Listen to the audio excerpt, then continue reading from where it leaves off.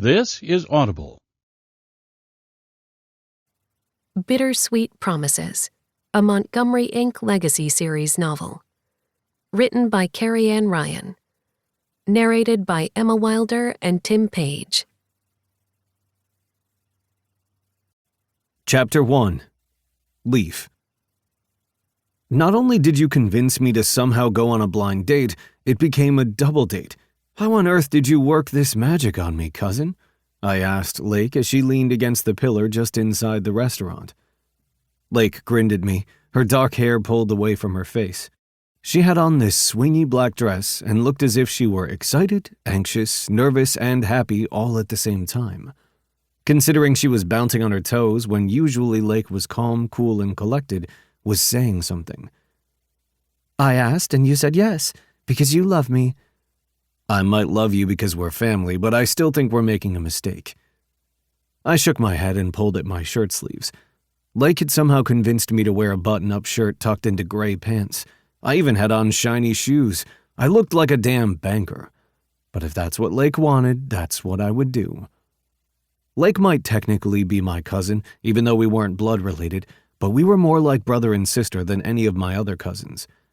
I had siblings, as did Lake, but with the generational gap, we were at least a decade older than all of our other cousins. That meant, despite the fact that we had lived over an hour apart for most of our lives, we'd grown up more like siblings. I loved my 3 younger siblings and talked to them daily. Unlike some blended families, they were my brothers and sister, and not like strangers or distant family members. I didn't feel a disconnect from the 3 of them, but Lake was still closer to me. Probably because we were either heading into our 30s or already there, where most of our other cousins were either just now in their early 20s or still teenagers in high school. With how big we Montgomerys were as a family, it made sense that there would be such a widespread age group. That meant that Lake and I were best friends, cousins, practically siblings, and sometimes the bane of each other's existences. We were also business owners and partners and saw each other too often these days. That was probably why she convinced me to go on a blind double date, but she had been out with Zach before. I, however, had never met May. Lake had some connection with her that I wasn't sure about, and for some reason Lake State had said yes to this double date. And in the complicated way of family, I had agreed to it. I must have been tired, or perhaps I'd had too many beers, because I didn't do blind dates, and recently I didn't do dates at all. Lake scanned her phone, then looked up at me, all innocence in her smart gaze. You shouldn't have told me you wanted to settle down in your old age. I narrowed my eyes. I'm still in my early 30s, jerk. Stop calling me old. I shouldn't call you old since you're only a few years older than me. She fluttered her eyelashes and I flipped her off, ignoring the stare from the older woman next to me. Though I was a tattoo artist, I didn't have many visible tattoos. Most of mine were on my back and legs, hidden from the world unless I wanted to show them. I hadn't figured out what I wanted on my arms beyond a few small pieces on my wrists and upper shoulders. And since tattoos were permanent, I was taking my time. If a client needed to see my skin with ink to feel comfortable, I'd show them my back. My body was a canvas, so I did what I could to set people at ease. But I still had the eyebrow piercing and had recently taken out my nose ring. I didn't look too scary for most people, but apparently flipping off a woman, growling, and cursing a time or two in front of strangers probably made me appear too close to the dark side. Yes, I want to settle down, but this will be awkward, won't it? Where the 2 of us are strangers and the 2 of you aren't? I wanted a life, a future, and yeah, one day to settle down with someone. I just didn't know why I'd mentioned it to Lake in the first place. If it helps, May doesn't know Zach either, so it's a group of strangers, except I know everybody. She clapped her hands together and did her version of an evil laugh, and I just shook my head. Considering what you do for a living and how you like to manipulate things in your way, this makes sense. Are you going to be adding a matchmaking company to your conglomerate? Lake just fluttered her eyelashes again and laughed. Lake owned a small tech company that made a shit ton of money over the past couple of years, and because she was brilliant at what she did, innovative, and liked pushing money towards women-owned businesses, she owned more than one company at this point and was an investor in mine. I wouldn't be surprised if she found a way to open up a women-owned matchmaking company right here in town. It might be fun. I can call it Montgomery Links. Her eyes went wide. Oh my God, I have to write that down. She pulled out her phone, began to take notes, and I pinched the bridge of my nose. You know I trust you with my actual life, but I don't know if I trust you with my dating life. Lake tossed her hair behind her shoulder as she continued to type. Shut up, you love me, and once I finish setting you up, the rest of the family's next. Oh, really? You're going to get Daisy and Noah next? I asked, speaking of two more of our cousins. Maybe. Of course, Sebastian's the only one of the younger group that seems to have a serious girlfriend. I nodded, speaking of our other familial business partner. Sebastian was still a teenager, though in college. He had wanted to open up Montgomery Inc. Legacy with me, the full title of our company. There was a legacy to it, and Sebastian had wanted in. So though he didn't work there full-time, he was putting his future towards us. And in the ways of young love, he and his girlfriend had been together since middle school. The fact that my younger cousin was better at relationships than I was didn't make me feel great, but I was going to ignore that. You're not going to start up a matchmaking service, are you? Or maybe an app? Dating apps are ridiculous these days. They practically want you to invest in coins to bid on dates, and that's not something I'm in the mood for. But maybe there's something I can try. I'll add it to my list. Lake's list of inventions and tech was notorious, and knowing the brilliance of my cousin, she would one day rule the world and might eventually cross everything off that list. Oh, here's Zach. Lake's face brightened immediately, and she smiled up at a man with dark hair, piercing gray eyes, and an actual dimple on his cheek. Tonight was not only about my blind date, but me getting the lay of the land when it came to Zach. I was the first step into meeting the family. Oh, if Zach passed my gauntlet, he would meet the rest of the Montgomerys, and we were mighty, all 100 of us. Zach, you're here. Lake's voice went soft, and she went on her tiptoes even in her high heels as Zach pressed a soft kiss to her lips. Of course I'm here, and you're early as usual. Lake blushed and ducked her head. Well, you know me, I like to be early because being on time is late, she said at the same time I did, mumbling under my breath. It was a familiar refrain when it came to us. Zach, good to meet you, I said, holding out my hand. The other man gripped it firmly and shook. Nice to meet you too, Leaf. I know you might be the one on a blind date soon, but I'm nervous. I chuckled, shaking my head. Yeah, I'm pretty nervous too, though I'm grateful that Lake's trying to look out for me. My cousin laughed softly.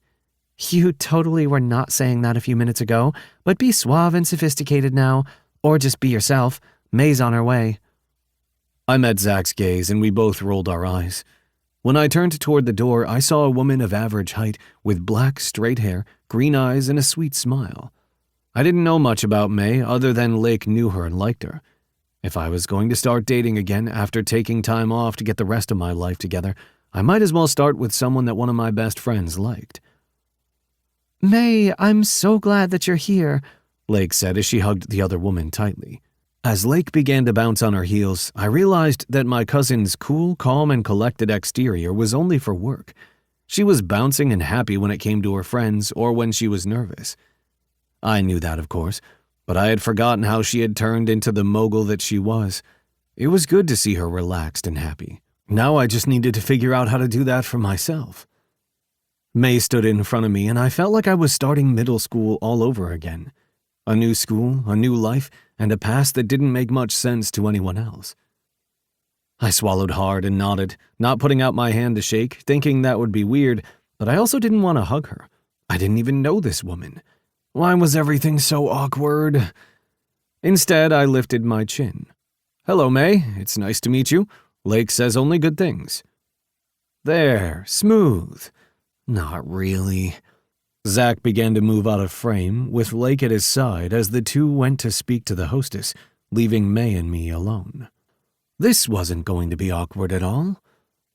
The woman just smiled at me, her eyes wide. It's nice to meet you too, and Lake does speak highly of you. Also, this is very awkward, so I'm sorry if I say something stupid. I know that your cousin said that I should be set up with you, which is great, but I'm not great at blind dates, and apparently this is a double date, and now I'm going to stop talking. She said the words so quickly they all ran into one breath. I shook my head and laughed. We're on the same page there. Okay, good. It's nice to meet you, Leaf Montgomery. And it's nice to meet you too, May. We made our way to Lake and Zach, who had gotten our table, and we all sat down talking about work and other things. May was in child life development, taught online classes, and was also a nanny. I'm actually about to start with a new family soon. I'm excited. I know that being a nanny isn't something that most people strive for, or at least that's what they tell you, but I love being able to work with children and be the person that is there when a single parent, or even both parents, are out in the workforce trying to do everything. I nodded, taking a sip of my beer. I get you completely. With how my parents worked, I was lucky that they were able to get childcare within the buildings. Since they each owned their own businesses, they made it work. But my family worked long hours, and that's why I ended up being the babysitter a lot of the times when childcare wasn't an option. I cleared my throat. I'm a lot older than a lot of my cousins, I added. Both of us are, but I'm glad that you only said yourself, Lake said, grinning. She leaned into Zach as she spoke, the four of us in a horseshoe-shaped booth. That gave May and me space since this was a first date and still awkward as hell, and so Lake and Zach could cuddle. Not that that was something I needed to be a part of. Oh, I'm glad that you didn't judge. The last few dates that I've been on, they always gave me weird looks because I think they expected a nanny to be this old crone or someone that's looking for a different job.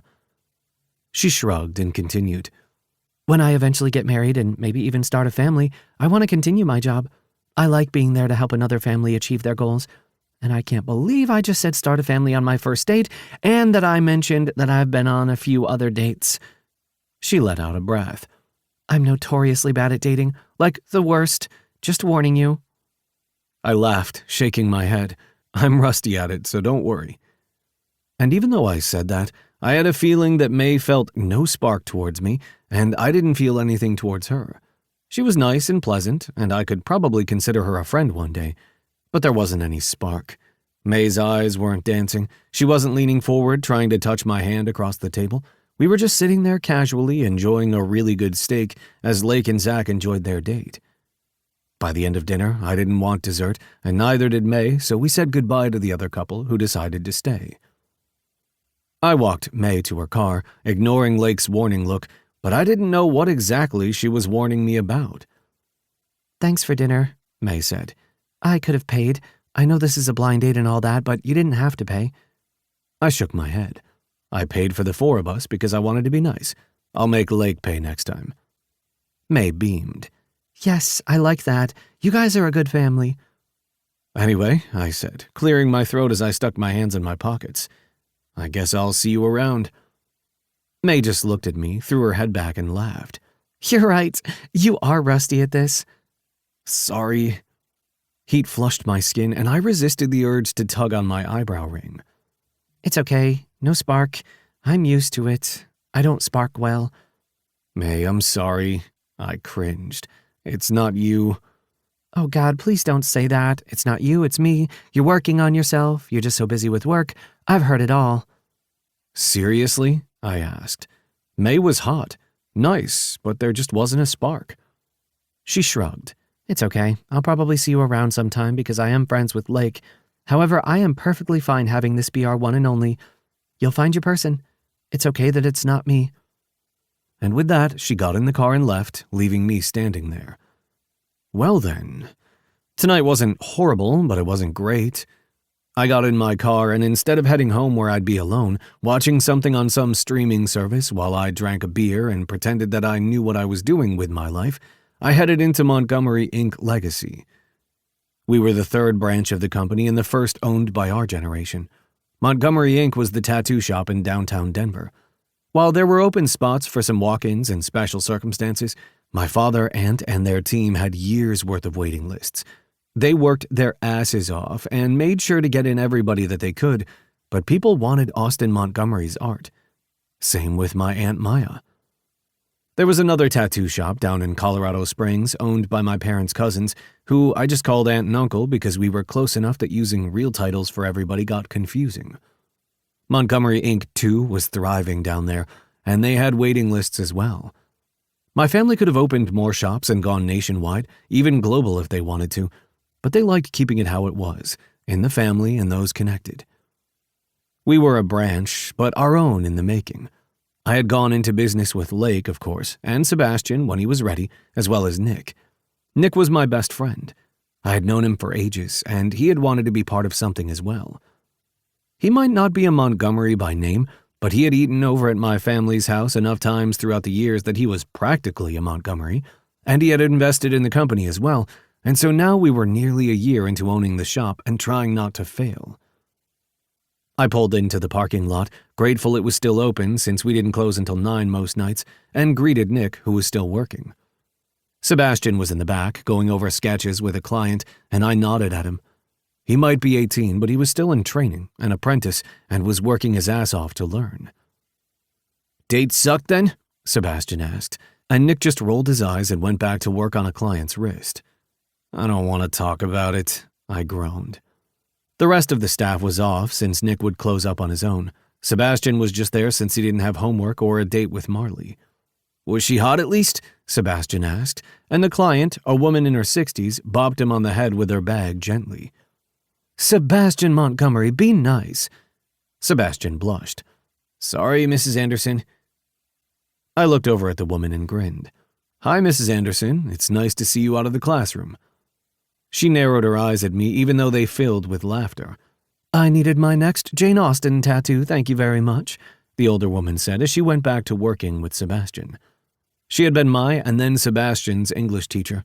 The fact that she was on her 5th tattoo with some literary quote told me that I had been damn lucky in most of my teachers growing up. She was kick-ass, and I had a feeling that she would let Sebastian do the tattoo for her rather than just have him work on the design with me as we did for most of the people who came in. He had learned under my father and was working under me now. It was strange to think that he wasn't a little kid anymore, but he was in a long-term relationship, kicking ass in college, and knew what he wanted to do with his life. I might know what I want to do with my work life, but everything else seemed a little off. "So it didn't work out?"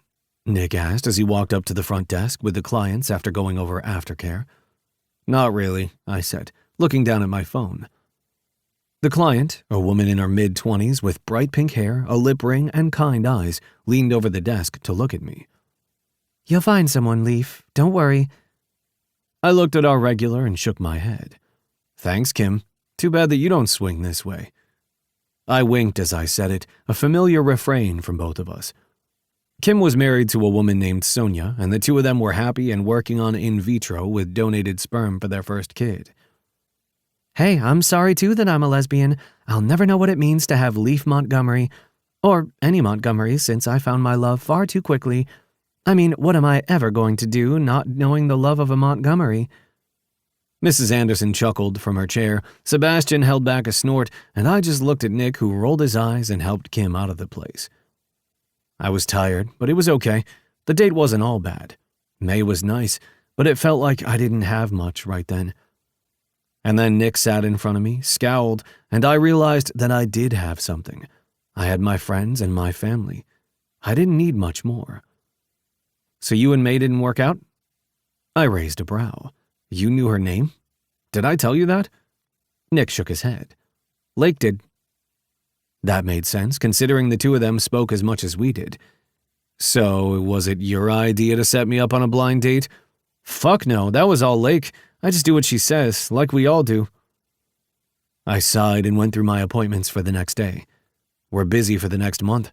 That's good, right?" I asked. "You're the business genius here. I just play with ink. But yes, that's good. Now don't let your cousin set you up on any more dates. Find them for yourself. You know what you're doing." "So says the man who dates less than me." "That's what you think. I'm more private about it. As it should be." I flipped him off as he stood up. Then he gestured towards a stack of bills in the corner. "You have a few personal things that made their way here. Don't want you to miss out on them before you head home." "Thanks, bro." "No problem. I'm going to help Sebastian with his consult, and then I'll clean up. You should head home. Though you're doing it alone, so I feel sorry for you." "Fuck you," I called out. "Fuck you too."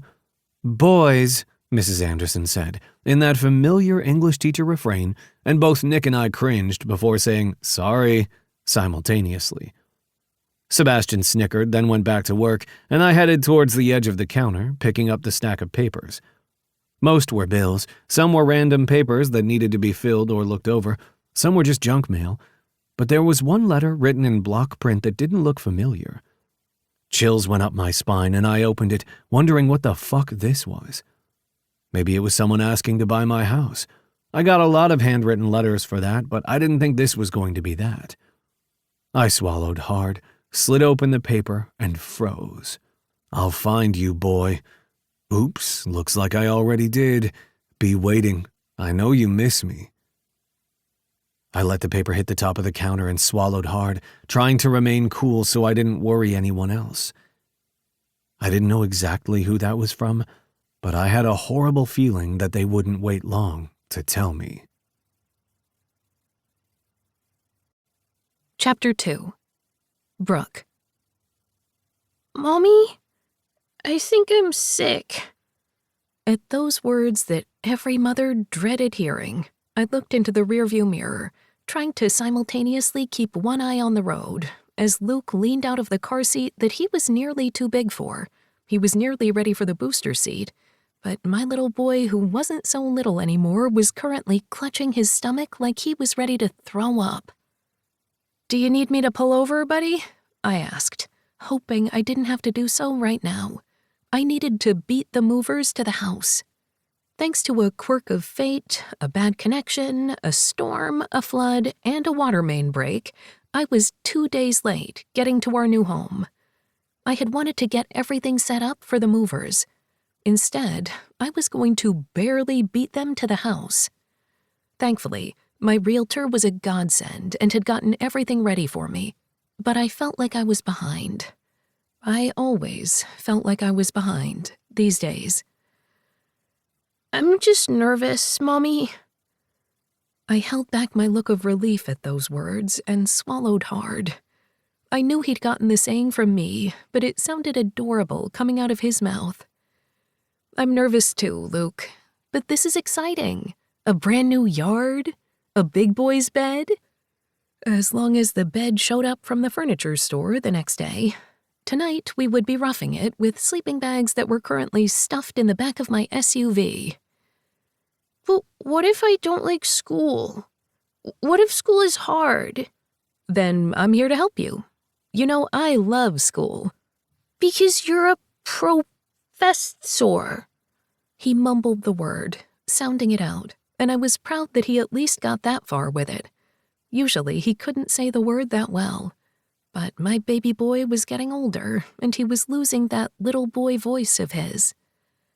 "I am going to be a professor. Are you excited to meet the neighbors? And your new schoolmates?" I just want them to like me.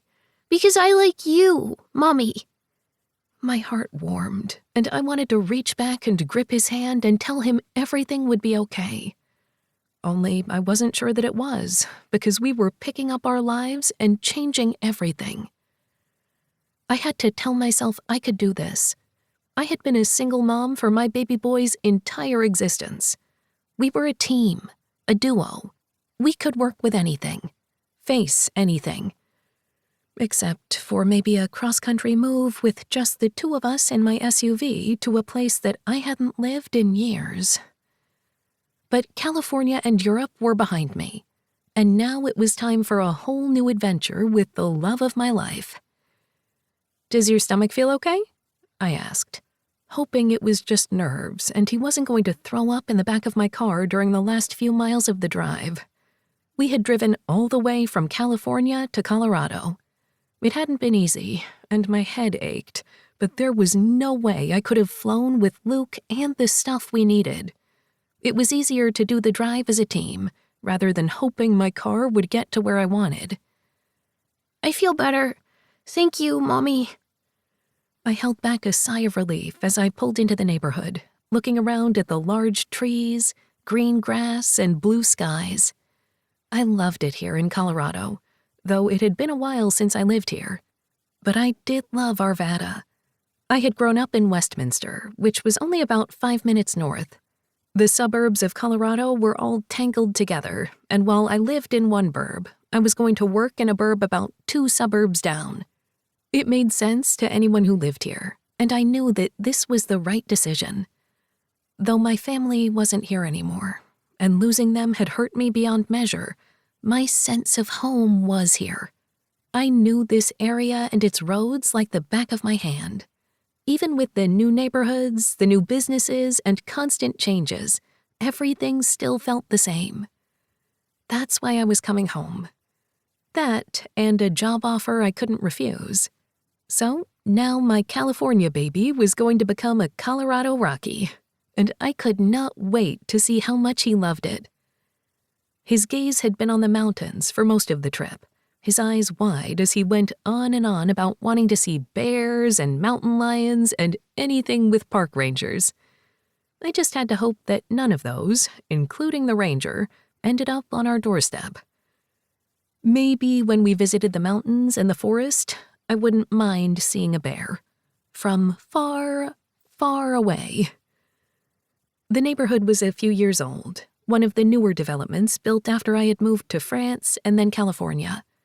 It had been more than 6 years since I had lived here. After all, things were going to change rapidly.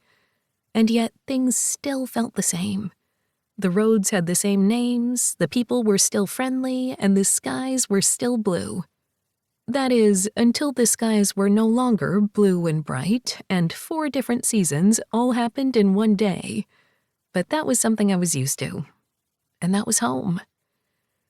These houses were decently sized, with large yards, but not so big that you didn't get to know your neighbor or spend every weekend doing yard work until you fainted. It was going to be a good place for me to meet other single moms and families. That way Luke wasn't lonely, and we weren't living in a far too expensive apartment while trying to do everything at once.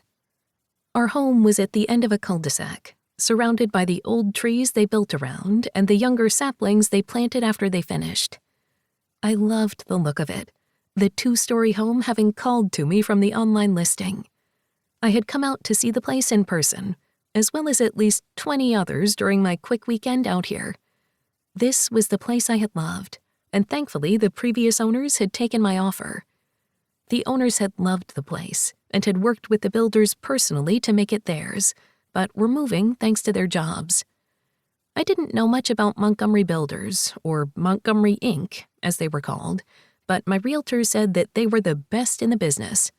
That meant the house was sturdy and nice. That was fine with me. As long as there was a place for Luke, I was happy. We pulled in, and I sighed dreamily as I looked at the place, and in relief about the fact that we had actually beaten the movers. "We're home, Luke. What do you think?"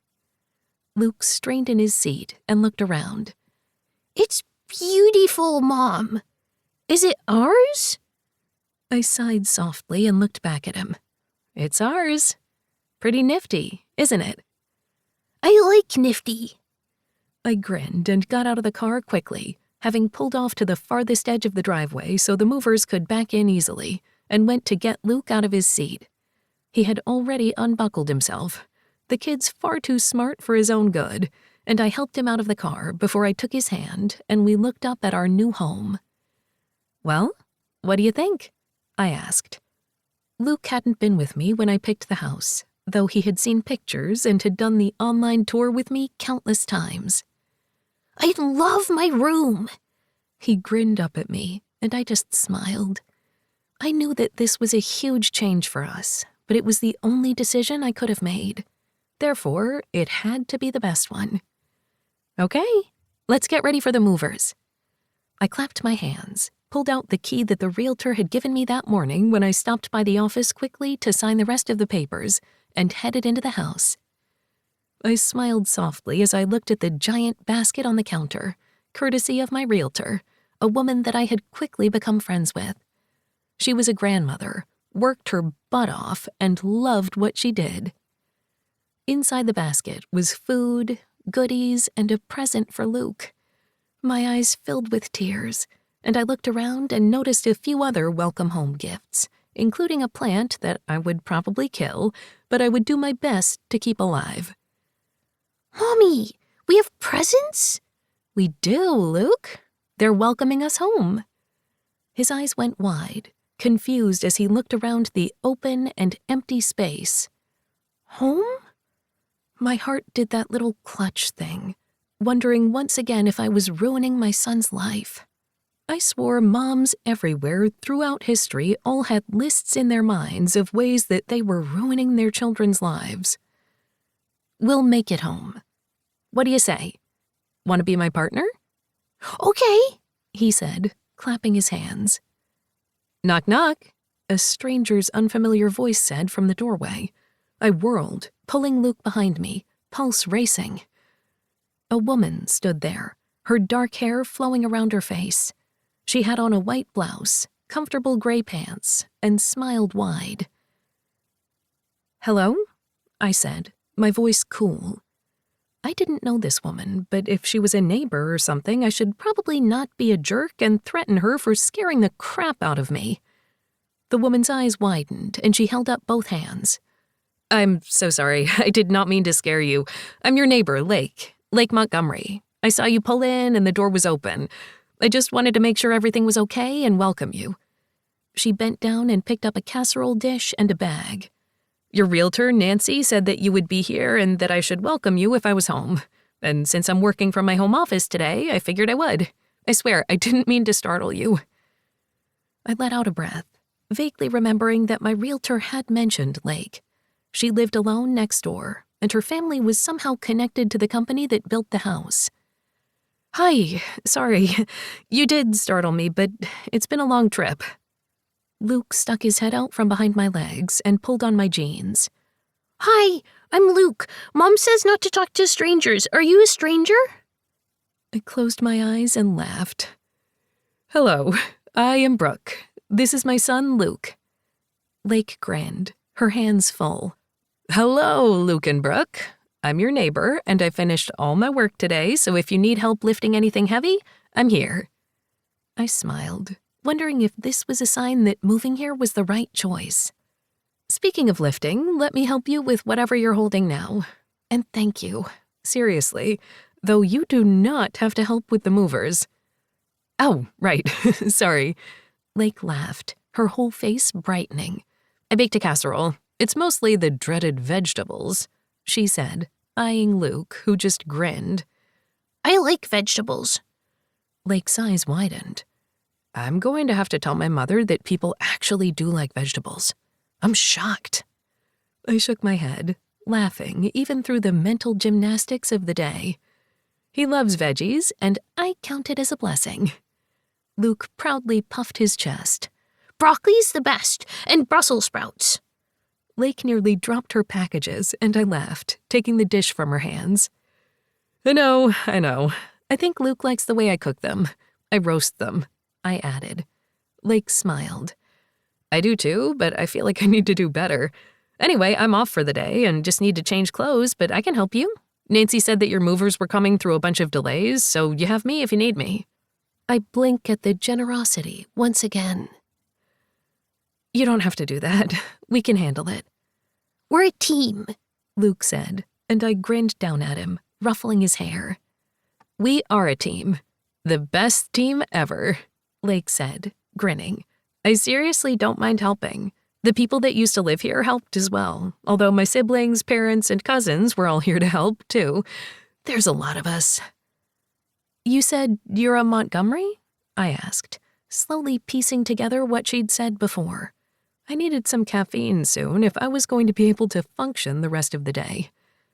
I am. You'll probably meet more of us because a few of us do live in the neighborhood. I met a Montgomery from Colorado once, when I was in Paris. I hadn't meant to say that. I had no idea why I had. It wasn't like I'd thought about him. Much. Or at all. Or ever. Why had I brought it up in the first place? Lake's eyes widened. Really? Well, it's probably not us, since it is a common name, but if you meet one in Colorado, they're more than likely to be related to me. In fact, my cousin is on his way to bum food off me since it's my turn to feed him, so I can probably borrow his muscles to help you out, too. You feed him often? I asked. Lake nodded her head. Yeah, we're more like siblings, and we take turns feeding each other, so we're not constantly cooking for one. Oh, I guess that makes sense. We try. Anyway, do you need help? As soon as she said the words again, a large truck pulled up in front of my house. My eyes widened. I looked out at my still full SUV, my kid bouncing on his toes, and sighed, giving in. Okay, I could really use your help. Welcome to Colorado. Thank you. Now I just have to not panic when I think about everything I have to do. It's okay, Mom. We're a team. Lake, too. Lake just beamed. Exactly. Let me go change. Oh, there's my cousin now. I'll tell him we're roping him in. You don't have to do that. He does not have to help. I already felt bad about this near stranger helping me out like this. Yes, he does. He's a Montgomery. It's what we do. A man in a large gray truck got out, and I did my best not to look too hard at his jeans, at the way that he filled them out, the way that he moved, at the fact that he was very ripped. I shook myself out of it. I might have dated a few times in the past 5 years, but it had been long enough for me to apparently lose my mind. Then he moved forward and turned, and I nearly fell right off of my front step. Lake was talking to him, but I knew that face, those eyes, those cheekbones, that jaw. I knew those lips, those hands. I knew everything. From when I was 18, in a country not my own, in a memory that didn't even feel like mine anymore. Ms. Adler? A man with a gruff voice asked, and I looked towards the man in charge of the moving truck and smiled. That's me. We're here. The whirring in my brain got louder, and I swallowed hard, my throat suddenly dry. You just tell us where to unload and we've got you. I'll get the few forms for you, but we know the drill. And she's got helpers, Lake added as she moved forward, the man who wasn't a stranger but apparently her cousin at her side. I turned to them, eyes wide, as Leif Montgomery tripped and nearly fell, staring at me. You? Brooke? He asked. Lake looked between us, her eyes wide, and I gripped Luke's hand, looked at the mover, then back at Leif. A blast from the past. And apparently, the Montgomery I had met in Paris. Chapter 3. Leif. I stared at Brooke, wondering if I was seeing things. I remembered that long reddish-brown hair of hers. Those hazel eyes had always captured me. She was a little below average in height. That was always a fun play against my 6'4" frame. She was also all curves in the right places and had only grown sexier in the time we'd been apart. Was she truly here? This blast from the past? I let out another breath and helped move the last box into the house, doing my best to keep my eyes off the woman that had haunted my dreams for far too long. She held the clipboard, a pen in her hair, another in her hands, a third pen attached to the cleavage on her top. I was doing my best not to think about that particular one. She was organized, meticulous, and had been the fantasy of my dreams for too long. You're staring. I looked over at my cousin and shook my head. I'm just in awe over here. It's spooky. I don't understand. Lake snorted at my attempt to not sound like I'd been drooling in my own memories. I'm the one who has questions, Leif, not you. I suppose that's all right. Is she seriously your neighbor now? I kept my voice low since Brooke was walking in, still staring at the clipboard, and I didn't want her to think I was talking about her. Even though, of course, I was talking about her. The woman I'd shared a hot and steamy couple of weeks in Paris with was now living next to my cousin, the cousin who happened to be one of my best friends. In all the places in all the world, she had to show up here. After all these years, after so many unending questions because I didn't have her anymore, she had just shown up. I pushed those thoughts to the back of my mind and looked down at the kid who was staring up at me. I could feel his gaze boring into my side, so I tried not to act like a growly asshole. Hey, Luke, is it? I asked. That's me, Luke. Why are you so big? And why do you have something on your face? I held back a laugh. I'm big because I'm a grown-up, and most of the guys in my family are all this tall. I have a beard. My dad has an even bigger beard. I knelt in front of him, my shoulders aching from the unexpected moving day. I'd spent the entire morning working on a client's back, bent over to get the perfect angle so my client was comfortable. It meant that I was the one with back pain at the end of the day. One of my friends wore corsets these days to help with his stature, and I thought maybe I should try. Maybe I would force Nick to do it with me so I wasn't alone. I was sure my dad had even done it once before, but my dad's torso was so long that he would probably have had it custom made. Either way, though, I was tired and a little out of my element. I knew kids, and one day I wanted kids of my own. I was the oldest cousin by more than a few years. Hell, I had been a grown adult when my parents adopted my 2 younger siblings. I had been packing for my college visit when the call came through that my parents would be parents again. I knew how to act around kids, and although none of my generation had started the next generation yet, I knew we would soon. I helped raise my siblings and cousins and had been their designated babysitter for years. Hell, I still was sometimes. And yet, why did I feel so awkward around this boy? He was cute for sure. He looked just like his mom, with dark red hair and light eyes. A mom that I hadn't seen in years. Due to the timing, I knew this kid wasn't mine, so it wasn't like a secret baby situation, but I had still done the math just in case. It had been a shock to see Brooke standing there, her eyes wide, looking glorious and gorgeous as ever. And here I was, kneeling in front of her son, wondering who the hell his father was and why it looked like she was here alone. Not that I was going to do anything about it. I couldn't do anything about it. I was going on a dating moratorium. At least that's what I told myself. The date with May had been okay, but the lack of sparks had killed my desire to try to date again. Especially with a woman that clearly hadn't wanted me before, no matter how hot our time together had been in Paris. And she had enough baggage that she wasn't going to be looking at me and wanting more. I wasn't even sure why I was thinking about it. I was just a big, bearded tattoo artist, art school dropout in other people's eyes. It didn't matter that the word artist was in the name. Most people didn't think of me as such. I was fine with that. My friends and family were too, but many of the women I had dated hadn't been. I didn't even know what Brooke would think, but that wouldn't matter. I was just the stranger with the beard that this kid looked curious about, as if he had never seen a roughneck like me. Can I feel your beard? Luke asked, and I shrugged. I guess it's okay, if it's okay with your mom. I looked up as Brooke looked down at us, something in her eyes I couldn't quite read. She smiled and slid her hand over her son's head. Of course you can, if it's okay with Mr. Montgomery. I raised a brow, wondering if I liked being called Mr. Montgomery out of a mouth that had once been wrapped around my cock. Maybe I did.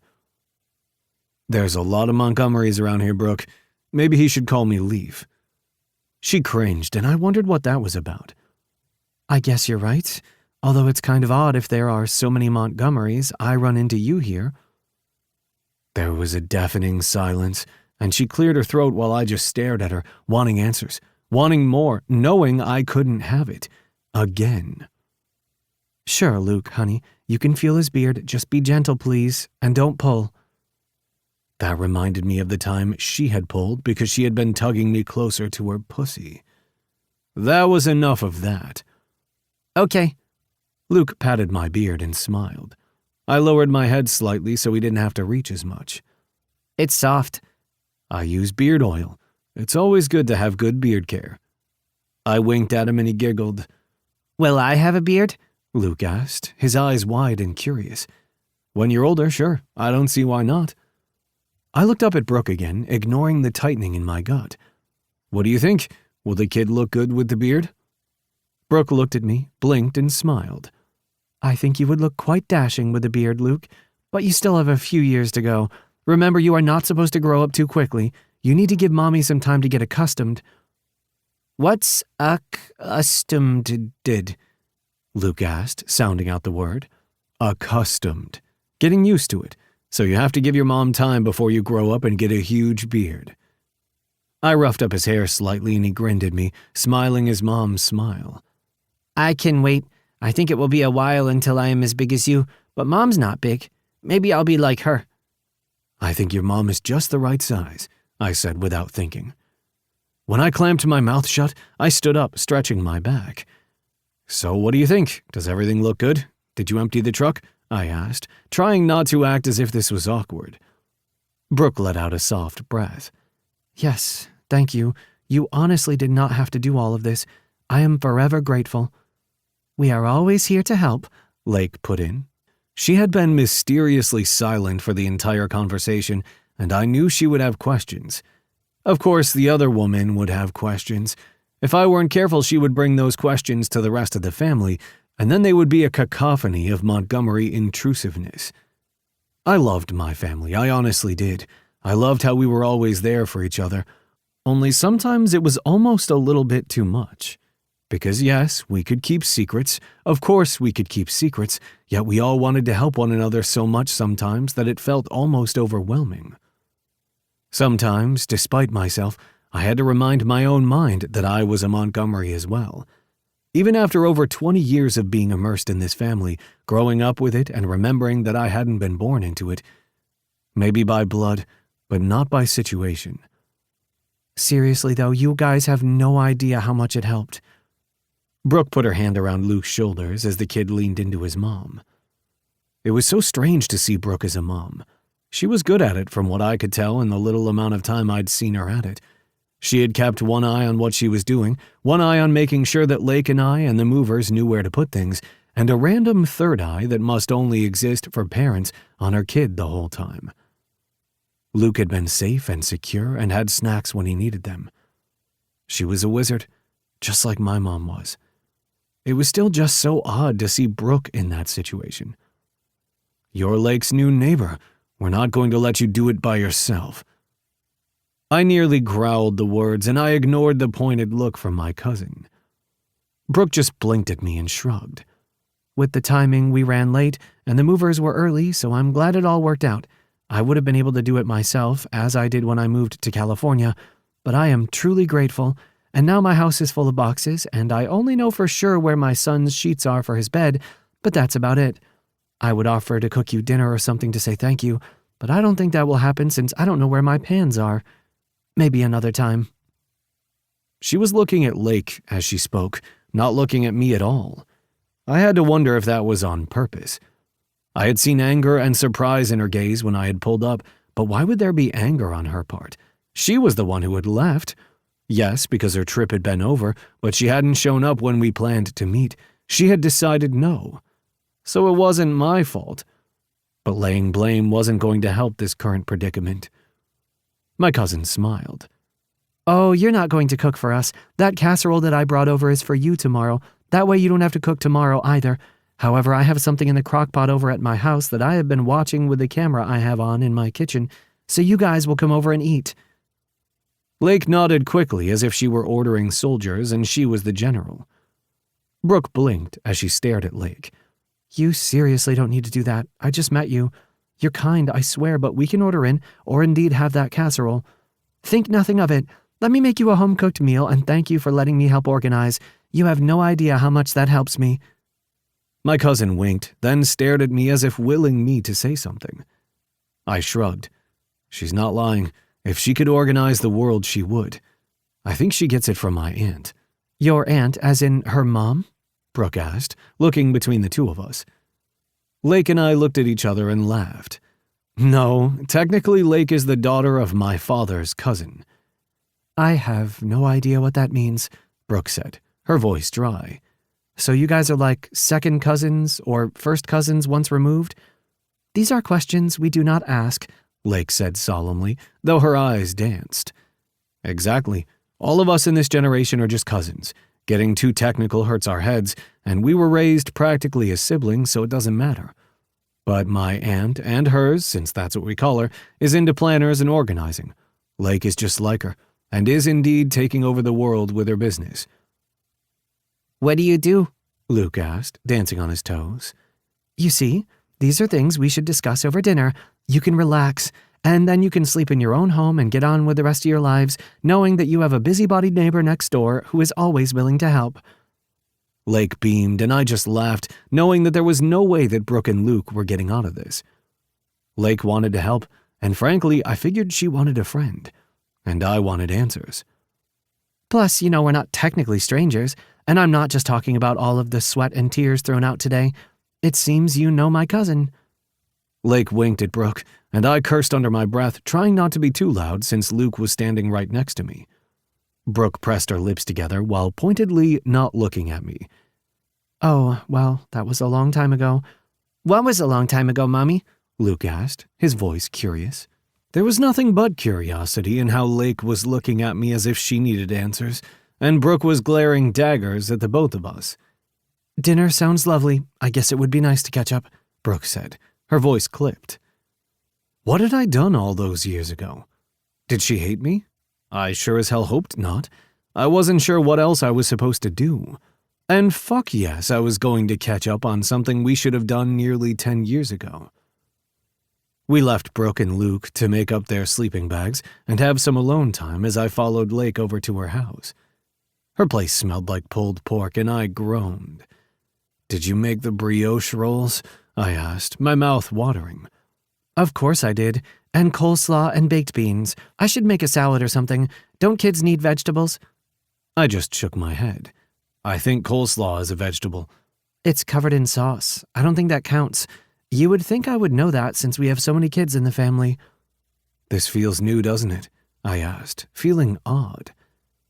I leaned against the counter, wondering if I should have a beer. Should I drink in front of the kid? It just reminded me that I didn't know this Brooke. I knew the 18-year-old Brooke, back in the day when we had been kids. Both of us had learned that wine was delicious and available in Paris.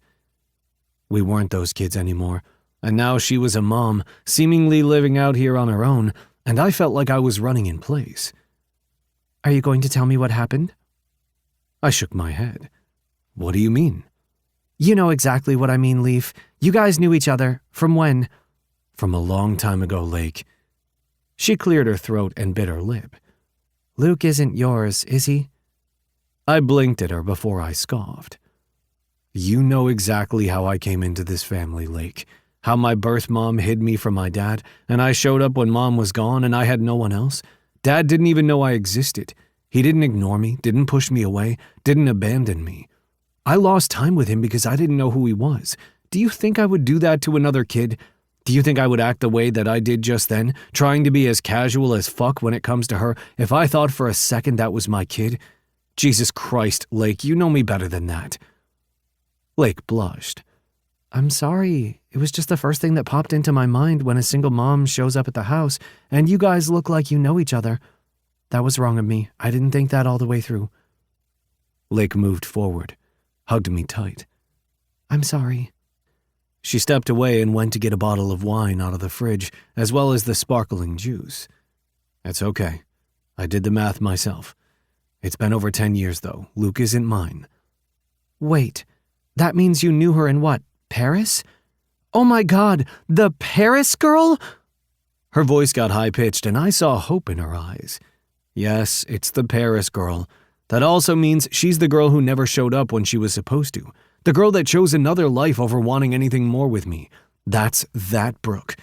But don't worry, things won't be weird. Well, that's a lie. What do you mean? I asked, even though I knew what she meant. Because things are already weird. You should talk to her. I took the glass of wine she handed me and shook my head. Yes, I'm totally going to ask her why she didn't show up when she was supposed to. Why we never made a go of things, especially when she's exhausted after moving and possibly driving for who knows how many days to get here. I don't even know the whole story because I don't know her, but yes, I should totally ask those questions when she's in front of her kid and my cousin. Makes total sense. Lake blinked slowly. You know, I feel like you're getting more sarcastic in your old age. I'm not old. Watch your tone, I teased. Is that a gray hair in your beard? I bet you that's why the kid was so in awe of it, because it's gray. I scowled, then froze as the doorbell rang. There they are. Are you ready for this? She asked. I'm going to go with no. Let's do it. Lake gave me a weird look and set her glass down. I don't want you to get hurt, Leaf. You're my best friend. I'm fine, I lied. It's just a girl from the past. A girl from the looks of it who needs help. She said she was a single mom. Maybe she doesn't have a support system, especially if we are the only ones that showed up to help her today. We can be her friends. I'll get over whatever the hell is going on in my mind. I promise. I always do. Maybe that's the problem, Leaf. You're good at getting over it. I'm quite sure you know what that means. My cousin kissed me on the cheek and then went to answer the door, Luke's laughter filling the house faster than anything I thought possible. And I stood there wondering if I was making a mistake, if I should just go. But as I looked at Brooke and her wide eyes, I knew I couldn't go. I couldn't before. I wasn't going to do it now. Chapter 4. Brooke. I loved Denver. It had been years since I had lived anywhere near the city, the mountains, the atmosphere, yet it felt as if I had come home. Though I had been to more than my fair share of cities, Denver always felt different to me. I could easily find my way around the city as if it had always been ingrained in my mind. Part of me might have found that weird, but since I used to love travel, figuring out the lay of the land was usually the first thing that I did. My home in Arvada was just now feeling comfortable, and I was as unpacked as I was going to be for a while. Today, I was planning to explore the downtown area a little bit more. I would be working at the university in another suburb, so I wouldn't be in the downtown area often, but I used to like coming here for lunch, coffee, or to enjoy myself. I loved that I could get the city feel and look at the Rocky Mountains all at the same time. Luke was at kindergarten, that odd feeling of my baby growing up, twisting the knife in my heart a little bit deeper. He had been in daycare and pre-K since he was a baby, since I was a single mom and I needed to work, and my boy loved being with others. He loved socializing and learning and was just a joy to be around most days. At least, that's what his teachers told me. But today was his first day of half-day kindergarten, and I was nervous. Parents weren't allowed to stay and watch, since that wasn't our job. And I needed to get used to this, because even though we were in a new city and a new environment, this should be easy for him. He held my hand as we walked into the building, and then had run off to his teacher, waving behind him after he said goodbye to me. That knife dug a little deeper, and I told myself that this was good. I told myself that though Luke and I were a team, it was good that he was so independent, that he was ready to face his new day and fears and was ready to leave me behind. Alone. Because he didn't need his mommy. I nearly kicked myself at that thought, knowing I was being overdramatic. Just because Luke could handle things on his own for a few minutes didn't mean he didn't need me. And I was going to be working full-time, long hours, and starting a new phase of my career soon. I should be grateful that he could be so independent. That afternoon, his new nanny and I would go and pick him up. I had interviewed May before I moved here. We'd done online chats, and I had met with her when I came to buy the house. I liked May, and figured that she and Luke would be a good team when I wasn't around. I wasn't one of those mothers who felt that Luke gaining a relationship with his nanny or caretaker would take anything away from our relationship. I didn't believe that that could happen, because Luke and I were a team, and he needed other members on that team to be a self-reliant and healthy human being. So, this afternoon, Luke would spend the day with May, and I would head to work for a couple of meetings. This morning was all about breathing in that mountain and city air that somehow meshed well into an amalgamation that was Denver. There was just one street that I absolutely loved. It seemed to have nearly everything I needed, and none of it was cookie-cutter or franchise. And every single one of my favorite places was still there. There was a little boutique called Eden where I had bought my first pair of fancy shoes. I would probably go shopping there again, as long as the merchandise felt about the same. As I walked around the tables and decorations, I smiled, knowing that I would still come back here, though I was on a budget. The woman who owned the place was gorgeous, with long, nearly auburn hair, and though it had been nearly a decade, she still looked the same to me. "Hello there. Is there anything I can do for you?" I shook my head as I smiled at the owner. "I'm just walking around browsing today. It's been a while since I've been here. I was pleased to see that you guys are still here." The owner grinned. "I'm glad that I'm here too. We had a few facelifts and updates along the way since we first opened all those years ago, but I'm proud to say that Eden isn't going anywhere anytime soon." "That's good to know. And I'm looking at that scarf over there. I think I have to have it." "My name is Sierra, by the way. It's nice to meet you." "Brooke, thank you for being so welcoming." "I'm just glad that you're back. No matter the time between, repeat customers always make me happy." We spoke for a little bit longer as we went over the scarf, the silk smooth on my hands. I love it, and I think this will be my welcome home present to me. "So you're moving to the area?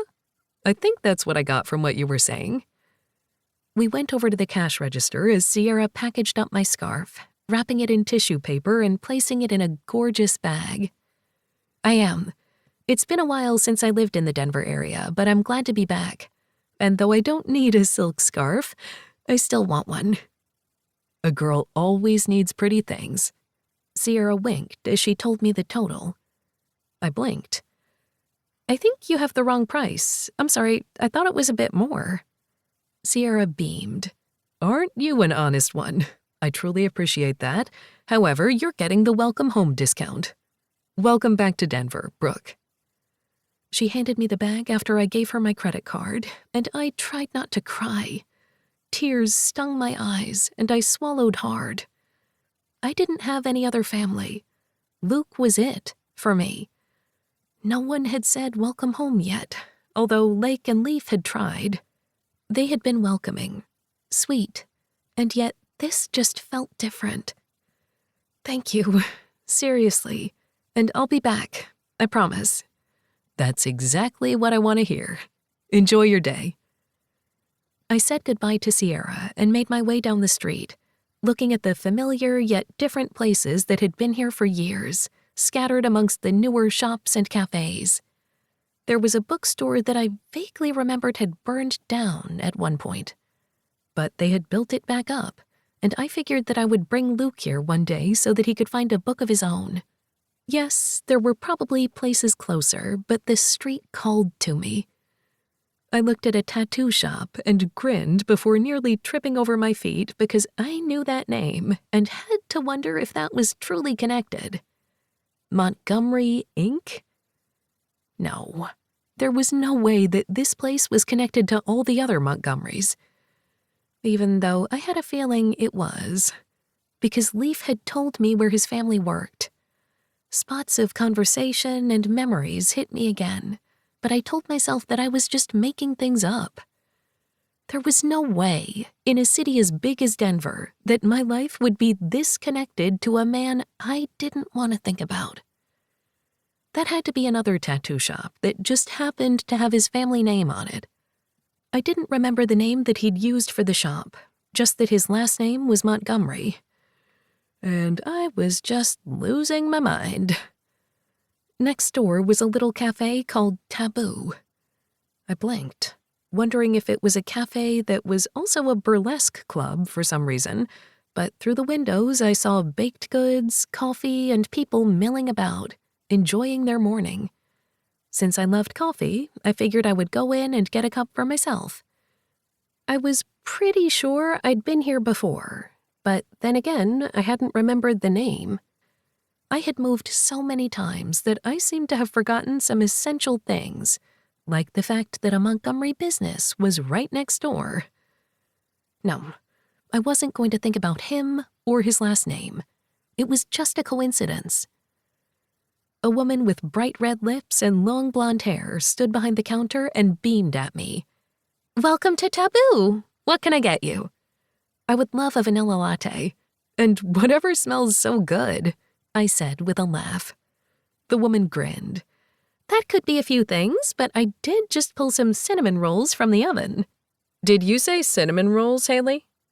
I turned and looked at the open door separating the cafe from the building next door. A woman with striking dark hair, bright blue eyes, and full sleeves leaned against the doorway. I swear, as soon as I allow Cinnamon in the air, you just come strolling through, Maya, Haley said with a laugh.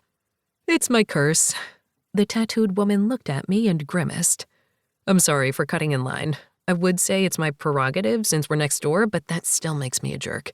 You go ahead. I'll wait in line for my cinnamon rolls. I laughed, shaking my head. Well, they do sound amazing, and since they seemed to have drawn you in like a moth to the flame, I'll take one. 2 cinnamon rolls and 2 vanilla lattes coming up. She knows my drink, Maya said at my questioning look. That's sweet, I said, honestly. I liked the fact that this place was so welcoming. I'll know your drink soon, too. I always do, Haley said as she went to work. I held up my credit card and smiled. I'll buy hers, too. I had a good morning. You do not have to do that, Maya put in, waving me off. Let me. I just moved to the area and everybody's been so nice to me. I want to be nice back. The other woman smiled. Well, thank you. And if you ever want a tattoo, you should come on over. We would love to have you. Aunt Maya, if she wants a tattoo, she's coming to me. Sorry. I froze, that tingling sensation crawling up my spine. I told myself I would not press my thighs together, swallow hard, or react in any way. I knew that voice, that deep rumble that did things to me that I couldn't think about. Everything twisted in my brain at once as I tried to figure out exactly what happened. I turned to see Leaf standing there, a slight knowing grin on his face. He had pushed his hair back, and his beard was a little scruffy. His bright blue eyes were on my face, and I tried not to lick my lips or think about exactly what effect his voice had on me in the past. I had just had an entire afternoon and dinner with this man, his cousin, and my child. I hadn't reacted in any way then. I wasn't going to do it now. Not in public, and especially not in front of his freaking aunt. Oh, it's like that, is it? Maya asked, laughter in her tone. It's not like anything, I blurted, and Leaf raised a brow. Sure, Brooke. Whatever you say. Though of all the coffee places in the world, you have to walk into mine. Oh, good. I'm delighted that I get to hear these lines, Maya said with a laugh. Your coffee and cinnamon rolls are ready, Haley said from behind me. I whirled and tried not to trip on my own 2 feet. Oh, thank you. Seriously, it smells amazing. No problem, but you do realize that you will have to tell us how you know our boy here. She winked as she said it, and I swallowed hard. Your boy? I asked, my voice squeaking. Leaf let out a rough chuckle that did bad things to me. I told you that we Montgomerys take over the world. You just happened to be on our street. Maya came forward and took her coffee and cinnamon roll as she raised her brow at Leaf's words. Seriously, Brooke, is it? It's nice to meet you. I'm sorry that my nephew here is being a dork and not introducing us properly. I knew that there were other people in the cafe, but most weren't paying attention to us. They either had headphones on and were working or paying attention to what was in front of them rather than the antics of whatever the hell was happening to me. It was as if they were used to this, and knowing Leaf and how he told tales of the Montgomery family, maybe they were. Seriously, is everyone I'm going to bump into related to you? I asked, my eyes wide as I looked over at Leaf. I don't know who you've met yet, and technically Haley isn't related to me, but she's an honorary aunt, Leaf answered. I am an actual aunt, Maya said as she held out her hand. Maya Montgomery Gallagher. It's nice to meet you. I put my hand in hers. Brooke Adler, it's good to meet you too. Are you Lake's mom? I asked, trying to get the family tree right. Maya raised a brow. No, Lake is my cousin's kid, but I think of her as my niece as well. Leaf over here is my brother's child, Austin, who owns the shop with me. Maya pointed behind her towards the open door of the tattoo shop. His mom owns Eden, the boutique across the street. I looked at the bag with my scarf in it, and then up at Leaf. Your mom is that gorgeous woman with the auburn hair, isn't she? I asked, feeling like a poor gazelle surrounded by a pack of Montgomery lions. Leaf grinned. She is. Dad's not working today because he's off with my siblings at some parent-teacher thing, but Mom is on guard at the shop. I just went to visit her, and she spoke of a lovely woman who was moving back to Denver and had bought a beautiful scarf. She also mentioned that she was pretty and I should find her and ask her out, because my mother is constantly trying to get me to settle down. Leaf mumbled. Maya and Haley both leaned against the counter, staring at us and our byplay. I let out a slow breath. I've always loved that shop. You didn't tell me that your mom owned it. I want to know what's going on here, but I feel like if I ask any more, Leaf will pull you out of here and I'm never going to know. Maya laughed. Brooke and I go way back, Leaf explained, and I was glad that was as far as he went, because nobody else needed to know exactly how far back we went and what happened between us. I still couldn't quite believe it. She also just moved in next door to Lake. Maya's eyes widened and she beamed. Oh, you bought that house. My brothers built it, and my sister did the landscaping. I shook my head, rubbed my temple, and then took a sip of my latte. First, this coffee is amazing. Second, did I just step into a different realm I wasn't aware of? What do you mean your family built it? Or do I want to know? Leaf laughed. Some of my family own a construction business, and they just happened to have built part of the neighborhood. Seriously, it's just a coincidence. And you happen to be on the one street in all of Colorado where many of my family members own businesses. I swear you will not run into us in the grocery store or anywhere else around town. You just happened to be where we're mostly congregated. You mean on my favorite street in Denver? I mumbled. Sweet, Haley said. She looked over at Maya. I still have so many questions, but I think that we should leave these two kids alone. I guess you're right, Maya said with a sigh. Thank you for the coffee and the cinnamon roll, and I'm serious. If you don't want this big lug over there to do your ink, we would love to have you. She turned to Leaf. Say hello to my boy later, and will we see you this weekend for dinner? You know it. Now I'm going to take Brooke out of here so she doesn't run away screaming. I don't know if that will help, I said with a laugh. I wasn't joking, either. I was just trying to keep up with everything. Then Leaf picked up his coffee that I hadn't even seen him order, and I walked outside next to him, with him holding my bag from Eden and me nibbling on my cinnamon roll as we walked in silence. So your family does own everything here, and all of my favorite spots. We own a lot of it.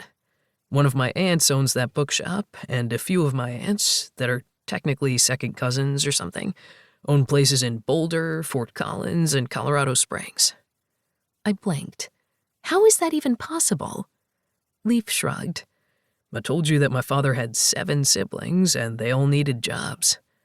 They have lives, and nobody moved away from this area. My Uncle Shep moved down to New Orleans at one point, but he moved back up here with his family later on. My cousins have moved around the United States for college and such, but we all end up coming back. This is home. He met my gaze, and I swallowed hard. You know all about Colorado being home, right? How is this even possible? I met you in Paris, Leaf. Paris. I know we both said at the time that we were from here, but what are the odds? After all this time. How is this happening? I wasn't even going to touch on the fact that I was still bitter, still angry. It had nothing to do with what happened in the past 5 years. Nothing to do with Luke's father, my new job, or the reason for moving. No, it all had to do with what happened after Paris. Or rather, what hadn't happened. I don't know, Brooke. This is just my home. I don't know what else to think. He was standing in front of me, and I hadn't even realized his fingers were touching my skin, trailing along my jaw. Leaf. It was the only thing I could say. Brooke? I don't know what to do. He hadn't shown at the time, hadn't met me as we had promised. I should be angry, push away, and forget everything that happened. But I wasn't that little girl anymore.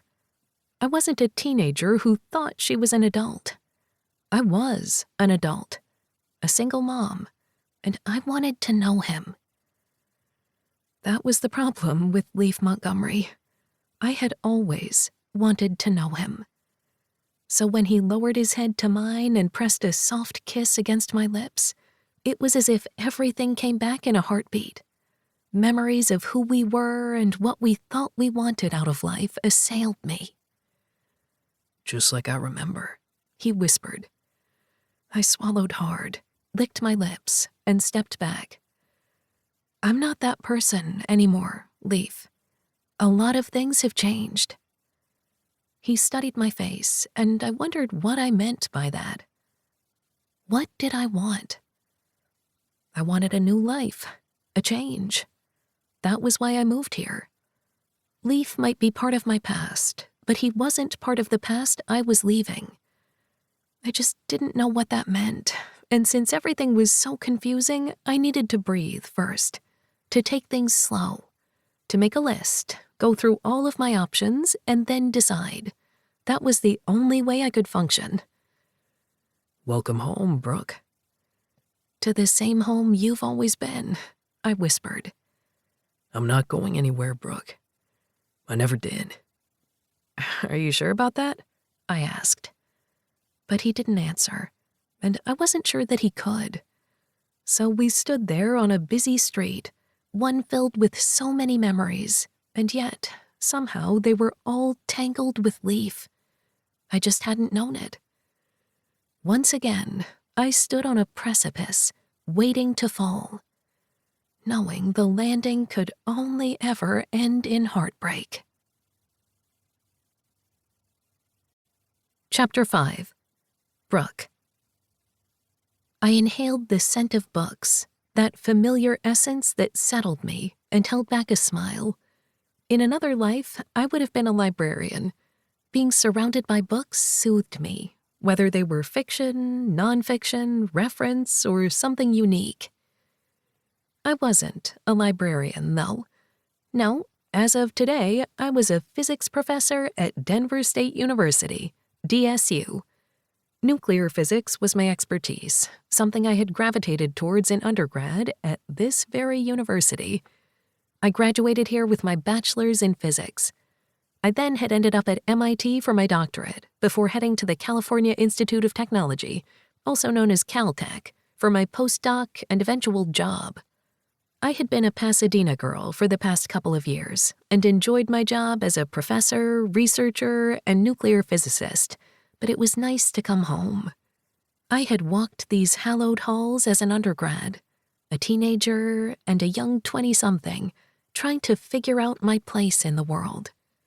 And now I was here again, 30 years old, a single mom, and feeling slightly more lost than I had been when I first took the job in this tenure-track position.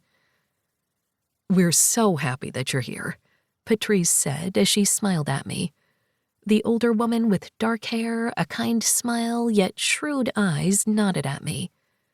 Not only is it nice to have another woman in the physics department, but your breadth of research is also quite illuminating. I looked over at Dr. Patrice Robbins and smiled softly. I'm glad that there is another woman in the department as well. Whenever I work with the chemistry department, I usually get to work alongside more women, and with each passing year, there are more and more women in science, but you're right. There is a lack in most physics circles. Well, you're not alone here. And now it is not just me at this level, though there are many women in the associate track, postdocs, and students. We're all happy to have you. Her eye twitched for a second, and I wondered if she truly meant everyone was happy to have me. Because it was my experience that not everybody liked when a younger woman stepped into such a high-powered job in academia. I was younger than most of my counterparts and had finished my degrees in fewer years than some.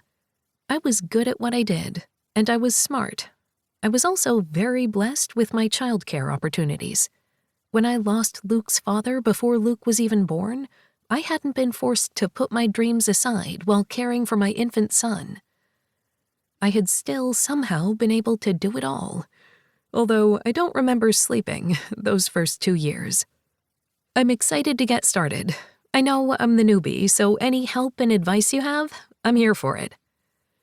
I know we've been talking about lesson plans, and Physics 102 you will be teaching this semester starting next week, so you're already ahead of the game on that. And the head of the department is excited to hear about it too. I had a meeting with him just before this.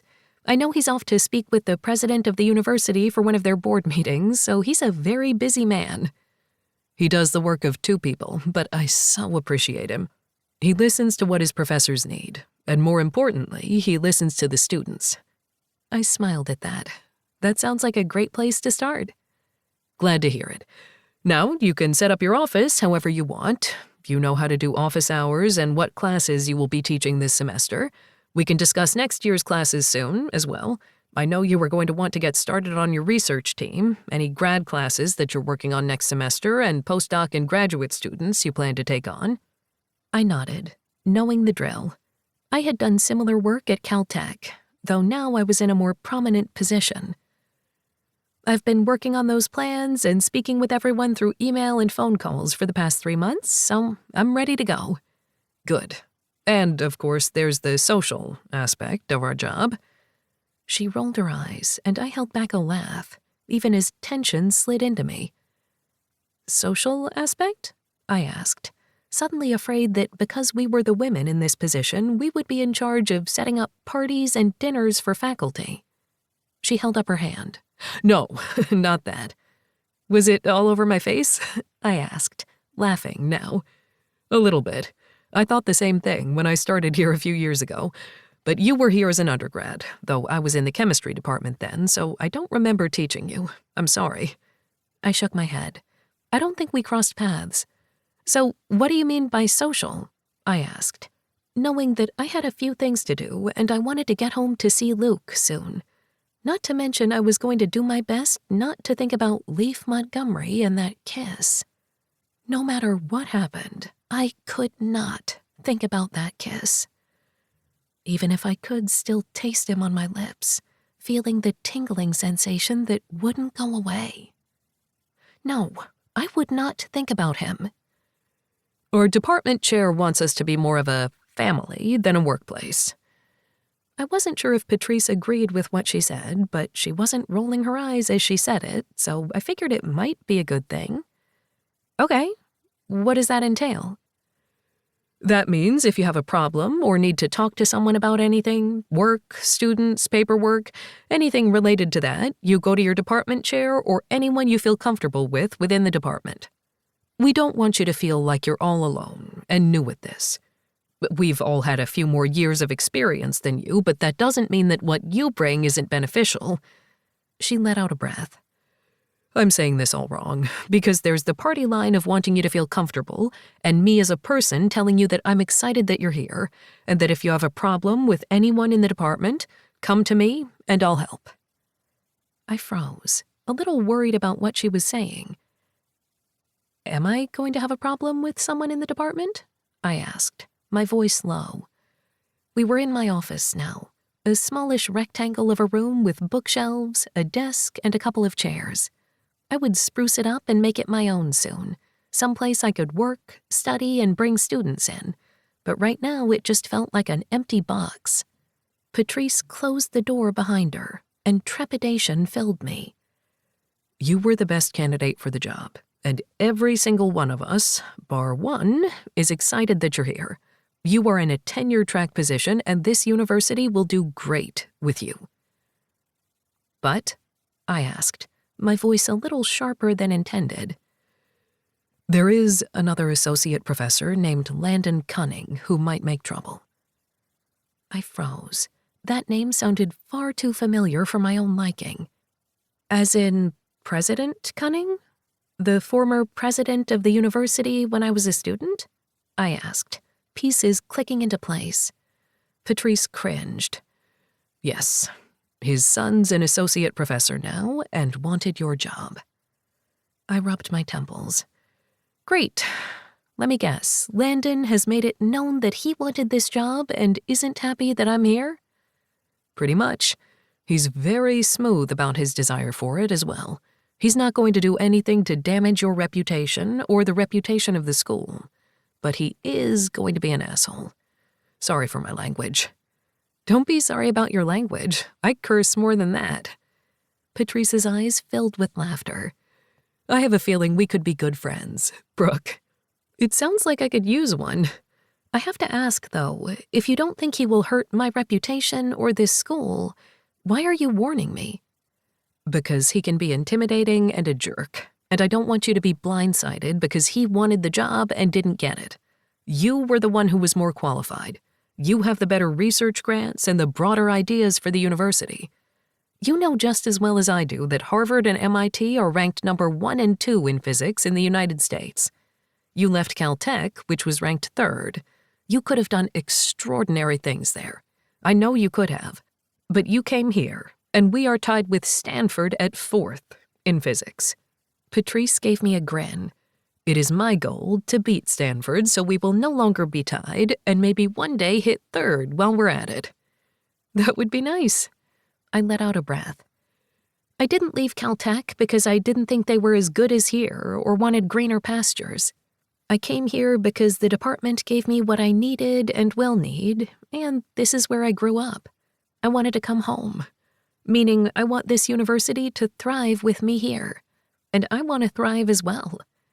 It's good to know that I will have some bumpy roads ahead, but at least I know where they're coming from. I didn't think it would come from the woman in front of me. She had warned me right off the bat that somebody had wanted my job, especially because this Landon was the son of the former president of the university. The president had retired because he had felt like it, rather than being pushed out for some scandal or something. So at least I counted that better than an issue that could have arisen. However, I was still worried. I had enough on my plate rather than worrying about some guy who didn't like that I got the job he wanted. Worst case, he thought I got it just because I was a woman and I was needed to reach their quota. Best case, he would get over it once he realized that I was a hard worker, good at what I did, and was going to bring good things to this university. I just hoped I was given a chance. I didn't like feeling as if I might not fit in already, and I hadn't even met the other professors, other than during my interviews and through online meetings. Patrice left me after walking me to my lab, a place filled with a few items from the previous professor, but now I would make my own. I rolled my shoulders back and turned as the door opened and my team walked in. I had chosen my team without ever having met them in person. Coming in as a professor trying to build a team for papers and books and research that would help the world of nuclear physics wasn't easy. I wasn't bringing anyone with me, as some people did. My former professor had actually brought the postdoc with them as a former grad student, and at least they'd had a ready-made team with the 2 of them. I was starting nearly from scratch. Hi there, Dr. Adler, Randall said as he set down his messenger bag. Randall was my postdoc, who had a year left under his contract before he would start looking for jobs, in the private sector, industry, or as an associate professor at some other university. He could do many things once he left this university and his place with me, but for the next year, he was my partner. You can call me Brooke while it's the group of us, I said as I smiled at the rest of my team. Jennifer was a 4th-year grad student who had worked under the previous professor, and instead of moving to a group that could have accommodated her so she could finish her previous research, she decided to work with me. My research didn't follow the same path that hers had, but I was going to tailor fit what she had been working on with what I had so that she could develop a doctoral thesis and presentation within the next 2 years. If she had been a 5th-year grad, I would have hoped her professor would have at least waited for her to graduate. But thankfully, we didn't have to deal with that. She and Randall would be the leaders for my team. Randall would also be working with me for my class, since it was a team effort to make sure that a Gen Ed class of introductory physics, which had over 300 students per class, actually knew what they were doing. The last remaining member of my team was Hannah, a second-year grad who had changed focus after the previous year. "Hello, Jennifer and Hannah," I said, going to my laboratory desk. "I know we haven't been here that long, but I am excited that we will be working together." "It's good to see you in person," Jennifer said as she sat down at her desk. "I totally agree," Hannah added. "I know I missed the introductions to the next wave of grad students that are going to be coming here in the next week, but soon they're going to be doing the rounds where we will get to put on our best faces and hope that they want to work with us in the lab." "Of course they're going to want to work with us. We're going to kick ass," Jennifer said with a grin. "That's what I want to hear. I know we already went over a few things that we're going to start next week, and I have about 45 minutes before I need to head home. So, do you guys have any questions?" "So, you don't expect us to stay too late every evening?" Hannah asked. I shook my head.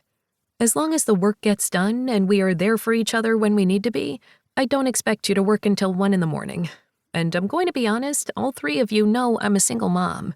I may have help, but I can't expect her to stay overnight so that I can get some research done that would be better served after a few hours of sleep and lots of coffee." All 3 of them nodded as we went over the next steps of what we needed to do in the next couple of weeks.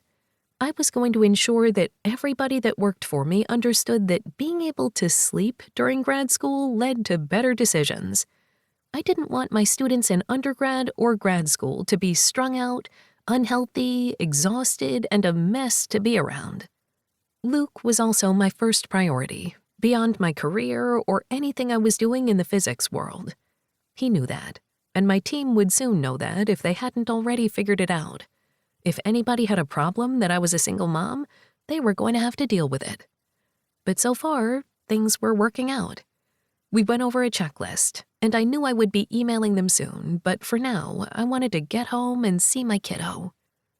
Once we were done in the lab, I followed them out to my office to gather my things. I'd spent the morning downtown, reliving my youth and memories that continued to assail me. The afternoon getting Luke from kindergarten, set up with his nanny, and getting settled at DSU. This evening, I would spend time with my favorite person in the world, and not think about Leaf. Apparently, I wasn't doing a very good job about that because it was all I was thinking about, over and over and over again. I slid my belongings into my leather bag, grabbed my purse, and headed toward my door. A man in trim slacks, a dark Henley, and a wicked grin leaned against my doorway. His chestnut hair was longish, a lock of it trailing over his forehead. He had deep green eyes and slight stubble over his chin. He also did nothing for me, unlike Leaf. Well, crap. "Brooke, correct?" The man in front of me asked, and I did my best not to stiffen, because now I knew exactly who this was. "Dr. Adler, yes, you must be Dr. Cunning." I held up my hand, and he looked down at it for a minute before giving me a tight and formal handshake. "You can call me Landon if you'd like. I can call you Dr. Adler if that is what you prefer." I grinned at him and tried not to feel weird. To be honest, he would have creeped me out just with the way he was looking at me, even without Patrice's warning. But because I had been forewarned, I wasn't going to let him get away with trying to put me off my stride. You know, us doctors, we spent so much time trying to get those letters, we tend to like them. But I can call you whatever you'd like, Landon or Dr. Cunning. "I guess going by doctor works, although if anyone asks us if we know a doctor while we're sitting in a restaurant and somebody's choking, they better not look to us, right?" Hazards of the job, I guess. Anyway, I'm headed out. It is so nice to meet you. I'm sure I'll see you around the halls. He looked at my office with a proprietary gaze, and I wanted to kick him out, but I had to be better than him. I needed to show him that I was the person for this job and that he didn't have to act like a peacock strutting down the hallway. It was the only way to get things done. It was what I had learned in every situation I had ever been in when someone didn't feel like I was qualified for the place I was in. He would learn that I was far smarter than he thought I was, and that I wasn't the bitch he wanted me to be. "Let me take you out for a drink." He grinned, acting so smooth, as if I hadn't seen that anger in his gaze for an instant. To welcome you to the university. I need to head home, but thank you. Maybe a group of us can go out for drinks soon. There was no way I would be going out for a drink alone with this man. Ever. Sounds like a plan. I'll see you around, Brooke. Dr. Adler. He winked before he strolled away, going to talk with an older professor with salt and pepper hair that I recognized from the chemistry department from when I was a student. I shook my head and told myself I just imagined the hostility, even though I knew I hadn't, even a little bit. Not the perfect way to start my first day, but considering it wasn't my first full day at the university, I wasn't going to count this. I made my way to my car and headed home, knowing that May and Luke would be waiting for me. I pulled past May's car into my garage and practically threw myself out of my SUV, wanting to see Luke. Though I had worked long hours before, and it wasn't as if this was the first time he had ever been with a caretaker other than me, we had been spending so much time together lately. I just wanted to see my little boy. Yes, I had seen him after his half day of school so I could hug him right as soon as he got out, but it was only for a few moments before I had to go to work and leave him alone without me. I missed my little boy, and I hated not being able to be with him every single moment of every single day. But hopefully, I would get better at this, or at least get back into the hang of it. Mommy! Luke called as he ran to me. I went down to my knees, tossed my things on the floor, and hugged him close, inhaling that little boy scent that was all my son. He started talking a mile a minute about his afternoon with May, as if I hadn't seen him a couple of hours ago. For some reason, my eyes stung, and I swallowed hard before I looked up at the woman with straight black hair, green eyes, and a sweet smile. May waved. Today has gone amazing. I'm so happy that we're having as much fun as we are. I can go over exactly what happened today, or maybe we can do that tomorrow? That way you can have the rest of the evening with the kiddo? It was as if she read my mind. Yes, I wanted to go through everything in detail because I was that anal retentive, and I knew it would be helpful for our relationship, so we were always on the same page. But I also wanted time with my son. So I nodded, said my goodbyes as May hugged Luke tight, and then I sat down on the floor right next to my son and heard about his day in detail once again, and knew that even though this had been a hard decision, it had been the best one. Even though I had no family here, no connections, it was better for us to move back to Colorado. Luke was my family, my connection. When we heated up dinner, casserole thanks to Lake, I couldn't help but think of Leaf and the fact that Montgomerys seemed to be closing ranks around me, even though they hadn't meant to, and I hadn't even realized it was happening. Everywhere I went, I seemed to bump into a Montgomery.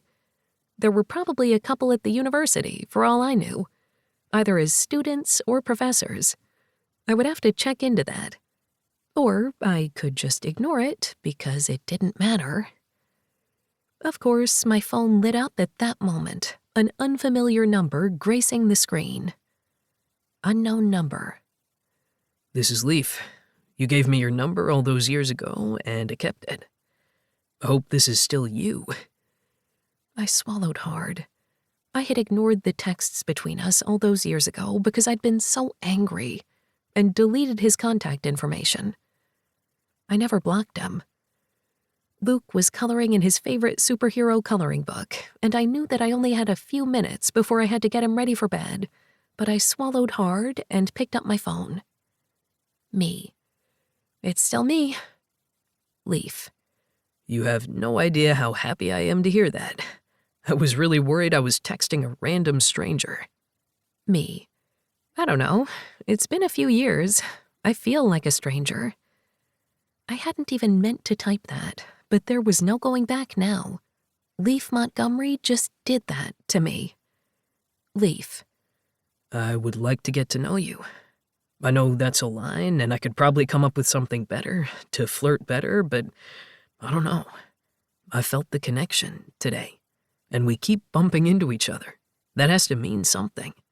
That's not a line. Can I take you out? I know you're busy with your new life, with Luke, but let me take you out.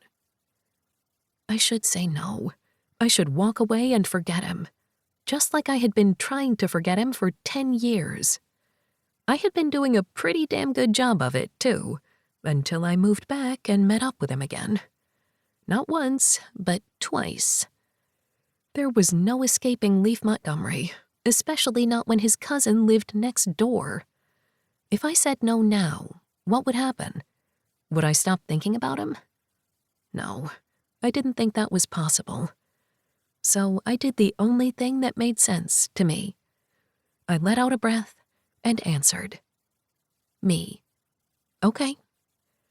I hoped this time I wouldn't break when it all crashed down around me. Chapter 6. Leif.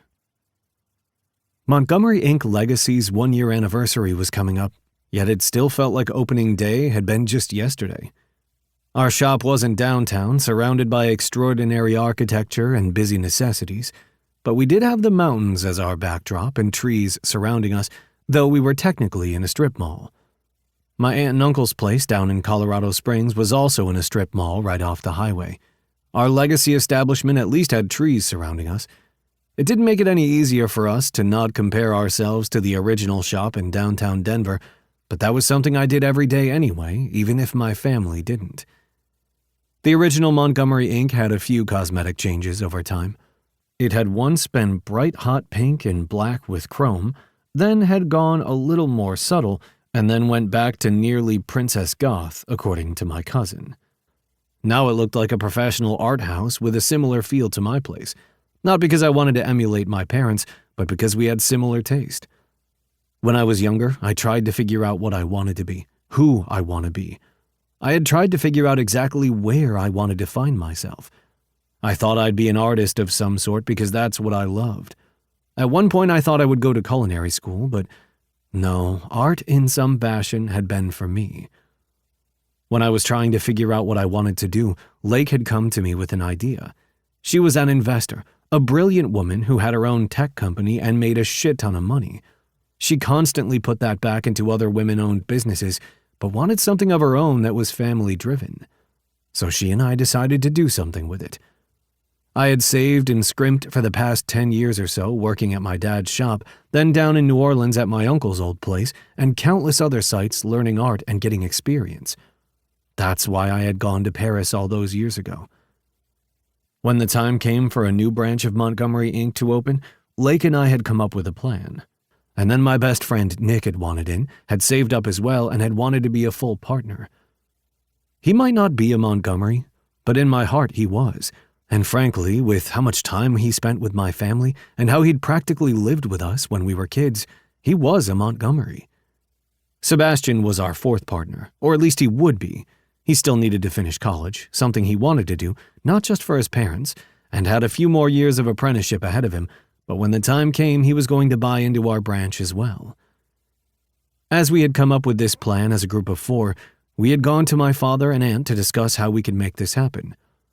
That was 2 years ago, and now here I was today sitting in my booth going over sketches for my next client, all while trying not to feel like I was failing because I wasn't living up to anyone's expectations. Not that those expectations were put on me by anyone but myself. It was complicated, and I hated that my mind kept doing this. I'd lived 10 years of twisted shit in my brain before becoming a Montgomery. Those years didn't just fade away, despite trying to bury them for as long as I had. "Okay, get it out," my best friend said from the booth beside me, and I narrowed my gaze at him. "What?" I asked, though I knew that Nick could read my mind like no other. It should probably bother me that Nick knew me better than my siblings did, but my siblings were a lot younger than me. I loved my brothers and sister. They were everything to me, but Nick and I bonded from the moment we first met. There was no changing that bond. The only other person I was as close to was Lake, and she hadn't come into my life until years later. My cousin and I had just clicked, and we hadn't been apart since. "I think Nick is wondering why you are growling to yourself as you draw," Tristan clarified as he worked on a floral piece on his client's ribs. Maybe he's thinking about his date tonight, Taryn added, her lips twitching into a smile. Oh, so he finally asked her out? I missed that part. Leo ran his hands through his hair and grinned up at me. Congrats, man. I glared at my friends and coworkers and shook my head. You guys know far too much about me. I don't like it. They just like you, Tristan's client said from where she lay face down on the bench, her eyes closed in peace as if she wasn't getting a tattoo. I loved that nearly every woman who came in for a tattoo either smiled, held an entire conversation, or fell asleep. It was often the big, beefy guys who were assholes to us, talking about the little women who couldn't handle pain, who were usually the ones that screamed the loudest. That always made me smile. What did I miss? Sebastian asked as he walked through the door, Lake right behind him. I shook my head, laughing now. We're a full house here, and everybody's up in my business. Oh, about your date with Brooke? Lake asked as she walked toward the back office, her high heels echoing off the walls. We had painted the place soft cream with white trim. That way we could add artwork and other pieces to personalize each individual station.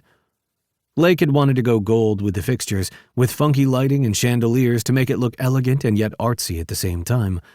I had gone along with it since she knew better than I did, and the guys had agreed. We had a set of offices in the back where we did a lot of the paperwork, and Lake was there more often than I was. I had a business degree and had gotten it so I could do exactly this, but Lake enjoyed that part. Since she was the one that was a master with money and tech, I let her do it. She leaned against the wall, slid off her high heels, let out a groan, and then slid on a pair of flats that she kept here. I don't understand why you wear those high heels if you just come here and take them off. Why didn't you take them off in the car? Why wear them at all? Nick asked, grumbling. The two were friends, business partners, and adversaries. They always rubbed each other the wrong way, and yet I knew they would do anything for each other, just like I would for either of them. Lake gave him her prim and proper gaze, and I held back a laugh. Nick hated when she did that.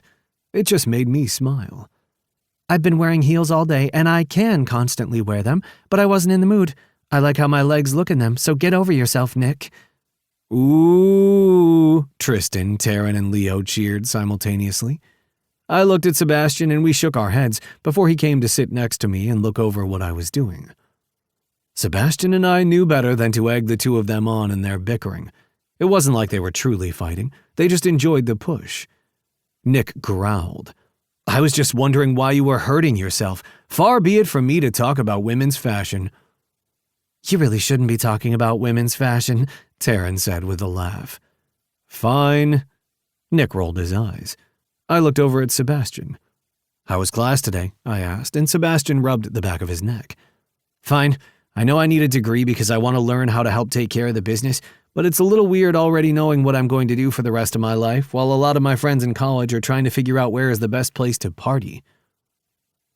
My cousin sometimes seemed older than his years, but it also made me sad because he should be able to go out to party to have fun. Are you going out with your girlfriend at all? Beyond your old people dates?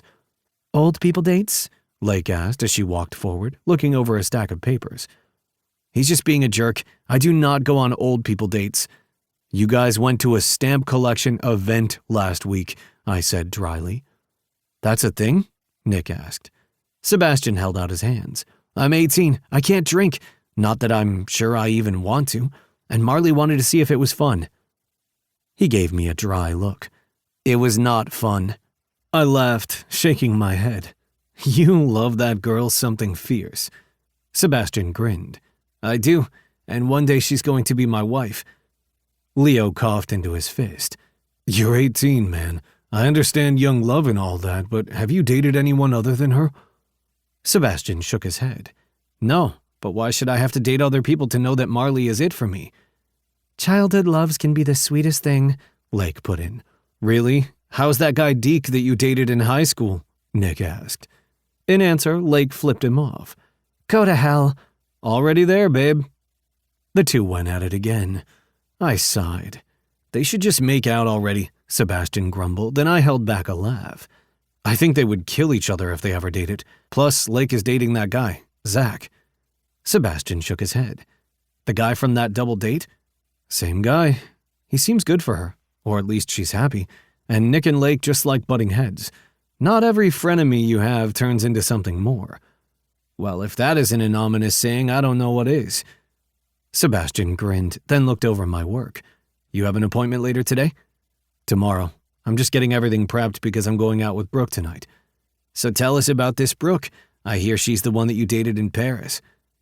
I scowled over at Lake. Did you tell everybody? Maybe. My cousin raised her chin. Or maybe I just told the crew here when you weren't looking.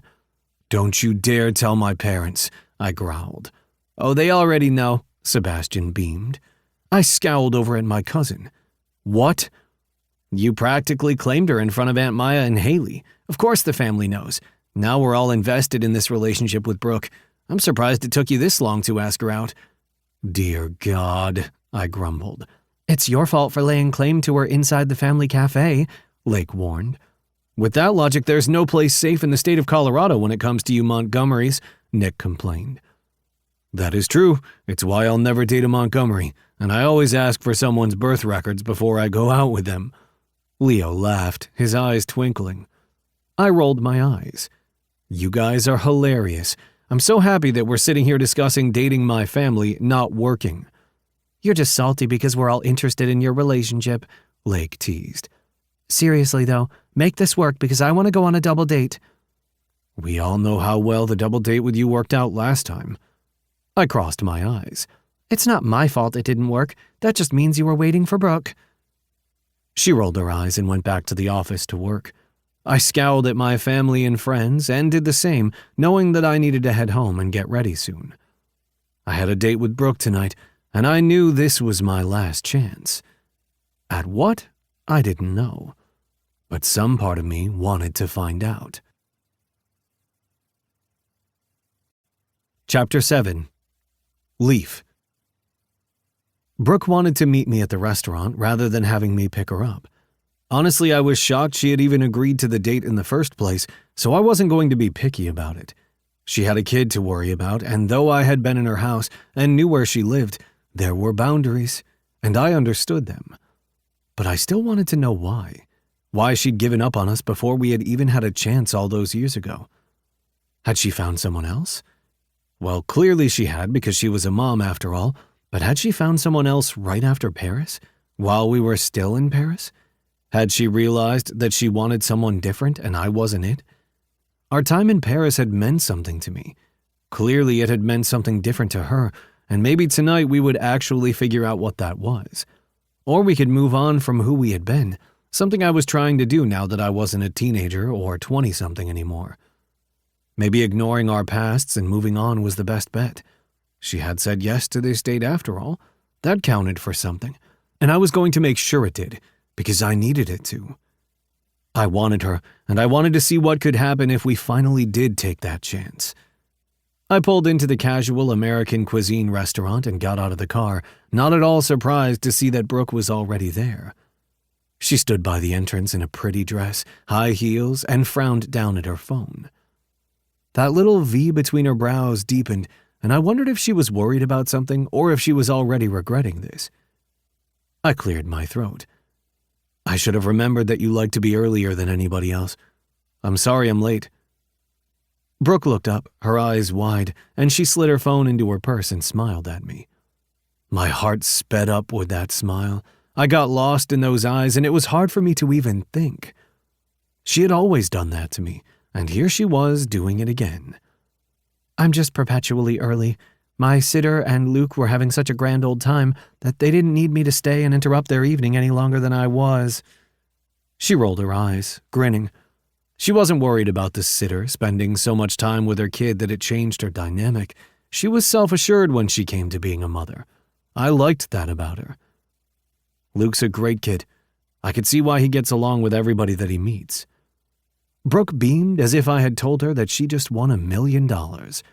He really is the best, and he loves his nanny already. I was a little worried about starting off a whole new relationship when we moved out here, but they clicked right away, and I'm forever grateful for her. I'm glad that you're able to get childcare worked out. I gestured towards the restaurant, placed my hand at the small of her back, and tried to ignore the warmth emanating off of her as she stiffened ever so slightly before relaxing into my touch. I counted that as a win because she hadn't pulled away. I might have surprised her, but she wasn't pulling away. I'm glad that I was able to work everything out as well. The school has some childcare, but not exactly what I wanted. I never want Luke to feel like a burden. I nodded and gave my name to the hostess as she looked for our reservation. We followed the woman quickly to the table. I sat across from Brooke, trying not to get lost in her eyes and to remember what we were talking about. My family decided around the time that they were all having kids to create a childcare facility for all the Montgomerys. It started off as a room in the back of the tattoo shop and turned into something a bit bigger. With so many cousins, it made sense. Now there are Montgomery family childcare services in 4 cities. Brooke leaned forward, grinning. Is it just for Montgomerys? Or do you guys have an actual business for people with Montgomery connections? We're a business, in that we have all the paperwork and it is legal, but really only family and friends of the Montgomerys and those who work for Montgomery-owned businesses can keep their kids there. We're talking about more than a dozen or so kids at a time, especially back when all my siblings were younger. I don't think they could handle much more. Brooke's eyes widened and she shook her head. All I have is Luke, so it's kind of unimaginable that you have so many family members. Though I felt that way when we first met. You had this huge family, and I had only had my parents. Something crossed her features, and I wasn't sure I was ready to dive too deep into all that pain and loss. And from the way that she closed up, neither was she. I had to keep this casual at first. Go slow. As in, don't scare her with promises of forever, because I wasn't sure that's what I had to offer. I had to make sure that's what either of us would want in the first place. I still can't believe I said yes, Brooke blurted, and I threw my head back and laughed. I noticed a few stares our way, but I shrugged them off. I was used to people staring. I was a big guy, had tattoos and piercings, and grew up with people who had even more than I did. Staring was the usual. Honestly, I'm surprised you said yes. I grinned as I said it, and she smiled right back before looking contemplative. What are we doing? She asked. I didn't have a chance to answer because our waiter was there taking our order. By the time they were gone, Brooke was staring at me, her gaze nervous. I wanted to take you out to dinner, Brooke. There's something here. You can feel it, can't you? I wasn't good about being open like this, honest, but it felt like I had known Brooke forever, not just I had known her forever ago. I don't know, Leaf. I'm just trying to get my life in order, start a new career, be a good mom. I don't know if I have time for dating. I looked around. We have time right now. Have a delicious dinner. You tell me about your work, I'll tell you about mine. If we start talking about my family, that will take hours. And there you go, a whole date. Brooke's brows rose. You think a date is going to take hours? I smiled. I couldn't help it. If you do it right. You're ridiculous, Montgomery. I try. No, seriously, tell me about work. Luke, anything. I paused. Wait, what if you don't want to talk about Luke? Is he off limits? I understand if he is. I've never actually dated a single mom before. She gave me a small smile, playing with the edge of her water glass. I haven't dated much as a single mom. Can you talk about his father? I hadn't meant to ask that because I figured it was a touchy subject. I had just said we could talk about anything else and to keep things from getting complicated, yet here I was making things complicated. Luke's father passed away. She let out a breath as I reached forward and gripped her hand. I'm sorry. Let's talk about anything else.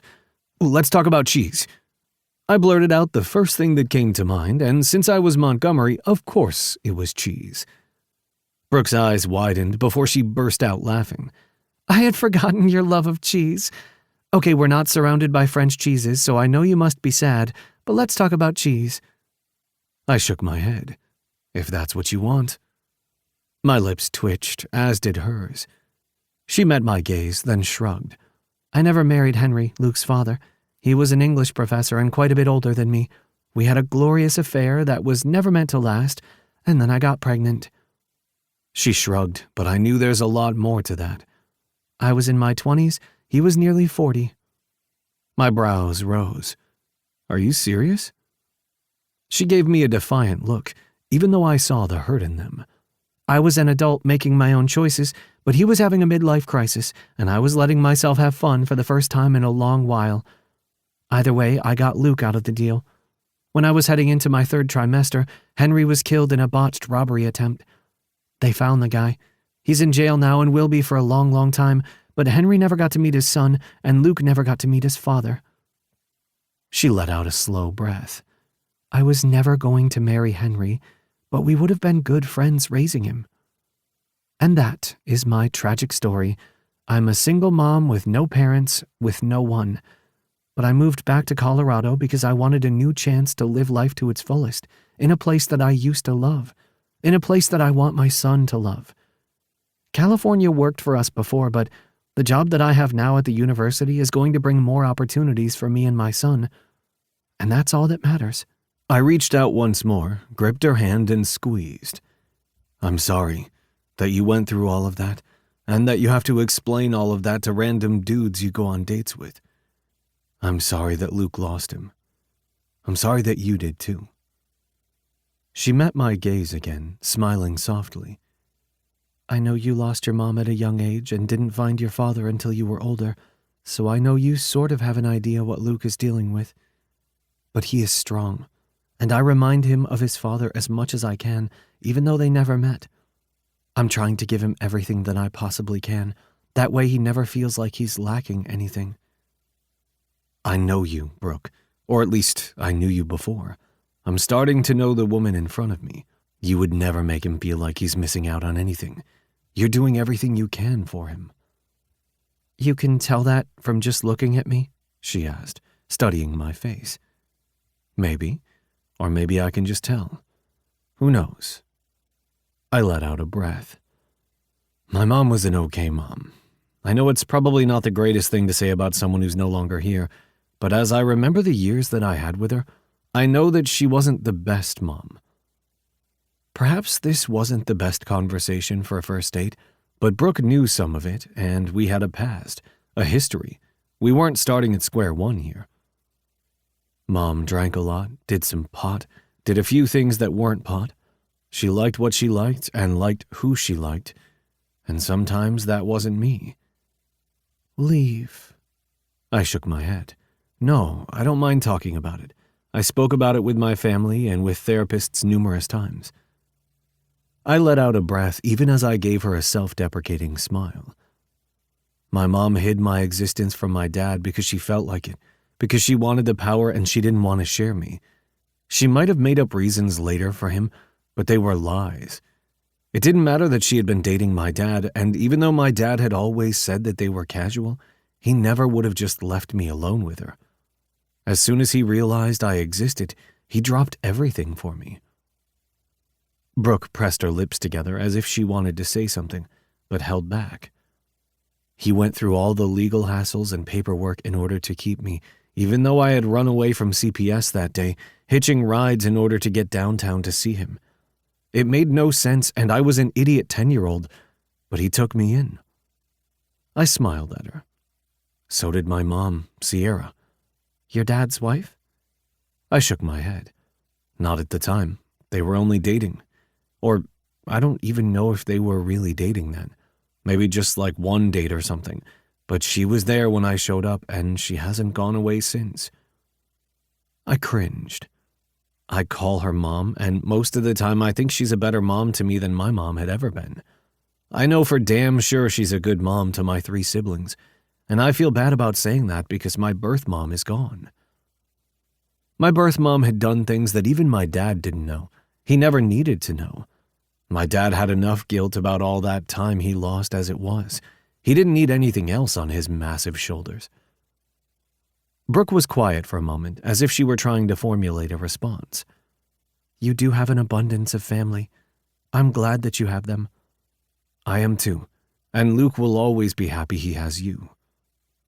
I smiled then, thinking of my family and all they did for me. I tried to be the best son for them, to give back. I wasn't always, but I figured my track record was better than it could have been. You never going to answer what we're doing, are you? She asked, after the waiter set down our food. I looked at my plate, then up at her, meeting her gaze. I don't know what I'm doing. I know that you need to find your roots, to be a good mom, but you can do that while having dinner with me, Brooke. Because I want to kiss you again. I want to see you again. But if I'm going to scare you by saying things like that, you have to let me know now. I wasn't sure why I was saying any of this, not when I had shit to do that could crumble everything, but I had told myself I was going to try to go out and have a future that wasn't just me working for hours upon hours. I tried that with my blind date, and yet here was Brooke, my past, coming back with a vengeance. I didn't ask her about why she hadn't come before, after Paris, why she was here now.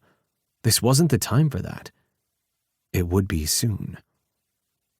You confound me, Leif Montgomery. You make me want to say things and do things that I know I do not have time for.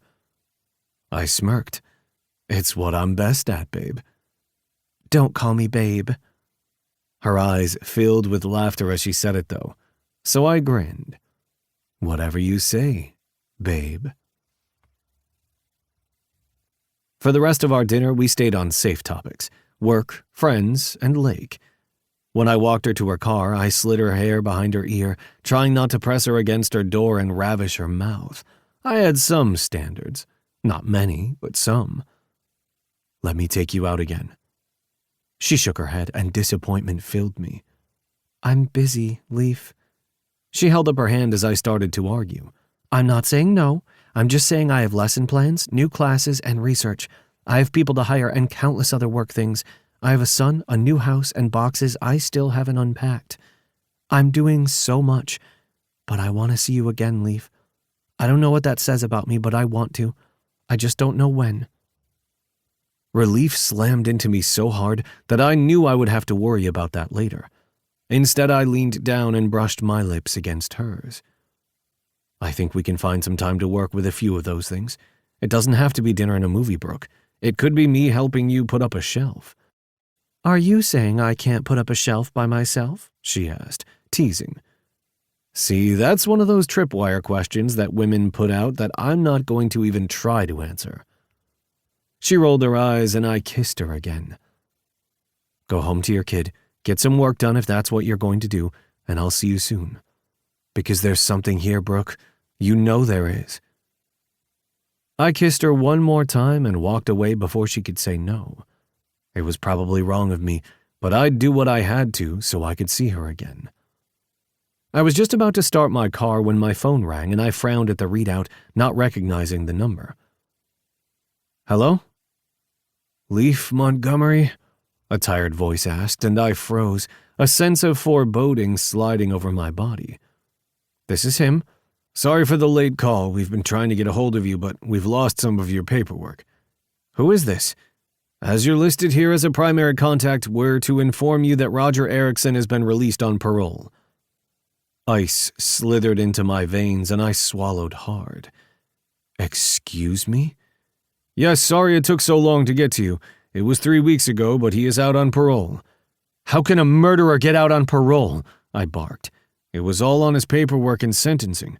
Accidental manslaughter carries a lower sentence.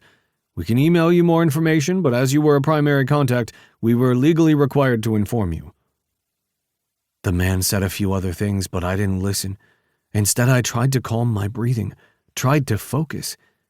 As that letter that had come to the tattoo shop crossed my mind again, and bile filled my throat. My stepdad was out of prison, and it seemed the past was once again slamming full force into my life. Chapter 8. Brooke. I should have known that once I started to believe I could get the hang of things, everything would begin to crumble.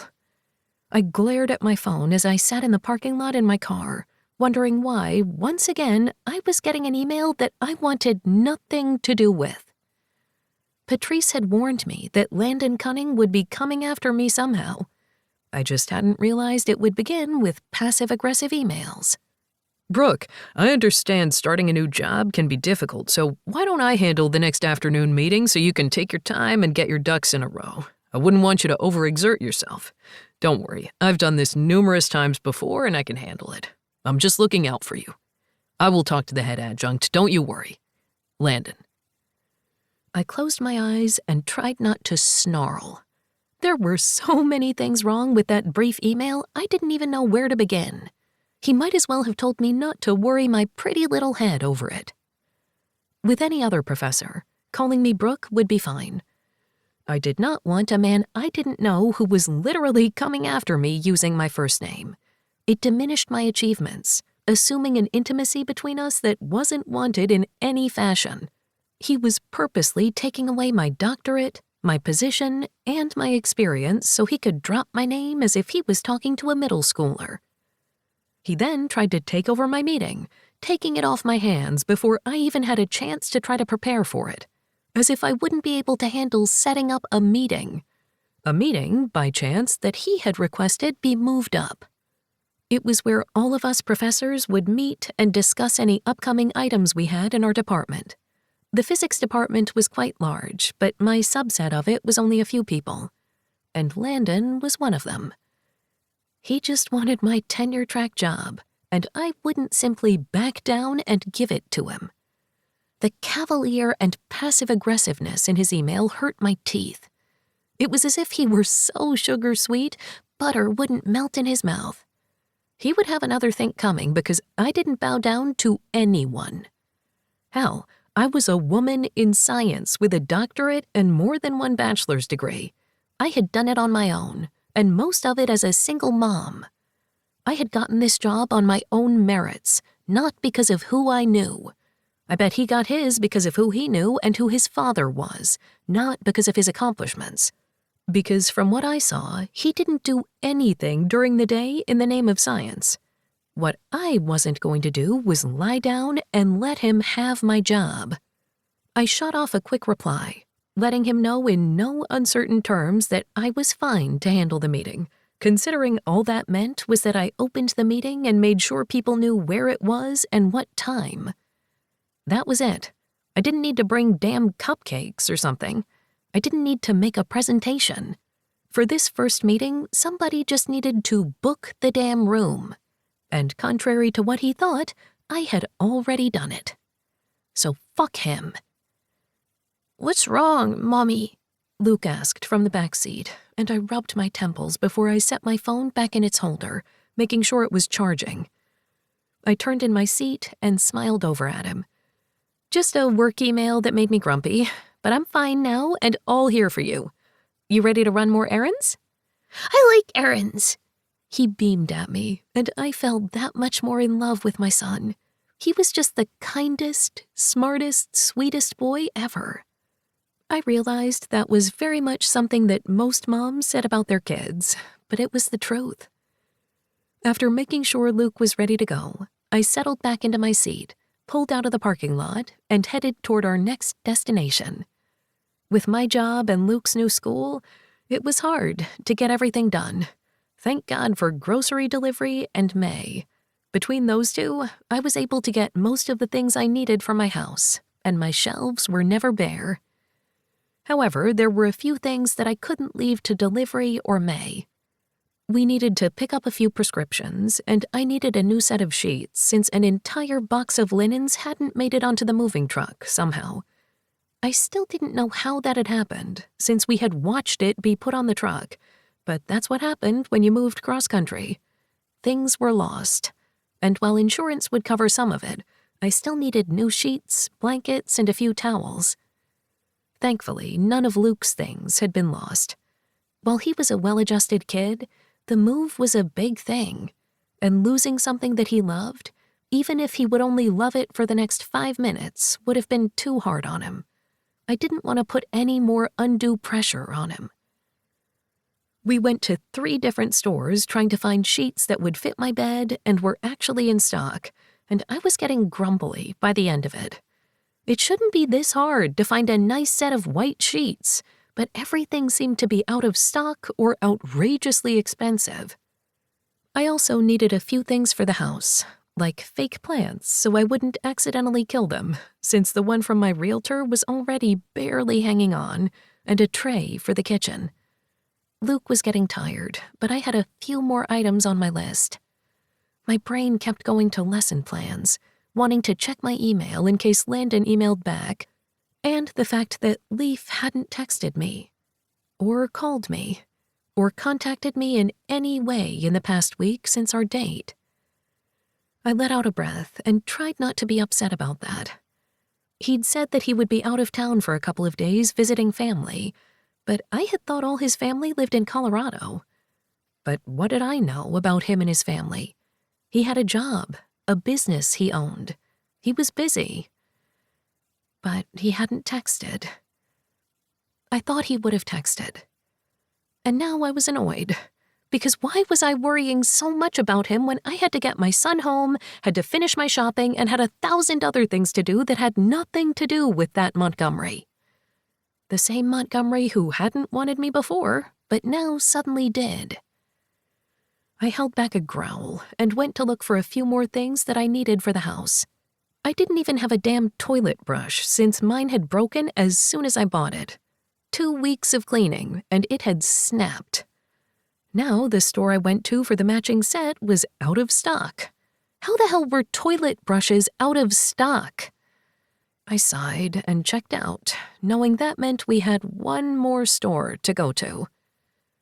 Luke was tired, and I knew he was hungry. So was I. I didn't know the restaurants around here, and since it was lunch hour on a Saturday, there was barely any parking anywhere. I rubbed my temples as I put everything in my trunk, and after buckling Luke in, I looked over at my son. I didn't plan this well. We still have to go to another place to drop some paperwork off. I'm sorry, buddy. Ideally, all the paperwork and everything associated with moving cross-country and buying a home should have been easily organized. That was not the case for some places. Although I had all of the utilities and insurance and everything ready to go, there were still other small pieces of paperwork that had shown up out of nowhere that I needed to deal with, and I had to drop them off in person. On a Saturday. I still had time next week to do it if I didn't make it today, but I just wanted it to be done. I'm hungry, Mommy. I looked at my kid, then leaned forward and kissed his forehead. Me too. I have some fish crackers if you want some, and maybe we can just head home and I will make your lunch. Okay. I love you, Mommy. And then he burst into tears. I rubbed my temples, knowing that I was messing things up again. I leaned forward, unbuckled him, and held him close, rubbing his back. He was hot, tired, and had been so patient all day. We should have spent the day doing fun things where he could relax, and I could have mom and son bonding time. Instead, I had to be an adult and drag my kid with me. I wanted to cry right along with him. I'm sorry, Luke. Let's get you home and we'll go play out in the backyard. We'll run errands another day. I'm sorry I'm crying. I don't know why. Tears pricked my eyes, and I ignored the person who honked at me and wanted my spot. I was holding a crying kid who was hot, hungry, and tired. The man flipped me off as he drove away, and I was grateful that I was holding my kid, or I would have flipped him off too. Jerk. Okay, let's get you home and stop taking up space here. I could use some lunch too, kid. Sorry for crying. I just had a tough day. He sounded so serious and adult-like that my eyes widened, and I just grinned. He'd probably heard that from me a time or two and had picked the phrase up. Hence why I tried not to curse around him too much, since I didn't need him going to kindergarten dropping the F-bomb. Again. Me too. Let's go eat something yummy. I saw the line for a familiar fast food restaurant behind Luke's head and figured we could sit in that line and have a greasy burger, but first I needed to buckle him in. I did so and walked around my car and cursed under my breath as soon as I spotted it. Black dots slid over my eyes for a moment before I blinked them away, an overwhelming urge to cry along with Luke hitting me like a 2x4. You have got to be kidding me. I knelt down in front of my now flat tire and wondered how the hell that had happened so quickly. I hadn't noticed there was an issue when I'd driven earlier, but sure enough, there was a damn nail that proved to be a slow leak that hadn't stayed slow. Luke was still in the car, and I needed to get him home, feed him, and deal with the countless other things on my list, but I couldn't because I had a damn flat tire. In the middle of Saturday, in the middle of the parking lot, and everything that I had just bought was now piled on top of my spare. I snarled, cursed, threatened to kick the tire, then composed myself. Then I opened the back door again. Okay, let's get you some fish crackers because we will be a minute. Mommy has a flat tire. Luke's eyes widened. I didn't know you had tires. I laughed then, mostly out of desperation. Mommy's car has a flat tire, and hopefully I'm going to be able to jack up this car in the parking lot. I quickly got Luke some crackers and juice and looked at the tire again, trying to remember the last time I'd actually changed a flat. High school? Maybe. I opened the trunk, waving off people who wanted my spot as I pointed to the flat tire. Nobody offered to help, which was fine because I could do this on my own, but it was quite odd that not a single person even offered. I moved everything from the back to the seat next to Luke, and then went to get out my spare and narrowed my eyes at it. Okay, you and me, we can do this. It's been years since I did this, but I can. Or I could call AAA. Though I didn't remember if I'd changed from California AAA to the Colorado one, and now that seemed like an oversight on my part. I shook my head, knowing I was a strong, independent woman. I can make this happen. I bent over the tire in the back as a familiar voice hit my ears. Brooke? I thought that was you. Hell, let me help. I nearly slammed my head on the inside of the trunk as I turned to see Leaf strolling towards me, jogging slightly as he sped up. I narrowed my eyes at him and then saw where he was coming from. Behind him, on one side of the strip, was a huge sign that spelled out Montgomery Ink Legacy. Well, I always wanted to know where he worked, and now I did. Because fate hated me. Oh, that's a coincidence, I mumbled as I tried to pull out the tire. It fought me, and I wanted to hex it. Seriously? Here, let me help. My mom has this car, and the tires are a bitch to get out. He winced. Sorry, Luke, he called over the back seat. Luke crawled around and waved at him. Hi, Leaf, and it's okay, Mom already cursed. Tattletale, I teased, even though I was sweaty, annoyed, and felt out of sorts. I was already trying not to think about him, about the fact that he hadn't texted. We hadn't talked at all since our date. I was a sweaty mess, stressed out, and didn't need anybody coming in and telling me how to live my life and help me when I didn't need it. I had done this all on my own for long enough that I didn't need him to step in. I didn't need anybody to step in. Here, let me help. Seriously. Leaf didn't shove me out of the way, but he did bump his hip against mine, grinning. I glowered up at him. I've got it. Okay, he said, studying my face. I realized I had snapped the words, and I hated myself for it. I didn't know what to think, and it was all too much. I see you guys are out running errands. Getting a flat tire with all of that has gotta be annoying. I knew he was speaking softly for Luke's benefit, trying to cut the tension, but I was so tired, just annoyed. Thank you for your help, but I can handle it on my own. I sounded like a queen bitch, yet I didn't care. I just needed to get out of his parking lot, and Leaf didn't owe me anything. If you're sure. Now you're telling me I don't know my own mind? I asked. His eyes widened. Okay, I was just trying to help out a friend. He let out a breath. By the way, I'm sorry I haven't contacted you all week. I was out of town with my family, and like an idiot, I dropped my phone in the river. He smiled over at Luke. Did you know that if you drop a phone in a river and it is underwater and hits a bunch of rocks, it won't work anymore? He asked my son. Luke's eyes widened. One time, I dropped Mom's phone in the bathtub and she was so mad, but we put it in a rice bath thing and it was fine, I think. Right, Mom? I grimaced, remembering the panic over him pulling my phone out of my shirt and into the tub. It was my fault for having it so close to him when he was so curious with his little grabby toddler hands. It all worked out. Don't worry. I have done that before too, and I think I broke the phone, but I still used it for a few more months. I'm not great with phones.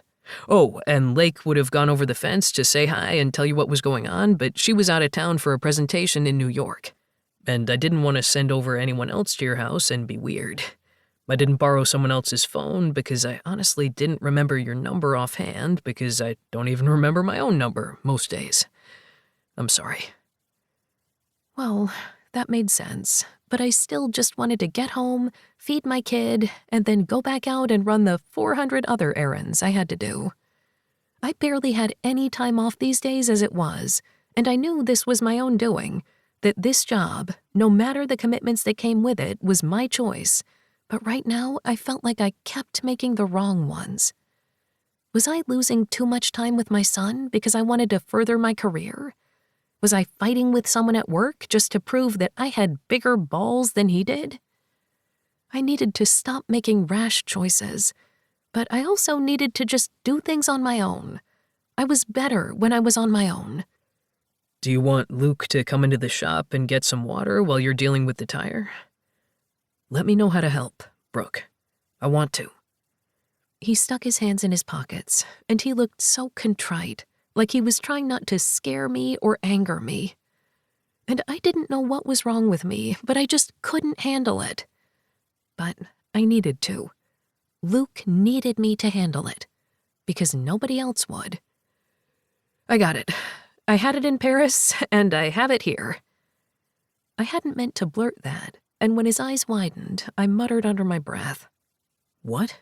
He asked as he leaned forward. I'm sorry, I'm just tired.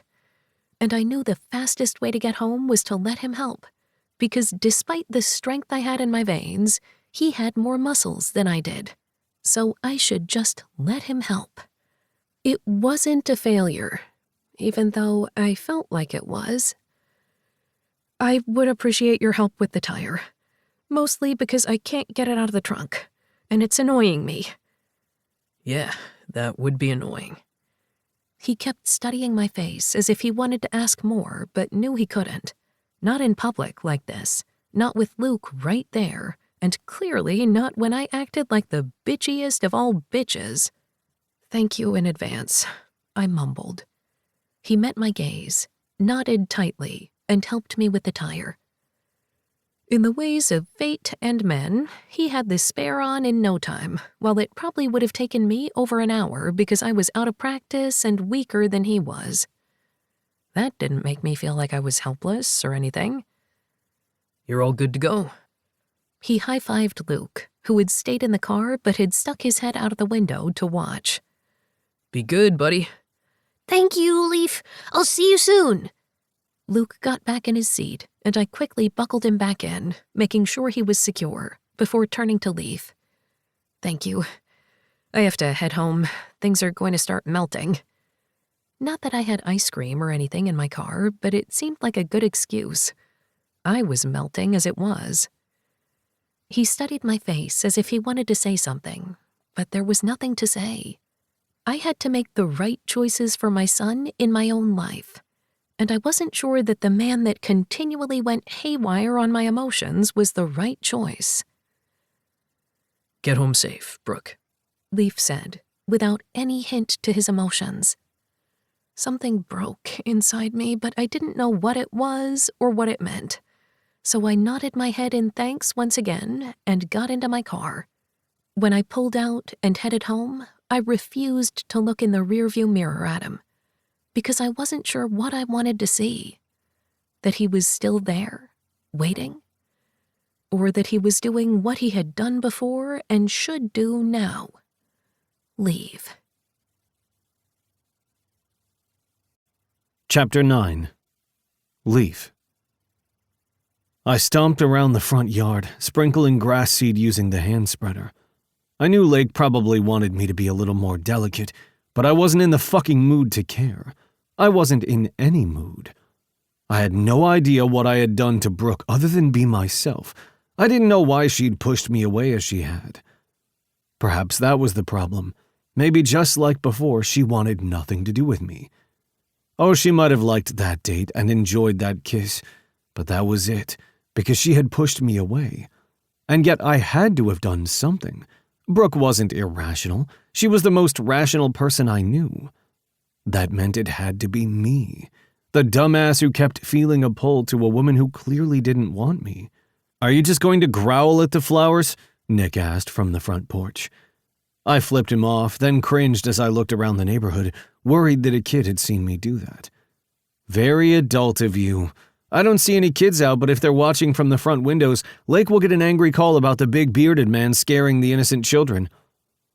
She will just have her father show up and then the parents will swoon over Uncle Liam again." My uncle was a former model turned best-selling author. His books had been made into blockbuster movies, and most people knew his face. Lake had been embarrassed as a kid when the parents and even some of the teenagers had swooned over her father, but now she was capitalist enough to use that to her advantage, and her father loved her enough to go through with it if it meant annoying people and keeping them off Lake's lawn. "You could just take your shirt off and do the same, you know," Nick stated, winking at me. I scowled. "Stop hitting on me. You're like my brother. I would never hit on you, even though you are hot. The only other man in that house right now is Sebastian, and he's way too young for me and is practically married to that girl." I snorted. They do seem pretty serious, but he likes her, and I like Marley too. You know there is someone else in that house. Just saying. Nick narrowed his eyes. "I may like any gender, but I'm not going to date your cousin." I raised a brow. "Which cousin are you talking about?" I teased. "You are a jerk. You know I'm never going to date Lake. She's just so... Lake. Plus she's taken." He practically grumbled the words. "What do you mean by that?" Lake asked, and I cringed again as Nick stiffened and turned slowly to see Lake standing in the doorway. "That you're taken? I thought you were dating that Zane guy." Nick raised his chin. "His name is Zach, and yes, we are dating." She scowled before swallowing hard. I wondered what that was about. Was it about her animosity towards Nick? Or maybe she and Zach weren't doing well. I didn't know, and it wasn't like Lake told me things when it came to dating. Oh, she might want to get all the information out of me and who I dated, but she never told me anything. Her siblings probably knew more than I did, and there was an age gap there. But that was Lake for you. She didn't like to spill anything about herself, even though she pretended she was an open book. "I was talking about, what do you mean she's just so Lake? How is Lake an adjective?" "You know exactly what I mean," Nick snapped before he walked past her, and she quickly darted out of the way so he wouldn't crowd her in the doorway. She glowered at me, and I raised my hands up in surrender. "Don't glare at me. I have no idea what the hell is going on with him. And I don't know what he means by that, other than the fact that you two do not get along, even though you guys decided to go into business with me. That's not awkward at all."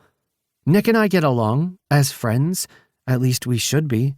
We always have been. I don't know why he gets so disgruntled whenever I'm around now." I wasn't going to touch that with a 10-foot pole. "Either way, thank you for reviving that part of the lawn that got screwed up with those anthills. I missed that big rain when I was out of town, and I didn't have time to worry about it myself." You do realize that our family has an entire landscaping division that can handle this for you. I quickly put everything away in the shed next to the house and followed Lake back inside. "I know. I just don't like having to take up their time." "It's not like you wouldn't pay them. They're a business. Yes, you would get the family discount, but we all decided not to do things for free for each other for things like that. Not when we didn't want to feel like we were taking advantage of anybody, even though we totally aren't.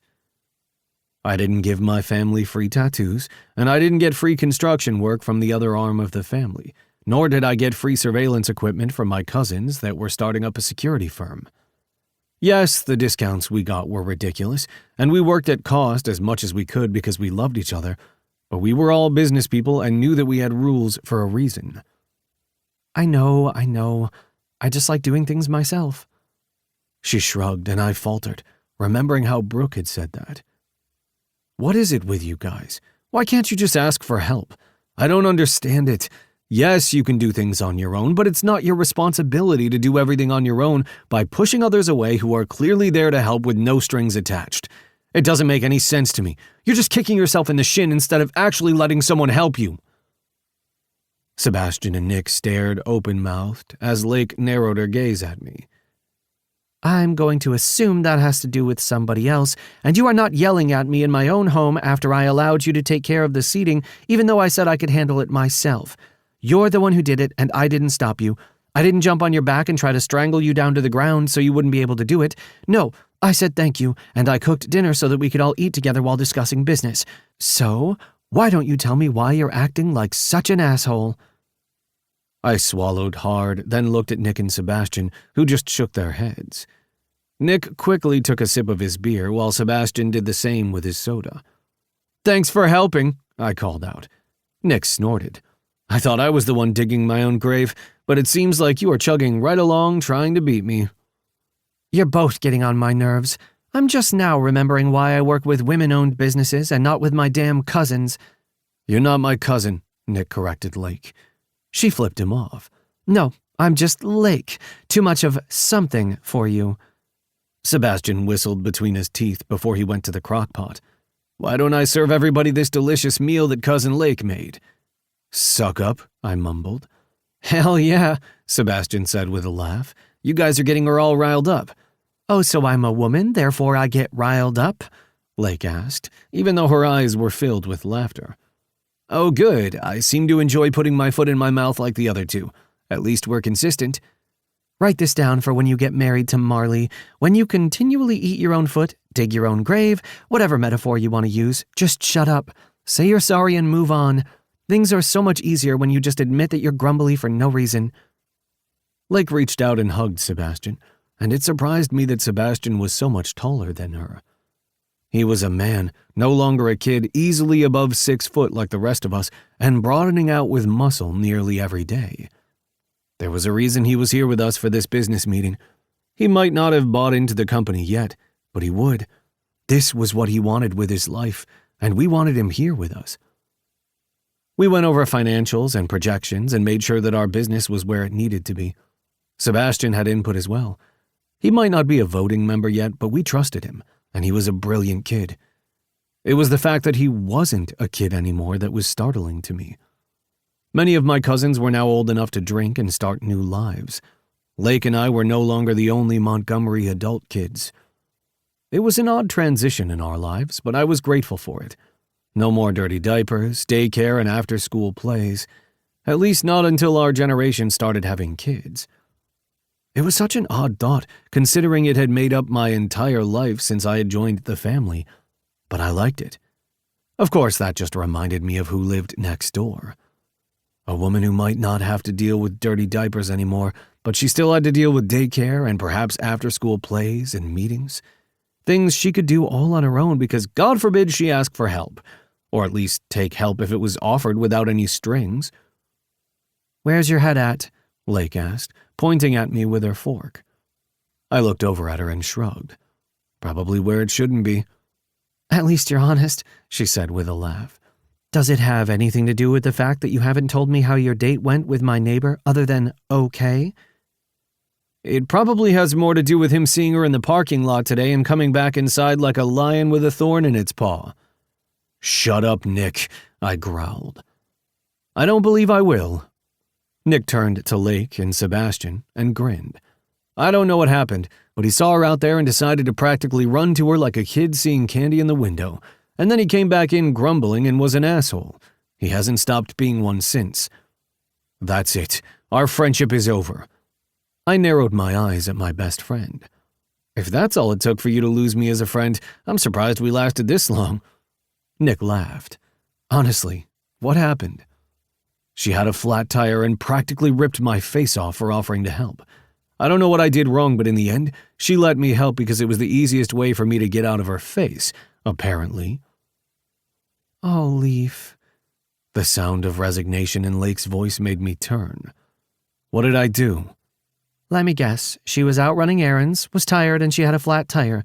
Did you just show up and offer to help without her asking? Of course I did. Even if we hadn't gone on a date, I consider her a friend. I'd do the same for someone who could be my friend, or a stranger who needed help. She literally couldn't get the nuts off the tire. I wasn't telling her she couldn't do it, but she literally couldn't. I just don't know why she had to treat me like that. Lake shook her head.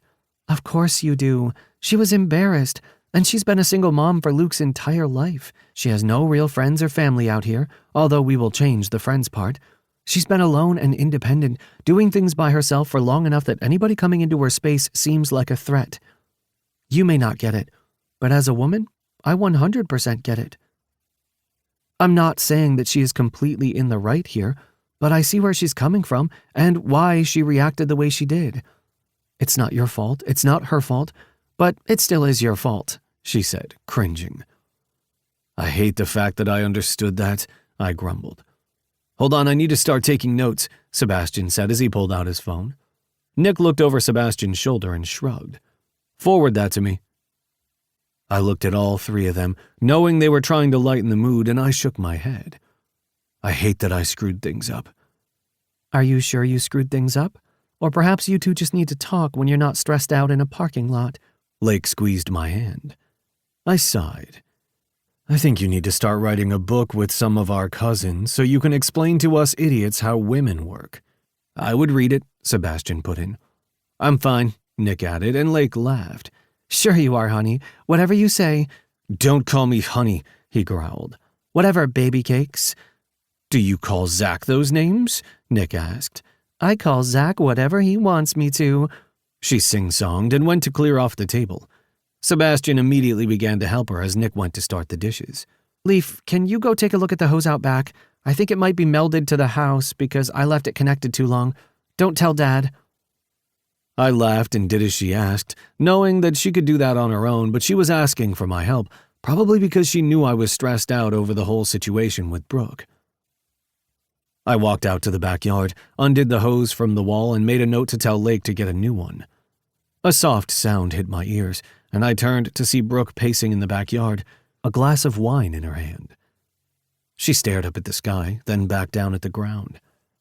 It was late enough that Luke might be in bed, but I didn't know the nighttime routine of a 5-year-old.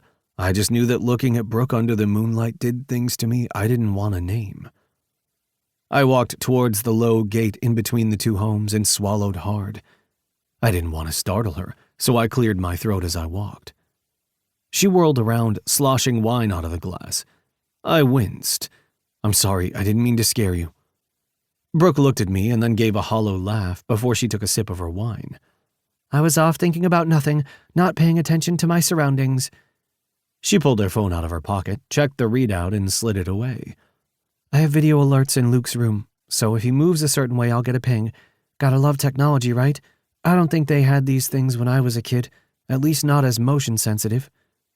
I don't even think my mom would have done something like that if the technology did exist when I was 5. I know Sierra did for the twins, though. Brooke smiled softly. I'm glad that you have her. She was nice at the store. She's the best. We were silent for so long that I was afraid she would walk inside and leave my life forever, but that sounded so dramatic that I pushed the thought away. I was an adult. I could use my words. I should just fucking say what was on my mind. What did you mean about Paris before? In the parking lot? She froze and studied my face. I was so afraid she wasn't going to say anything, that she would brush it off and walk away. But Paris lay between us. It always had and it always would, no matter what we did at this moment. I needed to know what she meant, and I needed to know why, because if I didn't, I knew that nothing would come from today or tomorrow. And part of me didn't want that, but part of me was so scared of what she might say, I didn't even know what to think. She let out a sigh. I came back to Colorado, you know.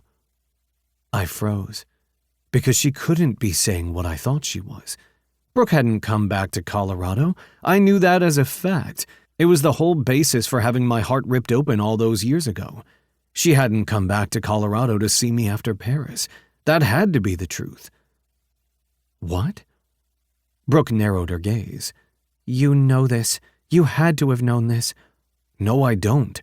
What the hell are you talking about? I came back to Colorado. I didn't go directly to California. I came here.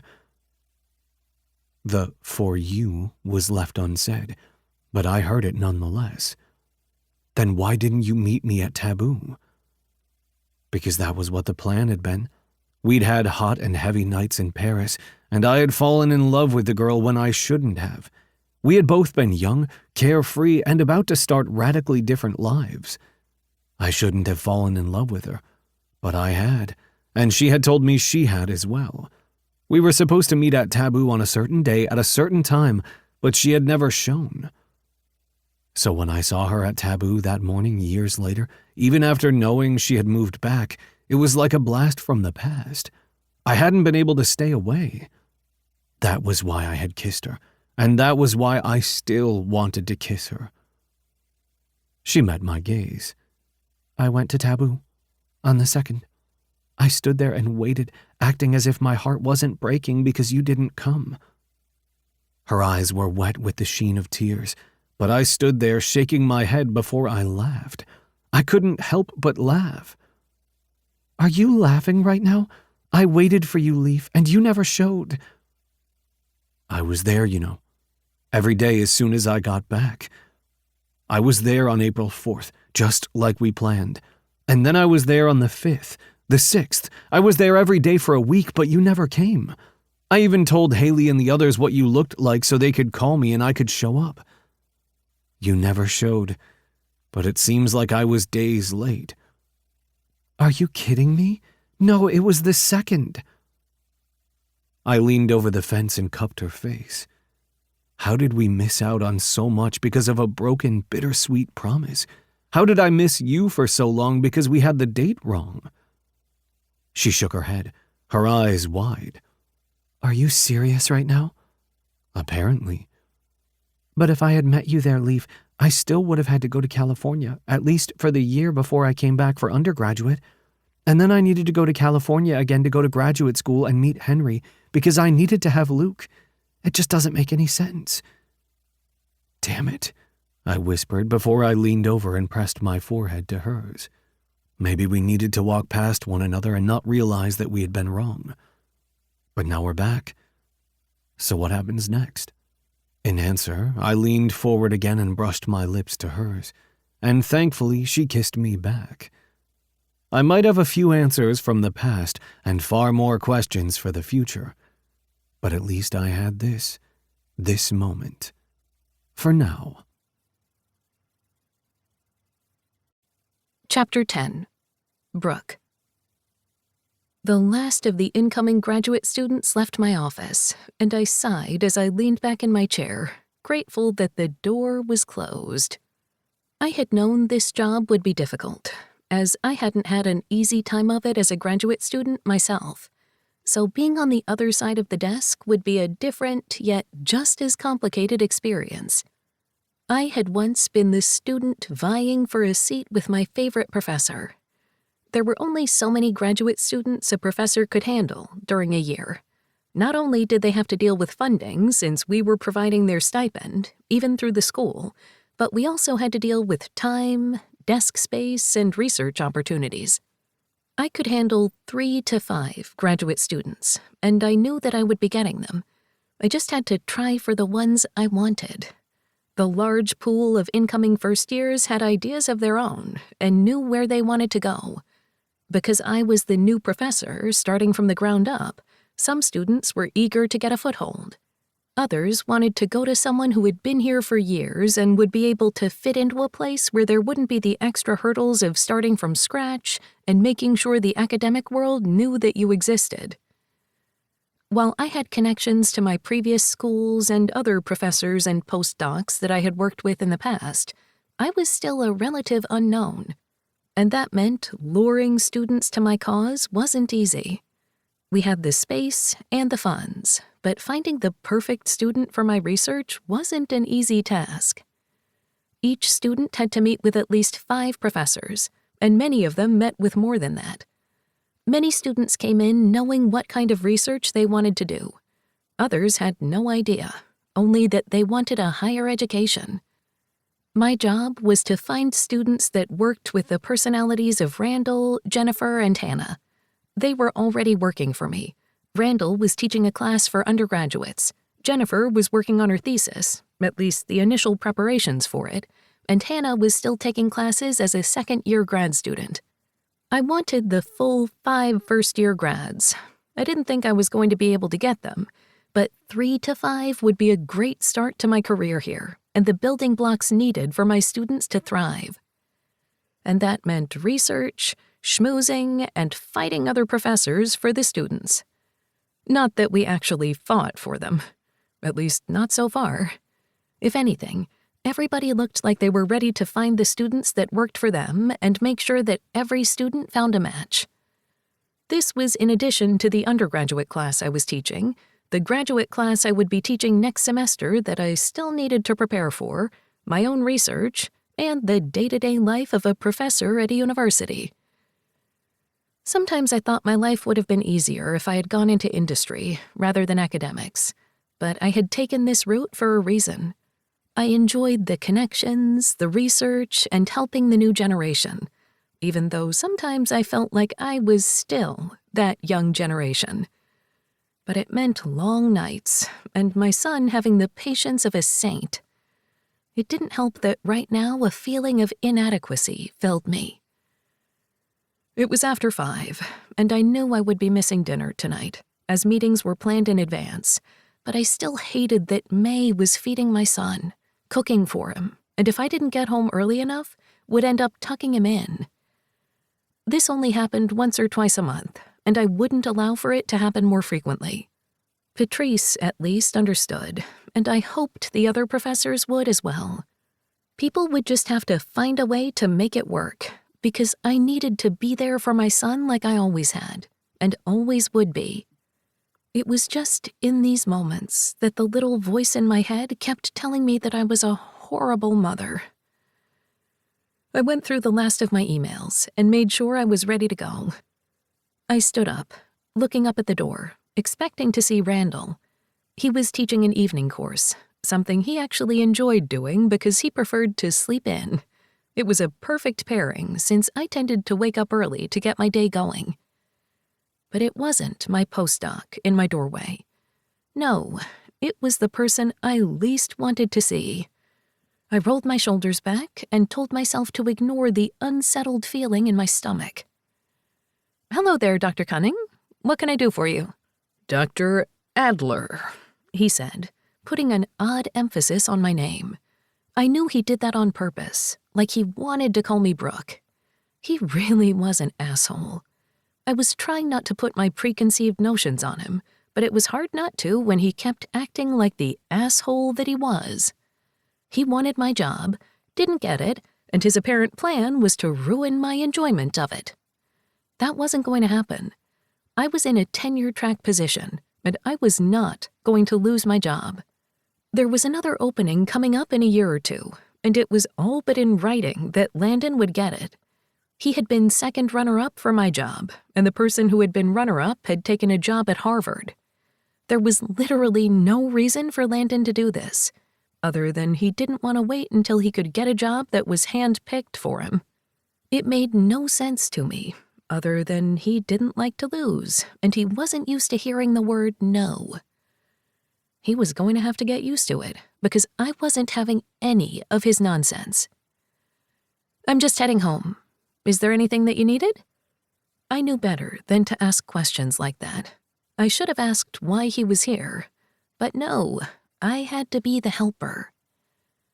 I was usually better than that, but he always rattled me, and it threw me off my game. I was off my game for many things, but I wasn't going to think about that right then. I just wanted to see how the recruitment was going.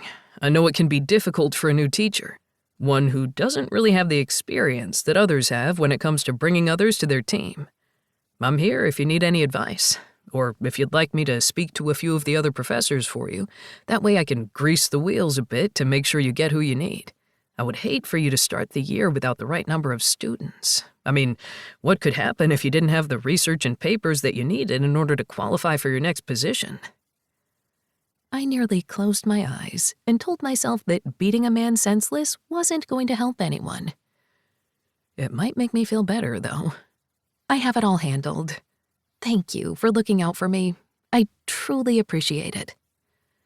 The sickly sweet tone escaping my lips was a little much for me, but he didn't seem to mind. Instead, something flared in his eyes, something I didn't quite recognize, and I wasn't sure I wanted to. I was tired and wanted to go home to my son, and this jerk just wouldn't go away.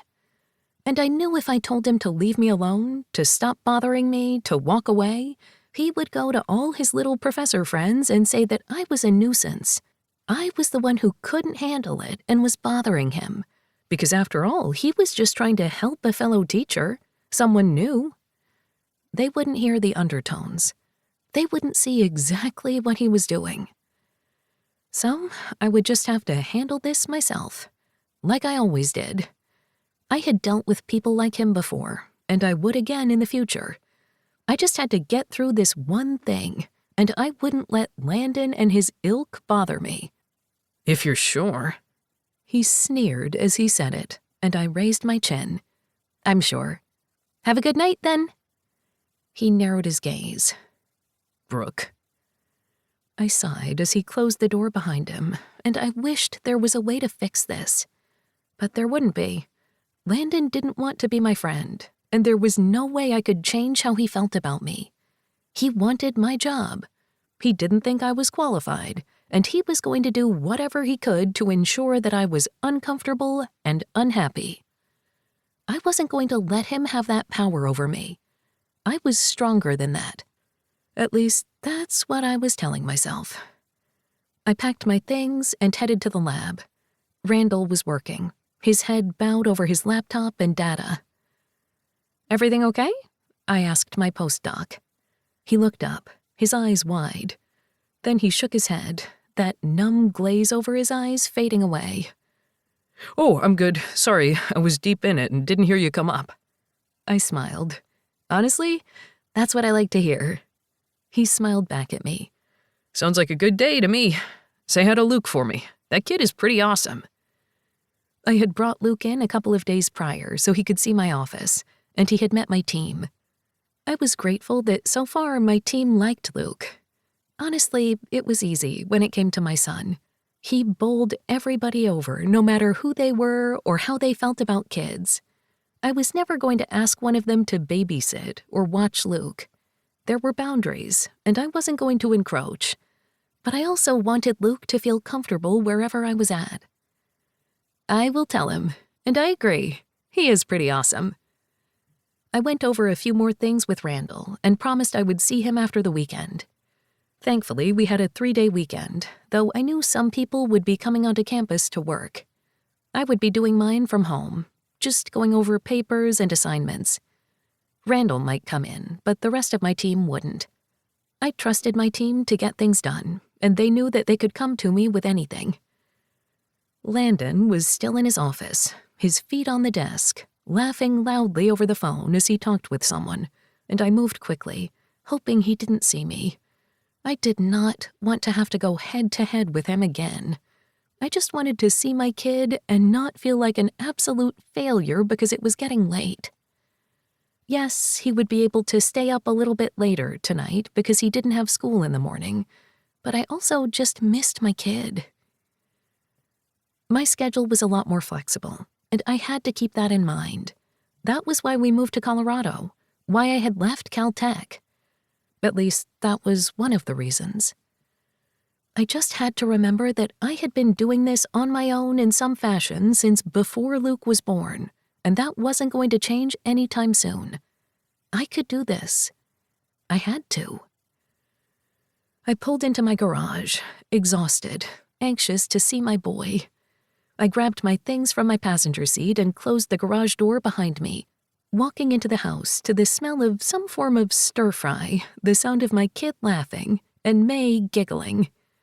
I told you I was going to get you, May called out, her voice a little deeper with a fake growl.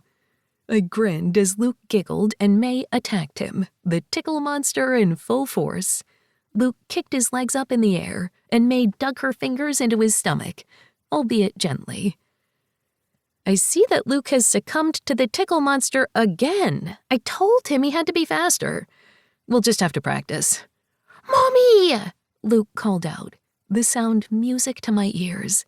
In fact, it was so perfect that tears sprung to my eyes, and I swallowed hard, going down to my knees as I opened my arms.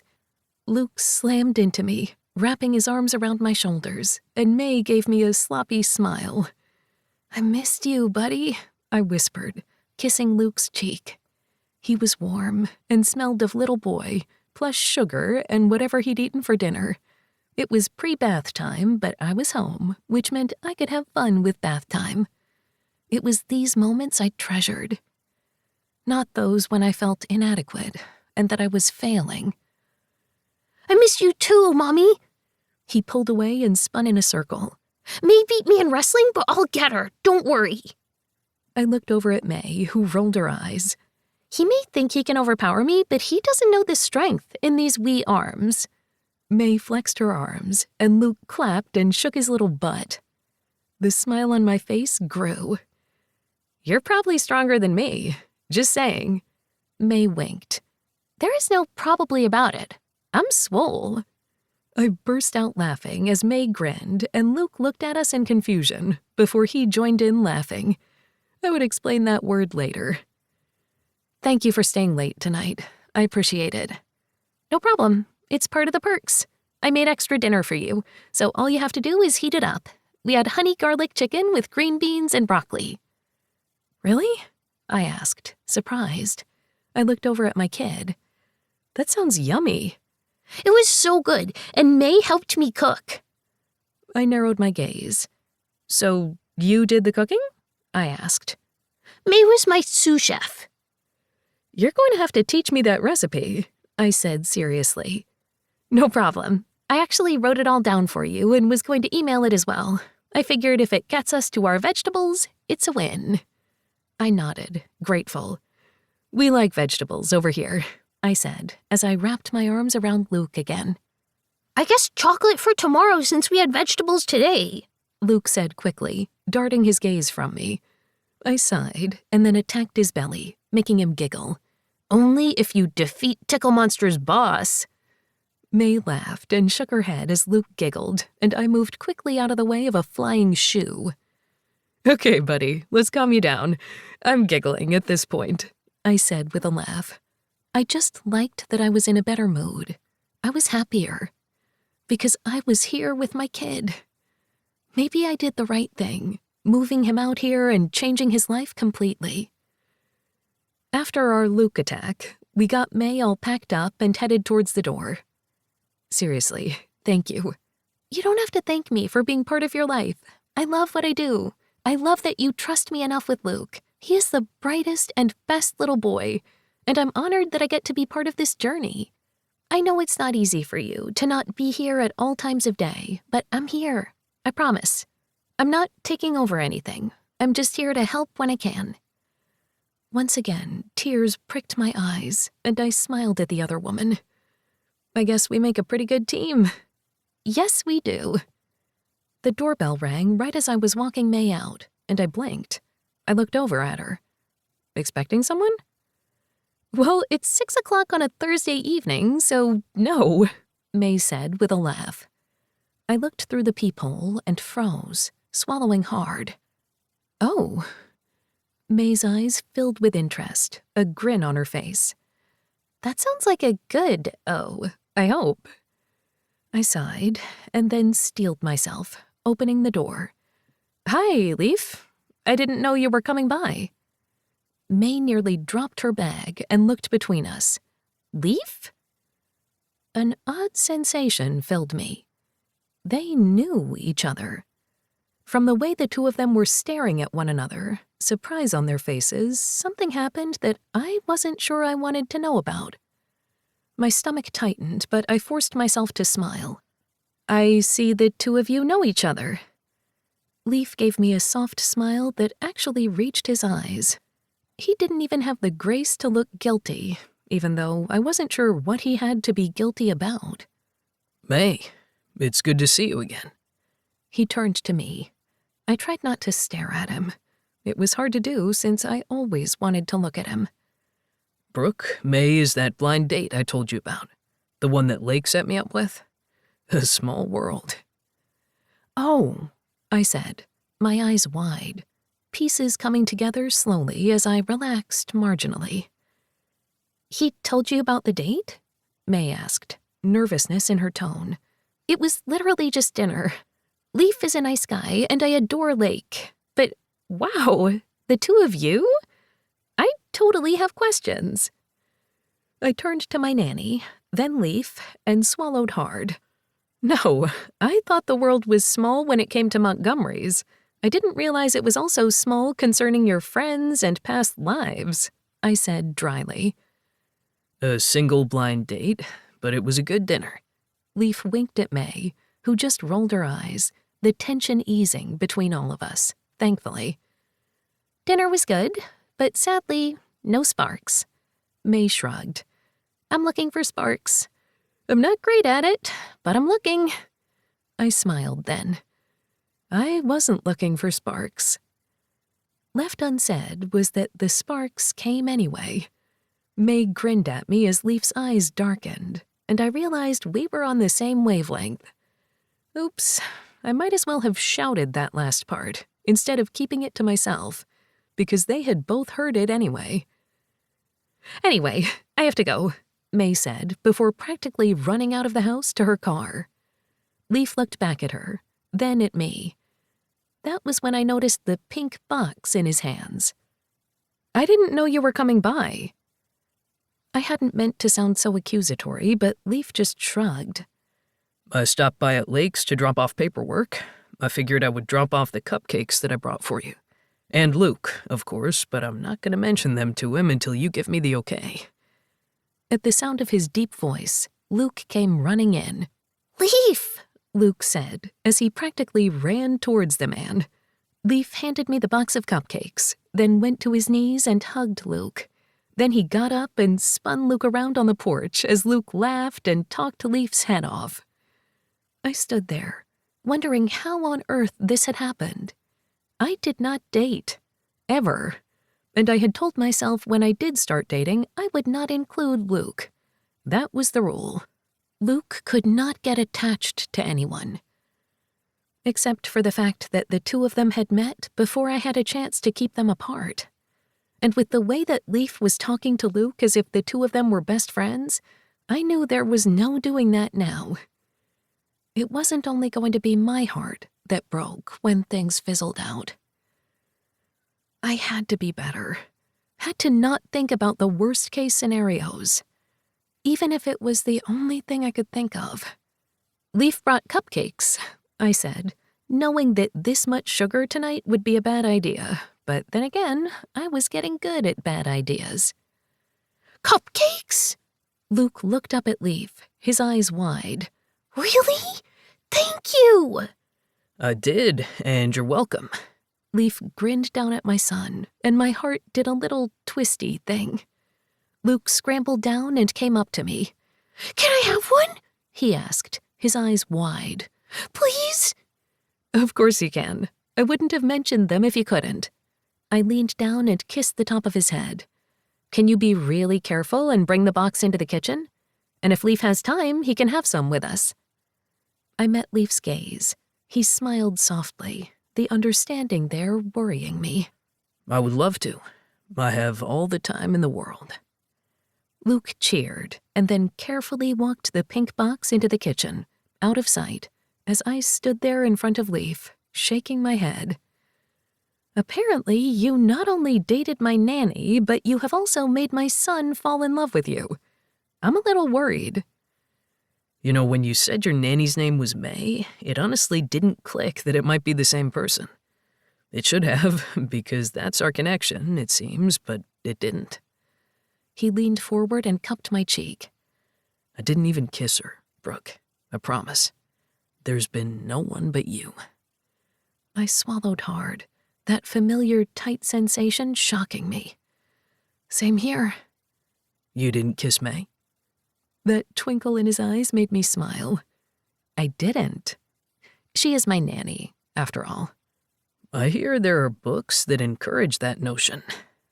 Sadly, I'm not living in a romance book with May, but she is the best nanny ever, so I'm glad that you two ended on good terms. There was nothing to end. Just a good dinner, and I got to meet Lake's boyfriend. My eyes widened. You got to meet Zach? I haven't got to meet him, even though I hear all about him. I don't hear much about him, so you should totally tell me everything. That way I can act like the big brother. I laughed, shaking my head. I thought she was your cousin. Same difference. Then he leaned down and brushed his lips up against mine. I let out a shuddering moan, even though I tried to hold it back. I parted my lips ever so slightly to slide my tongue along his. He let out a moan, then pulled away, visibly shaken. Since I was the exact same, I swallowed hard. Okay, enough of that, especially with your kid in the next room. I blushed. Thank you for that. Okay, let's go have cupcakes. Cupcakes sound wonderful. Thank you for inviting me, Brooke.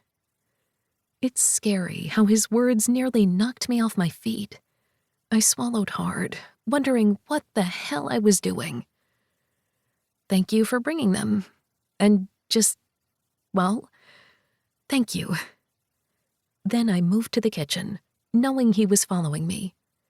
I had no idea what I was doing.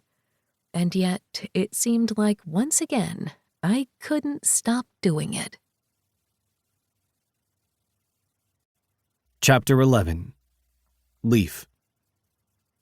Today was all about skulls and roses. I grinned as I worked on the final shading on the current skull with the rose crown. How is it looking? Christy asked, and I kept silent, my focus on my work, not answering. You know he's not going to answer you, not when you're nearing the end. You're just going to have to wait and be surprised, Nick said from his station. Christy let out a breath but kept perfectly still, like she had been the entire session. She was a trooper, didn't complain about pain, didn't bleed, and as this was her 4th tattoo with me, she knew the ins and outs of aftercare and actually listened to my instructions. By the time I was finished and had washed off excess ink and plasma, I knew Christy was champing at the bit to get a look. Okay, are you ready? I asked. She smiled up at me. I've been ready since you took away the mirror and didn't let me watch the progress anymore. You're a mean one, Leaf Montgomery. I really am. The meanest. Now take a look and tell me what you think. My stomach twisted at that thought, waiting to see her reaction. We had gone over the sketch and incorporated the designs from her childhood. Each flower, whether blooming or wilted, was significant to her in the memories she had chosen to ink on her skin. This one piece was a small part of the growing art on her thigh. We wanted it to look like a forest that the viewer would travel through and find parts of her. Her heart, her memories, her past, and her future. This was the art that I loved to do most. Yes, I painted, molded clay, sketched with charcoal, among other things, and I sold what I could, and I enjoyed it. Working with somebody else to create something that was a permanent fixture on their bodies meant something special to me, something that couldn't be replicated on paper because the person wearing it added their own layer of magic. Leaf. She let out a breath. It looks so real, like it's 3D and coming out of my skin. I cannot believe this is what we worked on. It's even better than I could have imagined. And I know your work, so I was already imagining perfection. Christy, the woman who didn't cry, didn't show any emotion when it came to the pain of getting a tattoo, choked up as she spoke, and I swallowed hard. Glad to see it meets your approval, I said with a wink, trying to cut the tension. Christy wouldn't like anyone else knowing she cried like a human being. She liked to be stoic, sarcastic, a little bitter. She showed the world what she wanted them to see, so I was going to do my best to make sure the world saw that. Even if it made me grin and fill with pride at the thought that she had broken just a little bit of that shell of hers because of my work. It more than meets my approval. It's utterly fantastic. Seriously, thank you. I cannot wait to see what it looks like when I'm not so swollen and it's healed. Now I'm thinking about the next piece we're going to do. She grinned up at me as I shook my head, smiling back at her. We can get you on the schedule, but let's make sure this heals first. She rolled her eyes as she sat back down on my bench, and I finished cleaning her up and setting her up with the Saniderm. Technology had changed a lot in the last few years, and with this and the special creams that we had, it would heal quickly. My dad still marveled at how things had changed since he had started in this business. Considering how much had changed in the years I had been doing it, I could only imagine. You have a lifetime canvas with me, Christy said with a laugh. Of course, at one point we may run out of skin, so I'm just going to have to bring in friends. Bring in as many as you can, Nick said. You know us, we're just trying to make a living here. We don't want to end up doing tattoos on the street in exchange for bread. He winked as he said it, and though Christy laughed, sometimes I was still afraid that's what we would end up doing. We still had a full roster, with some time for walk-ins, but we were still new. We had made it past the first year with all the issues that had crept up, but unless we were here for at least 3 years, I didn't think I would ever be completely comfortable. Of course, if you asked Nick or anyone on my team, they would tell me I would never relax fully when it came to comparing this place to the other 2 locations. I needed to make my family proud. I couldn't be the one to screw it all up. We booked Christy for 6 months out, and as she left, she waved and said that she would actually be back sooner with a friend.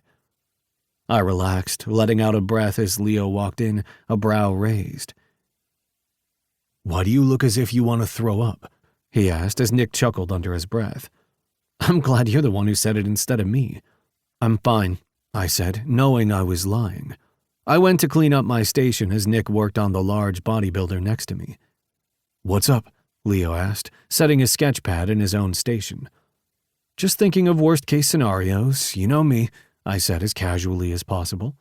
"You know, as a business owner myself, it's our job to think about worst-case scenarios, but I hope you do know how to relax." I looked over at our other client, a large man not even looking up at us. Considering Nick was doing a piece on his back, it made sense. "See, listen to Freddie here. He has owned his lawn and sprinkler maintenance company for 20 years. He knows what he's doing." "Oh yeah?" I asked, honestly interested. "Hell yeah, I've even worked with your family before," Freddie added as he turned his head slightly without moving the rest of his body, so that way he didn't screw up the tattoo. "You Montgomerys have great businesses, so it's all in the blood when it comes to you. I like it. Whenever they need extra help with sprinkler systems, they call my company. Your family does more of the planting and growing and designing, so I like it when they call on my business. Keeps everything local and somewhat small, even though you guys are practically a corporation at this point." I snorted, shaking my head. "Small world." "Not when it comes to the Montgomerys," Nick grumbled, and I had to wonder what that was about, because there was something there I couldn't quite figure out, only I wasn't about to grill my best friend in front of Leo and Freddie. "It is true. I'm constantly bumping into one of you guys," Leo teased. I narrowed my gaze at the other man. I liked him. He was a hard worker, a brilliant artist, and was just out of apprenticeship. "We're not that bad." "Yes, you are, but you're good people and you take care of those who work with you," Freddie said. "We try," I said, looking over at Leo, who shrugged. Freddie leaned forward. "I'm taken care of, and if you're anything like your old man, you will take care of me in this business for decades." "That's what I like to hear," Leo winked, then went back to his work as if he hadn't put more pressure on my shoulders. No, that wasn't his fault. I was the one putting pressure on my own shoulders, and I had to get used to that. I had to stop comparing myself to my father. It just wasn't easy when my dad was the best guy I knew and damn good at his job. I didn't want to be the one who tarnished the family name by getting their business shut down for not being able to pay the bills. Not that we were anywhere close to that, but those worst-case scenarios wouldn't go away in my head, no matter how hard I tried, and no matter how hard Nick tried to get me out of my own head. A few more clients walked in, as did the rest of our team, and I went back to work on a few drawings. By the end of the day, I'd done 2 small tattoo walk-ins and prepped for my bigger project the next day. I purposely left my afternoon off to work on business things with Lake if she came in, and for any walk-ins in future drawings. After lunch, I took some charcoal to canvas, let out my feelings, just trying to see what came to mind. I would sell it to a local gallery if I felt it was worth it, so that way today didn't end up completely useless. What the hell was wrong with me? I did good work, had made 3 clients very happy, and had consulted with my team on numerous projects. I wasn't wasting my day just because I wasn't bent over a table working until my eyes bled. I was tired of sounding whiny, so I wasn't going to be. I was better than that, damn it. My phone buzzed. I looked down at it hoping it was Brooke, but I knew it wasn't going to be her. She said she was in meetings all day and then was going to try to rush home so she could spend time with her son. She told me point blank that fitting a relationship into her life right now wasn't going to work, yet we were still kind of trying. Maybe I need to try harder. I brought cupcakes for her, but that wasn't enough. She had more on her plate than anyone I knew, so I needed to do more. Only I wasn't quite sure how to do that. One minute I was worried about work, now suddenly I was trying to woo and help a single mom. That wasn't exactly what I thought I'd be doing with my day, and yet I didn't want anything else. My phone buzzed again, and I frowned, not recognizing the number. Most of my team had left, Leo out front working on a sketch with Nick. I picked up the phone, answering it even though I usually let unknown numbers go to voicemail. Hello? Boy, good to hear that voice. Chills skittered up my spine and I froze, that familiar voice slamming into me like 1,000 shards of pain and memory that would never fade away. Roger. Nick's head shot up at that. He set his notebook next to Leo, leaving the other man behind. Nick hovered over me, his arms folded over his chest as he glared at the phone. I ignored him, as well as Leo's curious stare. I tried my best not to sound like an asshole. If I reacted in any way other than nonchalance, Roger would win. It had been that way when I was a kid, and nothing had changed since the other man had gotten out of prison. Not with the way Roger had sneered the word boy. You should call me Dad. You know I like it when you call me Dad. I held back my revulsion as Nick took the phone out of my hand and set it on speaker. He gestured toward Leo, who gave us a look and went back to the office, closing the door and giving us a semblance of privacy. I had a good team, and I was grateful. Right then I just wanted to hang up the phone and be alone. I hear you're out of prison. Not quite sure why you're calling me. I just wanted to say hi. It's been a long time, Leaf. Not long enough. Well, you did that. Goodbye, Roger. Don't hang up on me. You're not going to like it. I hung up on him, knowing the other man had no power over me. He might have when I was a kid, but I was an adult now, and Roger had nothing to do with me. He was my past, and was no part of my present or future. Then why did just the sound of his voice bring me back to his beatings, to the way that he would grip my shoulder and force me to listen as he told me how worthless I was? He sounds like an asshole, Nick said casually, though there was nothing casual about his voice. He is. I don't know what he wants, but I'm pretty sure that threat performance was from him. Nick nodded, his gaze going dark. That note? Figured as much. You talked to your parents about it? I shook my head. Roger has nothing to do with them. I don't want to worry them. Nick met my gaze and narrowed his eyes. You're keeping secrets. It's going to bite you in the ass. Maybe, but the other man can't do anything to me, and all he has done so far is call, and maybe sent that note. Hell, I just don't want my parents to worry. I think you're making a mistake, but it's yours to make. I'm here if you need me, okay?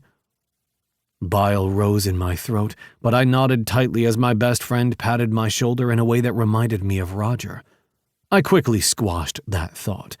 I'd been hugged, touched, and roughed around before. I hadn't thought of Roger then. My real father had never hurt me, never laid a hand on me in anger. I even played football and soccer in high school and dealt with it easily. I wouldn't flinch away when my best friend touched me in comfort. Leo walked out then, looking between us. The door isn't that thick, so I heard most of that. I'm sorry. I wanted to blast music or something because then you'd know I know. I cursed under my breath. My stepdad's out of prison. Or I should just call him my birth mom's boyfriend. Technically, she never married him. I'm sorry. Is there anything we can do? Leo asked. I shook my head. Just ignore him. He has my phone number for some reason, and while that worries me, and I think he has the address to this place, he's an old man now. He can't hurt us. I didn't know if I was saying that more for them or myself. Probably both. It's probably a good idea to make sure that we keep the place locked up tight, make sure the security is on. We always do, but we'll be doubly sure. You should tell your parents, Nick said again. I sighed. I don't want to bother them. Leo looked between us but didn't say anything.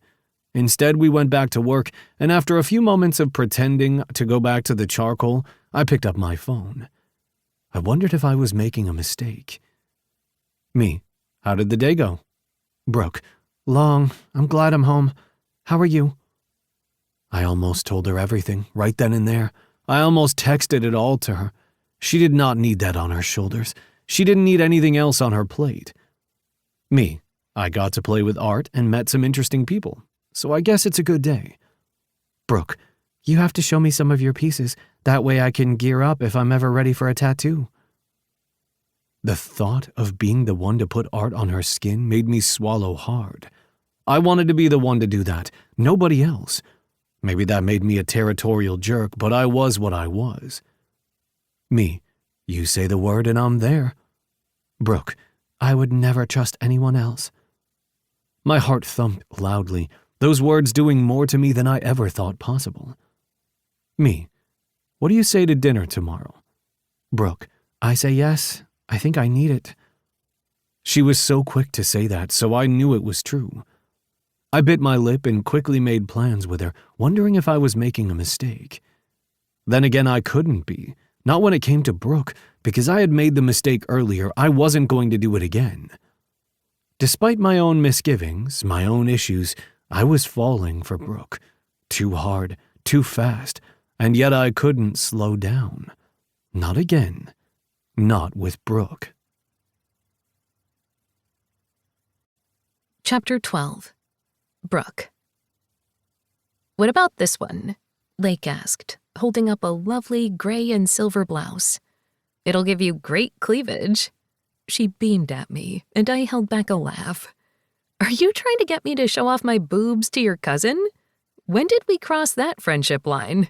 I asked. Lake laughed and tossed me the shirt before going to my closet. I could have found something to wear on my own. I had been doing it daily for most of my life. But it was nice getting ready for our dates together.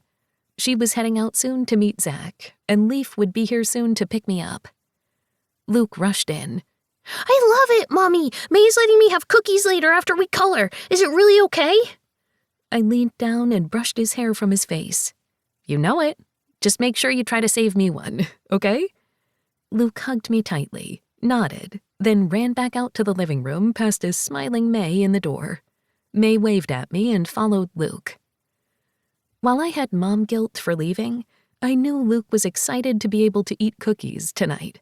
He didn't get cookies every week, so being able to go on a sugar high tonight was his reward for a good week at school and to ease my guilt for leaving him to go on a date. I knew I needed to have a life, that dating was part of that life, and that I wasn't a terrible mom for doing this. It wasn't like I went out every night or left Luke to fend for himself. But that mom guilt was trademarked for a reason. Lake came to my side and bumped hips with me. "That is one cute kid. And by the way, Leaf is not my cousin right now. He is the guy you're going on a date with. So what if I want to show off your boobs to him? They are great boobs." I laughed and quickly changed shirts, agreeing that the silver and gray one looked nice. It was a wrapped shirt that curved in at the waist and flared out slightly at my hips. It did indeed show off my cleavage, but not so much that I would feel a draft. "Okay, you win. I like this shirt. I don't know why I don't wear it often. Probably because even though you just moved in, it was still stuck in the back of your closet." "You're probably right. I try to look somewhat nice for work, but I shouldn't show off the girls there." "You could under your lab coat." Lake grinned. "It might be fun." I rolled my eyes as I went to finish my makeup, feeling like a giddy teen getting ready for a date, rather than a single mother who worked hard and too late some nights. I think slacks and a button-up shirt are just fine for under my lab coat. Lake shook her head. "Do people even call them slacks anymore?" I flipped her off good-naturedly. "No.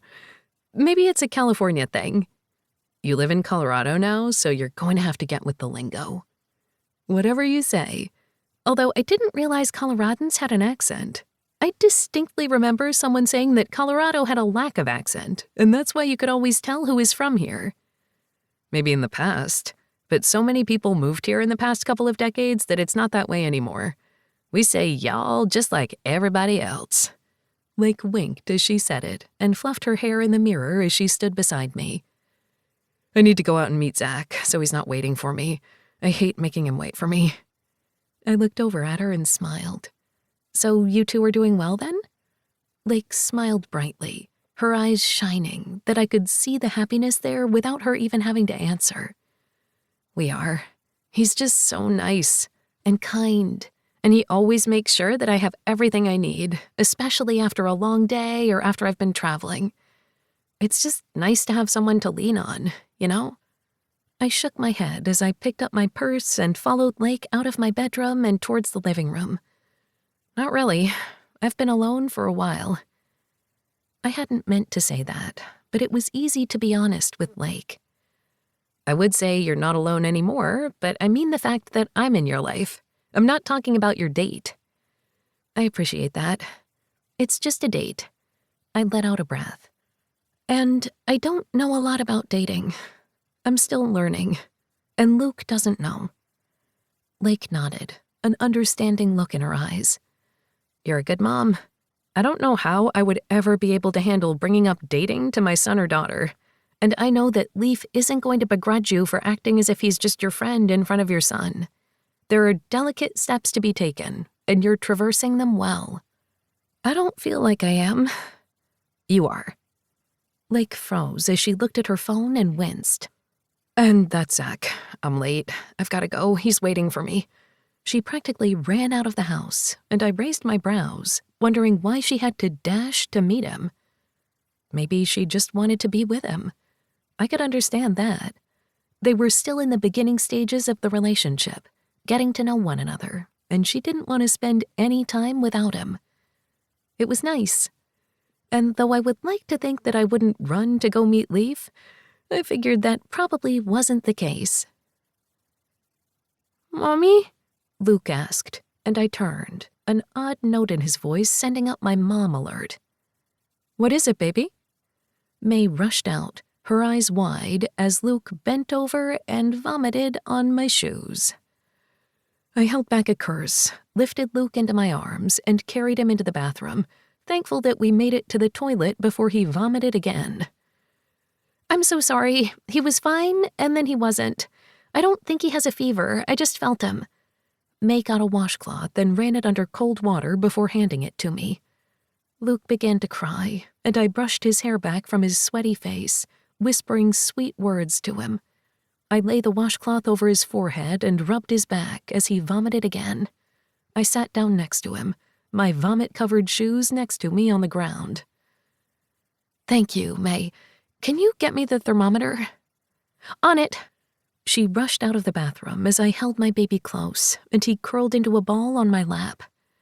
I was now covered in sweat and things I didn't want to think about, my pretty shirt probably ruined. But that was fine. My baby was sick, and my mom guilt hit full force. May came back with a thermometer, and as we took his temperature, noticed it was 99, and I sighed. "Okay, buddy, let's get you cleaned up and tucked into bed." "You want me to call the pediatrician?" May asked, her eyes filled with worry but her tone steady. I shook my head. "I can handle this. Why don't you head on home? I've got this." "No, it's okay. I can help." "You have a long day tomorrow, and we might have an even longer one depending on how tonight goes. You get some sleep, so hopefully you don't end up sick too." I cringed as I said it, and she nodded tightly. "If you're sure, let me know if you need anything. I'm just a phone call away." I looked up at her, rubbing Luke's back. "I couldn't do this without you. Thank you, May." "I'll clean up the mess before I go and try to do something with your shoes." She didn't let me protest, and it wasn't like I could stop her, not with Luke in my arms, crying softly that his tummy hurt. I didn't think it would be too bad. At least I hoped not. There had been a stomach bug going through kindergarten for the last week, and I had hoped it had skipped Luke. Apparently, he was just a late bloomer. By the time I cleaned up Luke and tucked him into bed, May had tidied up and headed home reluctantly. I pulled off my shirt, treated it with a stain guard, and walked into my bedroom, wearing only a bra and panties, I quickly shoved on a shirt and shorts and cursed aloud as the doorbell rang. Crap, I completely forgot I had a date. How could I have forgotten Leaf? I walked past Luke's room, grateful he was still sleeping and looking better already, and then I ran to the front door, belatedly remembering I looked like hell. My hair was piled on the top of my head, my makeup was probably running through sweat and tears, and I looked like I had been through the ringer.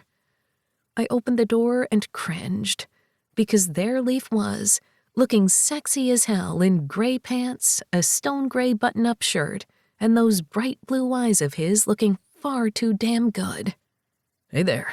Did I get the night wrong? He asked as he reached forward and tucked a piece of hair behind my ear. I wanted to cry, but I knew I didn't have the right to do so. My baby was sick, and I did not have the time to break down. I'm sorry. Luke came down with a stomach bug, and I'm just now finished cleaning up and tucking him in. I completely forgot to text you and cancel. I'm so sorry. That must make me look like an idiot. Leaf's eyes widened, and he walked in, closing the door behind him. He cupped my face and pressed his forehead to mine. Are you okay? How is Luke? You need to take him to the doctor.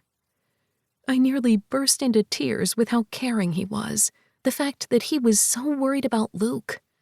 Was my bar set so low for men that him just asking about my son nearly broke me? I'm okay.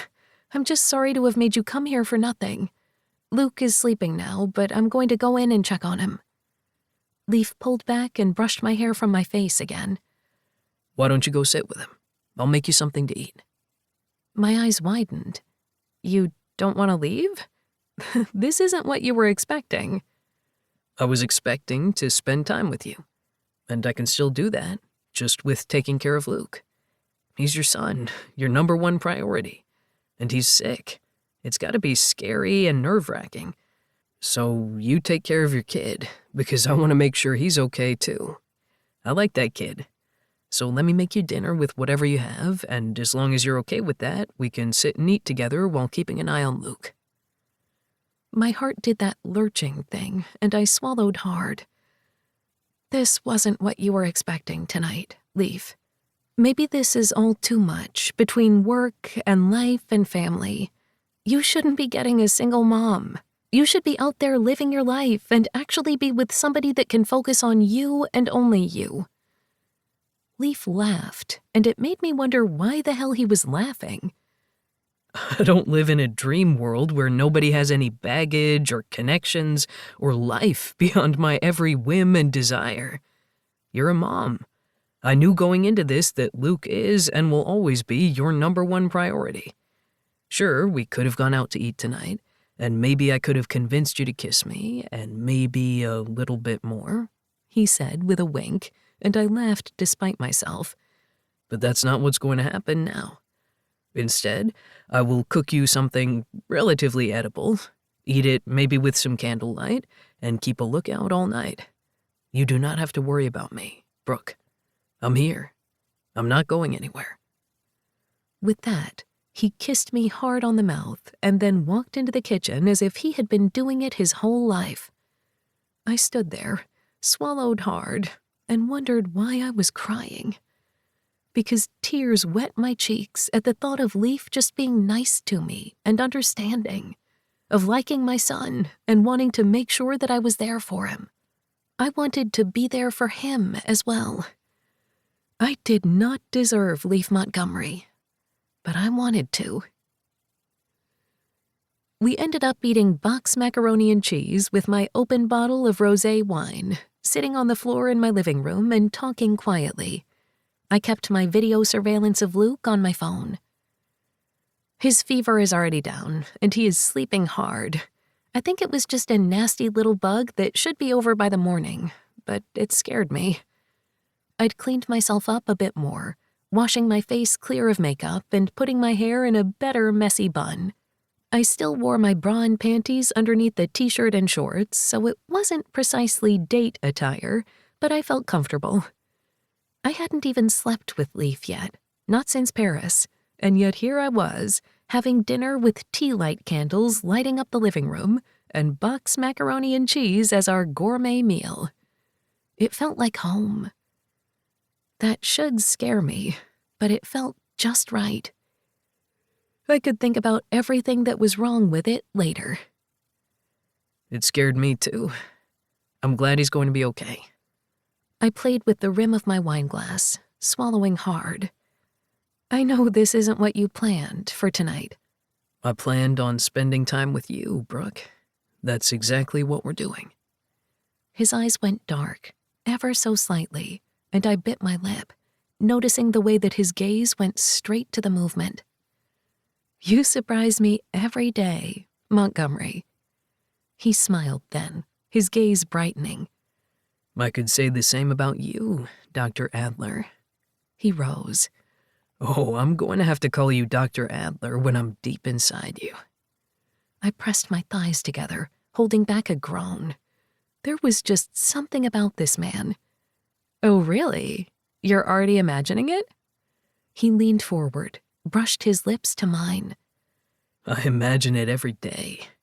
I'm hard enough most days that I have to begin my morning and end my night coming in my own damn hand thinking about you. And that might make me a growly asshole for daring to tell you that to your face, but I'm just going to have to lay it all out there. I want you to come on my cock. I want you to ride my face. I want to remember exactly what you look like when you orgasm. Even if it takes another year to get there, I want to know it all. I swallowed, memories hitting me hard of what we had done in the past and what he put into such descriptive words. I honestly could not think of a reason to wait. So I wouldn't.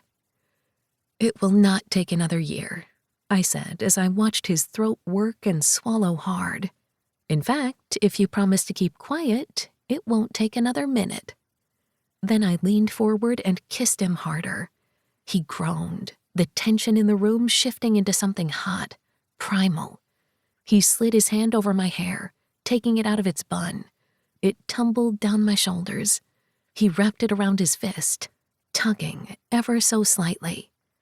I parted my lips, letting his tongue slide along mine as he deepened the kiss. I slid my hands up his back, over his shirt, and gently scratched my nails down the linen covering his muscled arm. Are you sure? He asked, his voice a guttural moan. As sure as I'm ever going to be, I whispered. Probably not the best answer, but the truthful one. When he pulled back and looked at my face, I saw him searching, needing to know. But this was the moment, the only moment. So I pulled away, noting the curiosity in his gaze and how I stood up and pulled him with me. Be quiet, very quiet, I whispered, winking. He grinned and followed me to the bedroom. The bedroom was still slightly messy from getting ready with Lake, but it wasn't as bad as it could have been. But in the end, it didn't even look like he studied my room. Instead, he cupped my face again and deepened the kiss. The door was closed behind us, my phone in my hand. He took the phone from me, put it on the bedside table, and gently lifted me by my hips. My eyes widened at the show of his strength, subtle as it was, before he set me on the bed and kissed me harder. This time there was a sense of urgency, as if we both knew if we weren't quick enough, if we didn't touch each other in the need that we held, this moment would shatter. So I pulled at his buttons, undoing his shirt clumsily. We laughed as we both pulled away, and he helped me undo the rest of his shirt. He tossed it to the floor, leaving him naked above the waist with nothing but ink. I slid my hands down his chest, unable to hold myself back anymore. His skin seared mine, all hot and hard over sleek muscle. I sucked in a breath as I looked up at him, his eyes nearly glowing with need. Touch me, Brooke. I love when you touch me. He leaned forward, brushed his finger along my jaw. I need you to touch me. Only if you touch me, I whispered, far more brazen than I thought possible. I knew we needed to be quiet, oh so quiet, So when he leaned down and gently lifted my shirt up over my head, I had to press my lips together so I wouldn't moan aloud. I couldn't think then as he leaned down and kissed me, his hands on my breasts over the lace of my bra, then down my sides and over my hips. I pushed back onto the bed, kneading him as I pulled him on top of me. He obliged, hovering over me and between my legs, and he kissed me in long, sure motions, as if he had all the time in the world, and he wasn't burning up from the inside out like I was. Waiting, needing, aching. Then his hand was between my legs, over the thin cotton of my shorts, and I felt as if I were on fire. I arched into him, silently demanding more as he rubbed me over my shorts. When he finally slid his hands under the band to cup me, I nearly shot off the bed. It was only the fact his mouth was on mine that kept my moan contained. This was so familiar, as if the two of us hadn't spent a decade apart, and yet it was all new and needy and everything I wanted and craved. That's it, Brooke. Ride my hand. Let me look at those pretty eyes as you drench my palm.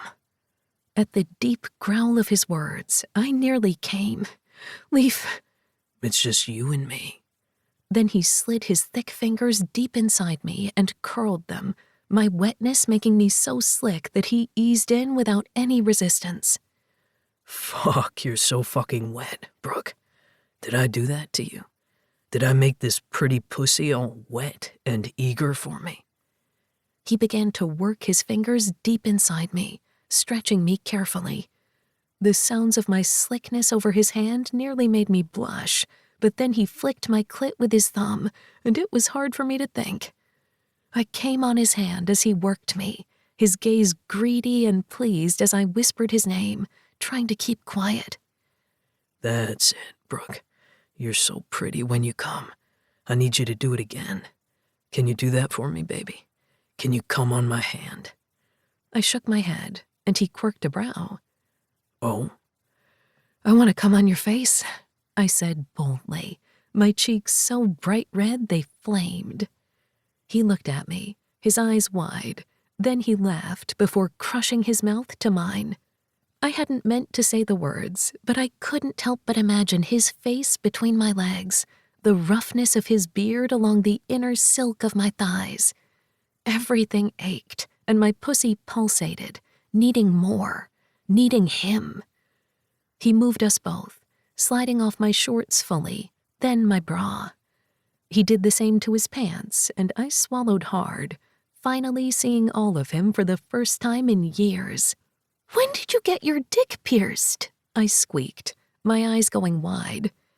He looked down at himself, his cock hard, long, and thick with a barbell at the tip. I've had it for a few years. I forgot that you haven't seen me since Paris. He met my gaze and stroked himself, once, twice. I nearly came right then. Did it hurt? A little, but not too badly. It'll feel good, Brooke. And I have condoms with me that are made for the piercing, so you don't have to worry about it breaking over it. I had it with me just in case. I promise I didn't think tonight would end like this. I bit my lip, not realizing I was cupping my breasts and staring at his dick until he stroked himself again. You ready, Brooke? I nodded, licking my lips. Always. Then he was over me again, and his mouth was between my legs. I arched off the bed, slamming my hand over my mouth as he licked my pussy, sliding his tongue between my folds as he dove deeper. He spread me, blowing cool air over my heated flesh before he was licking and sucking and nearly sending me over the edge. When he shook his head slightly, humming along my clit and holding my thighs apart, feasting as if a man starved, I slid my free hand over his head, keeping him in place as I came, holding back another moan in case I shook the house with my screams. Leaf was over me then, as if I'd blacked out at that moment, his mouth on mine. I could taste myself on his lips, and I nearly came again. Instead, I wrapped my legs around him, kneading him. He pulled back, shaking his head before he moved to grab the condom I hadn't realized he'd placed near us. I let out short, choppy breaths as he slid the condom over his length, his gaze never leaving mine. Brooke, you're gorgeous when you come. You're all pink and rosy. I can't wait to fuck you hard into this mattress. Do you think you can be quiet, baby? For me? Can you be quiet when I pound hard into you and make you come around my dick? I spread my thighs, slowly playing with my folds. I think if you don't move and make good on those promises, I'm going to make myself come and never touch your cock. As it is, you've been selfish and haven't let me play. Again, I didn't know this Brooke. She sounded like the girl she had been in Paris, not the single mom she was now. But that was what Leaf did to me, and I didn't care. Not now, and maybe not ever. And then Leaf was between my legs and slowly, oh so slowly, sliding inside me. He was big, bigger than I remembered as he kissed me and slid deep inside me. He stretched me, the burn and ache, perfection. And when he was seated, I could feel the piercing within me, and the sensation was new, dangerous, and everything I hadn't known I'd wanted, everything I hadn't known I'd needed. And when he moved, taking his time, and not going hard and fast as he'd said, I knew this was rightness. We crested over the abyss together, his hands and mouth on me as he shifted, so I was over him, riding him and rocking my hips. When he came, he held me close, kissing me as if there were no tomorrow, no yesterday, and only this moment forever. I hadn't realized I was crying until he kissed my tears away and rubbed my back. I looked at him then, and there were no words. There didn't need to be. I was falling for Leaf Montgomery. Again. And I wasn't sure I could stop myself, even if I wanted to try. Chapter 13. Brooke. Somehow, in the month since Leaf and I had taken that next step in our relationship, I only got to see him in stolen moments. We were both busy between our jobs and families. I wished there were more moments where we could just be calm together. And I knew that it would be easier once I introduced Luke to Leaf as my boyfriend rather than just a friend. That would have to be soon, because I wanted to spend as much time as possible with my son and Leaf. I hadn't realized that I would want to be in a relationship as quickly as it had come about, but there was no turning back. Because we were trying to find our happy middle, whatever that was. However, none of that was important at the moment because I needed to finish getting ready for work and had to head to class. I had to teach, and then I had a meeting with a few advisors, and then there was research. Some professors didn't enjoy the teaching aspect and only wanted to do research, while for others it was the opposite. I enjoyed both, which surprised me, but it added work to my already overloaded plate. I felt like I was doing a million things at once, but I juggled it. It was like what Nora Roberts, one of my favorite romance authors, had once said. You can juggle as many balls as you want. Just remember which balls are glass and which are plastic. The glass ones will shatter, so you don't want to drop them. So that would be Luke and maybe Leaf, which was a terrifying thought. The plastic ones, though, could bounce. And I wasn't saying that was my career, but if I let my postdoc and team work on items like they were supposed to rather than micromanaging them, that was okay. Mommy, you look pretty.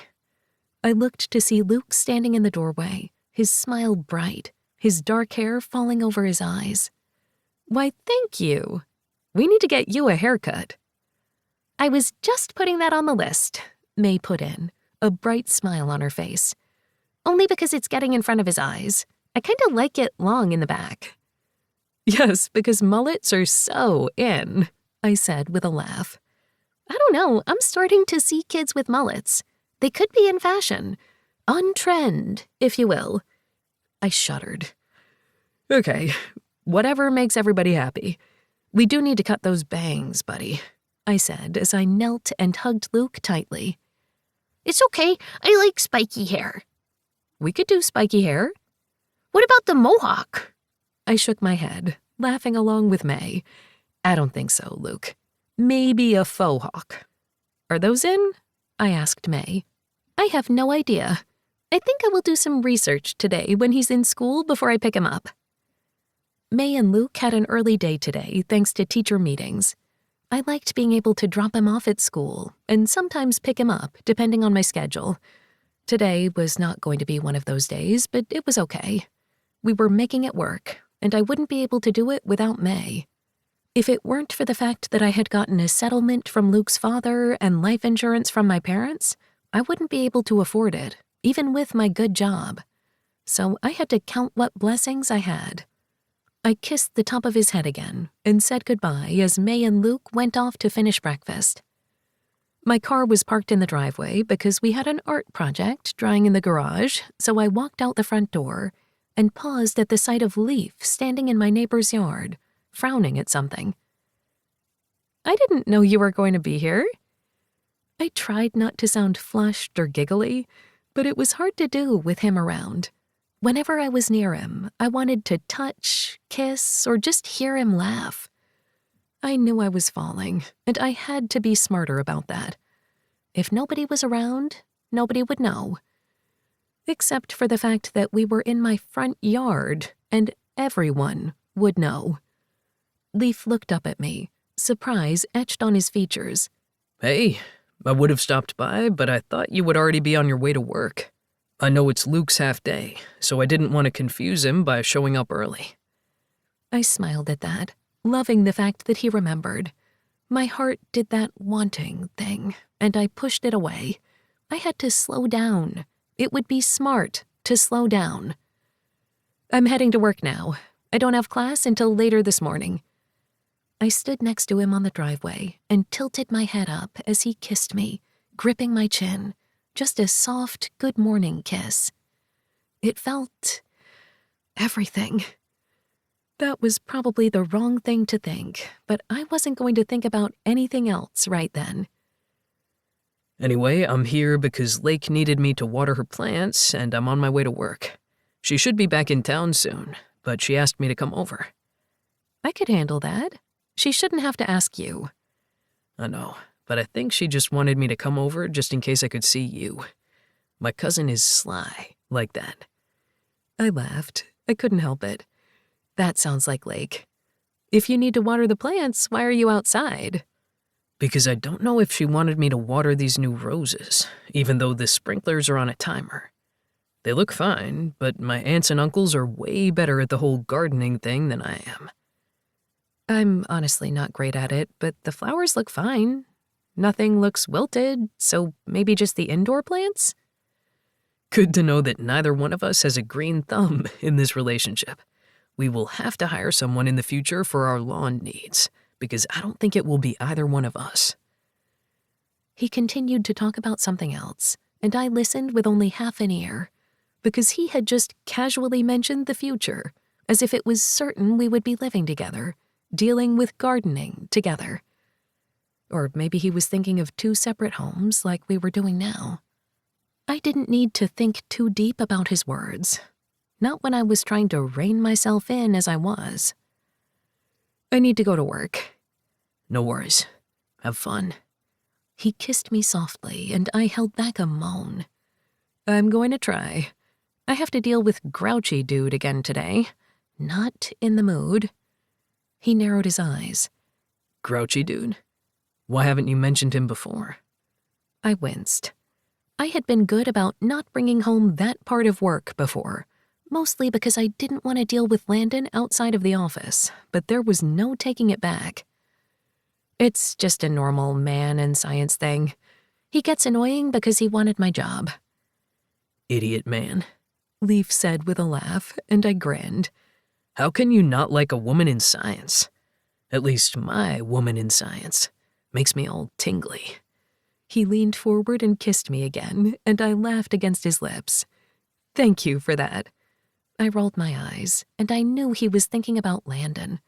Leaf wasn't going to handle it for me. He trusted me enough to know my own worth and process, but I also knew he was all growly because he wanted to handle things for me. We were trying to figure out a balance, but I also knew it wasn't his problem. We said our goodbyes, and I tried not to watch him as I drove away, knowing that we hadn't been careful then.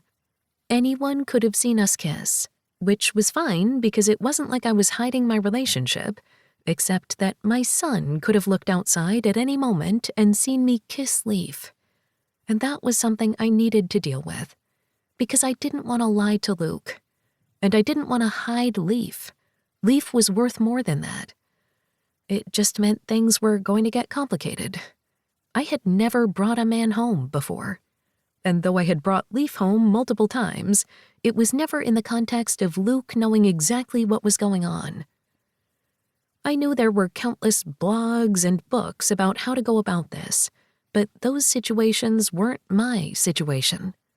I was going to have to figure out what to do.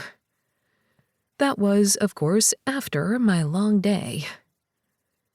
I enjoyed the drive, even in traffic, because though the mountains were behind me, Denver was still such a gorgeous city. Soon the light rail would be out here, and I would be able to take mass transit rather than driving. I was looking forward to that, although I did love the drive itself. I pulled into my spot and walked into the physics department, nodding at a few people, and saw Patrice walking down the hall. "Hey there," the older woman said, grinning at me. "I saw your latest proposal. It looks great." My heart kicked up a beat. Really? Okay, good. I swear I feel like a first year sometimes with those. Patrice laughed. "Same here, but you're not alone, and it looks great. I actually have a proposal for you that I want you to look at because I think we can work together on this latest thing." She looked at her phone. "I have to head to class, and I know you have one at 10 a.m., but I do want to talk to you." Everything just clicked. I had a work friend. She wanted to work together. It didn't feel like we were in competition. Well, that was a fantastic way to start the day. That sounds wonderful. And yes, we should meet up and talk. I would love to work together. I'm excited. I'm excited too. I was thrilled when they hired you on. I loved your work out at Caltech and even referenced it in my own papers. I laughed, pleased. I feel all proud right now. Seriously. Patrice grinned, then headed off to class while I made my way to my office. Things just felt right. I was making headway with my research. I had built my team, and my students were doing well. Yes, classes were difficult, just with the grant scope, but I was getting the hang of it. And yes, I could probably sleep more if I didn't have so many papers to grade along with my TA, but it was fine. I was making do. And maybe the next night, I would invite Leaf over and we would have dinner with Luke. The three of us, when I didn't just have my friend over for dinner. As if he were thinking about me, Leaf texted, and I picked up my phone as I closed the office door behind me. Leaf. "Just thinking of you." Well then, that wasn't kismet or anything. Me. Hi. That was great. A great way to start off a texting conversation. Leaf. "Do you want to go to the farmer's market this weekend? Luke will love it." I bit my lip, now wondering if it was too quick. Yes, I just thought about bringing him over to dinner, but going out as a family seemed like too far. Or maybe I was thinking too deeply. It was just a farmer's market. It wasn't like I was asking him to move in. I needed to stop being indecisive and let things go with the flow. Damn it. I swallowed hard, my palms going clammy. Me. That sounds great. I have a busy weekend coming up. Errands and haircuts. Leaf. "I can help with errands. I work in the evenings both nights since I'm covering for Nick, but I can help." Me. You don't have to help with errands. You have your own life. Leaf. "I want to be part of yours. Luke knows I'm your friend. That's not going to change, Brooke. I'm not going to scare him." I swallowed hard, knowing that he was right, and our thoughts were going in the right direction. Just because he thought as I did didn't mean I had to be scared. Me. Okay, let's work on timing. And if you're not busy tonight, you should come to dinner. I practically threw my phone on the desk as I said that, knowing that that was taking a leap. Leaf. See you tonight. I'll bring dessert if Luke is allowed to have sugar. Me. Okay. You can just bring yourself, but I like dessert, too. Leaf. I have to go to work now, and I can't have a hard-on, so I'm not going to think about exactly how you can be a dessert for me. I rolled my eyes and set my phone down, shaking my head. He was just too much, yet he was still the same person he had been in Paris. The person that made me smile and always put others first. He was kind and talented and a little growly, but I liked that about him. But I couldn't think about him when I needed to focus on work. I picked up my things to head to class and just opened the door to find Landon standing there. For some reason, my pulse jumped. It was just Landon. And yet there was something off about him when he narrowed his gaze at me. We need to talk. He practically shoved me into my office and slammed the door behind him. Excuse me? What do you think you're doing? My pulse sped up and my mouth went dry. This was bad. Oh, so bad. My phone was still on my desk because I hadn't picked it up when I picked up my things, and he closed the damn door, locking us inside. I could call out for help, but everybody was either at their morning classes or not in yet. This was so stupid. I just had to calm him down. But he had pushed me. This could only go a few ways, and I didn't like any of them. I'm doing what I should have done to begin with. I should have had your job, but no, they had to go in and hire a woman because we don't have enough pussy here. I held back a flinch at his tone, not wanting to show weakness. Landon, you're going to want to leave my office right now. This is highly inappropriate. You shouldn't be in here, and you should not talk to me that way. I was doing my best to sound professional, but inside I was screaming, wondering what the hell I was supposed to do. Bitch. He moved quickly, wrapping his hand around my throat and shoving me sideways into the door. My eyes widened and I sucked in a breath, only barely catching up to what he had just done. It took me a moment to figure out exactly what the hell was going on, and in that moment of being too slow, he got the upper hand.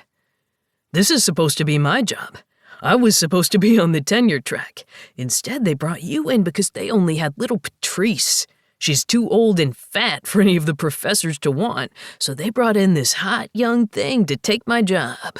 Well, screw that. You don't get to take what's mine, so I'm going to take what's yours. He slapped me then, shocking me. Red-hot pain slid up my face, my eyes watering. You stupid cunt!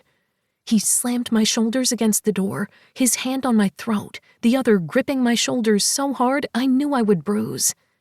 It took too long for my brain to catch up as he hit me again, but then I finally focused, taking the deepest breath I could with him still holding my throat. My hands were free, so I scratched at his face and lifted my knee, using that moment of distraction to knee him right in the balls. I pushed him down to the ground and tried to open the door. He scrambled up and gripped my hips, so I kicked back, elbowing him in the chest. I opened the door and nearly fell out into the hallway, shouting for help. Help! Somebody help me! Landon has lost his mind! Help! I never yelled. I never asked for help, but my own pride would not stand in my way. I saw Patrice there, her eyes wide as she ran to me, phone in hand. Brooke? Oh my God! Landon threw himself through the door and looked ready to kick me before he saw other people coming out of their offices, all coming towards us.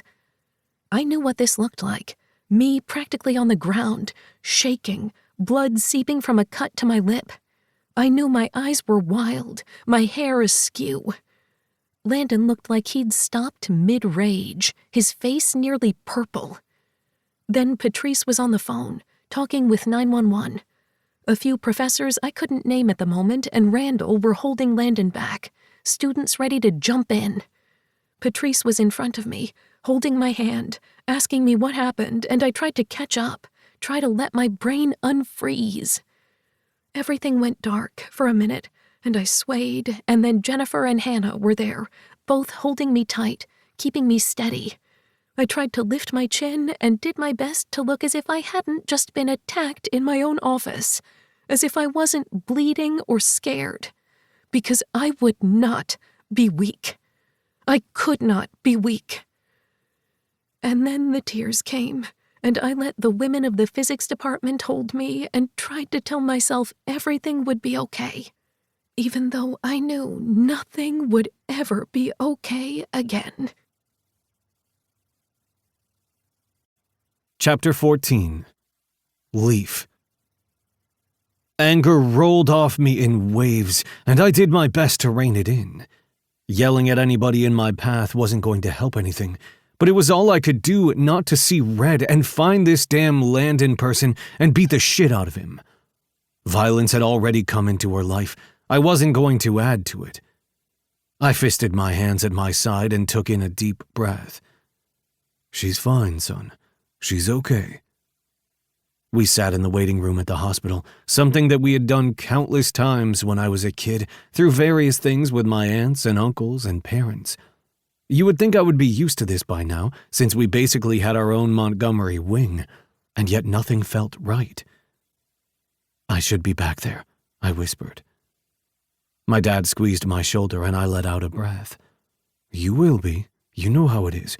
HIPAA restrictions and all that. As soon as you are able, I know you will be back there. I looked at my dad. His big beard always comforted me. My dad had been through hell and back, a lot of it having to do with me, but he'd always been there for me, just like he had always been there for my siblings and my mom. Sierra, not my birth mom. I tried not to think about my birth mom, but it was hard not to these days when my so-called stepdad/birth mom's boyfriend was back in the picture. Not that I was going to tell my dad about that. No, adding that on top of everything else wouldn't help anyone. I want to be there now. I want to know what's going on. You will know soon. My dad turned and I followed his gaze. Good. Here's your mom and Luke. I stood up, practically scrambling to Luke. May had met us at the hospital, Luke in tow, when we had heard about the incident at the university. I wanted to rush behind the nurse's counter and find Brooke, but I wasn't family and wasn't on her emergency contact list. Apparently nobody was. That was going to have to change soon. But May had left shortly after dropping off Luke, the right side of her face swollen from a badly needed root canal that popped up out of nowhere. Nick of all people had driven her to the dentist under protest. She hadn't wanted to go, had wanted to stay there with Luke to wait to hear more about Brooke, but we had all pushed her into leaving. That meant Luke was with us in the waiting room, and I was thankful that my parents had come. Any one of my siblings, cousins, or numerous other family members would be here, but I hadn't wanted to overwhelm Brooke, considering she hadn't even officially met my family. We had been dating for a few weeks now, and it seemed odd that I hadn't had her and Luke over for family dinner. Then again, Luke didn't even know we were dating. He just thought I was Brooke's friend. Things were going to change after this. As soon as I made sure she was okay, she would have to realize how important she was to me. I hadn't even realized the words rang true until they were practically spewing out of me. I only held it in because Luke was in front of me now, and I went to my knees, holding my arms out. Luke ran to me and nearly strangled me as he hugged me tightly. Is Mommy okay? I stood up, sat Luke on my hip, and pushed his hair back from his face.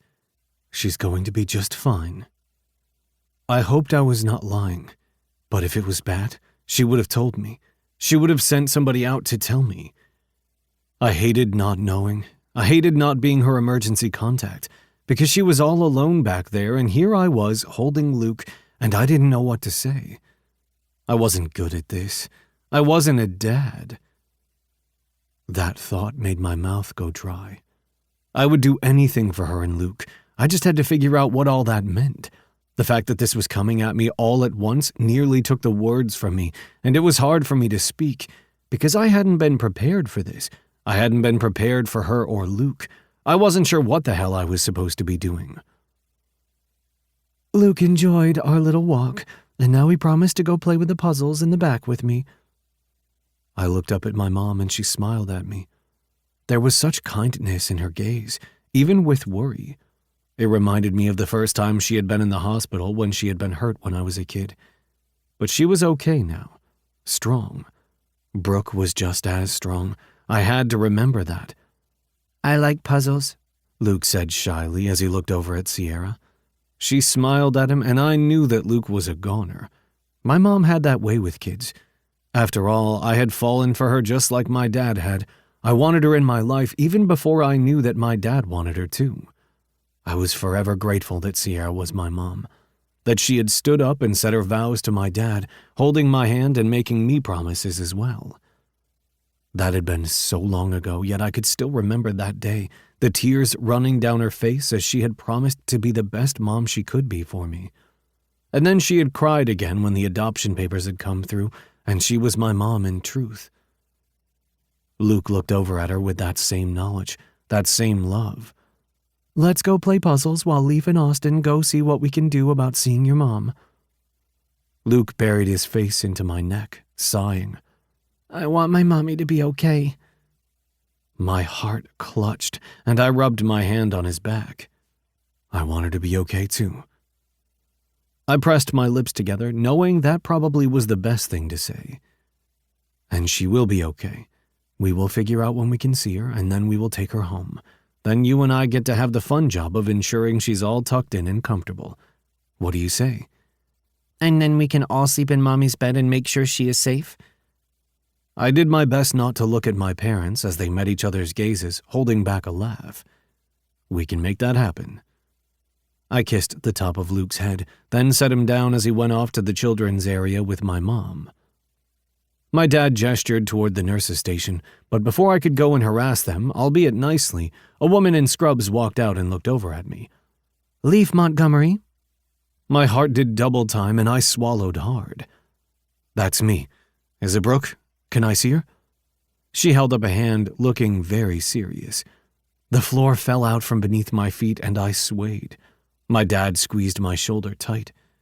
He grounded me as always, and I swallowed hard. Just tell me. The woman smiled, looking slightly tired. She'll see you now, and she can tell you how she's doing. I didn't know what to make of that, but maybe it was in the rules that because I wasn't Brooke's emergency contact, I wasn't allowed to know anything about how she was doing. I wasn't sure how I felt about that, but it didn't matter in the end.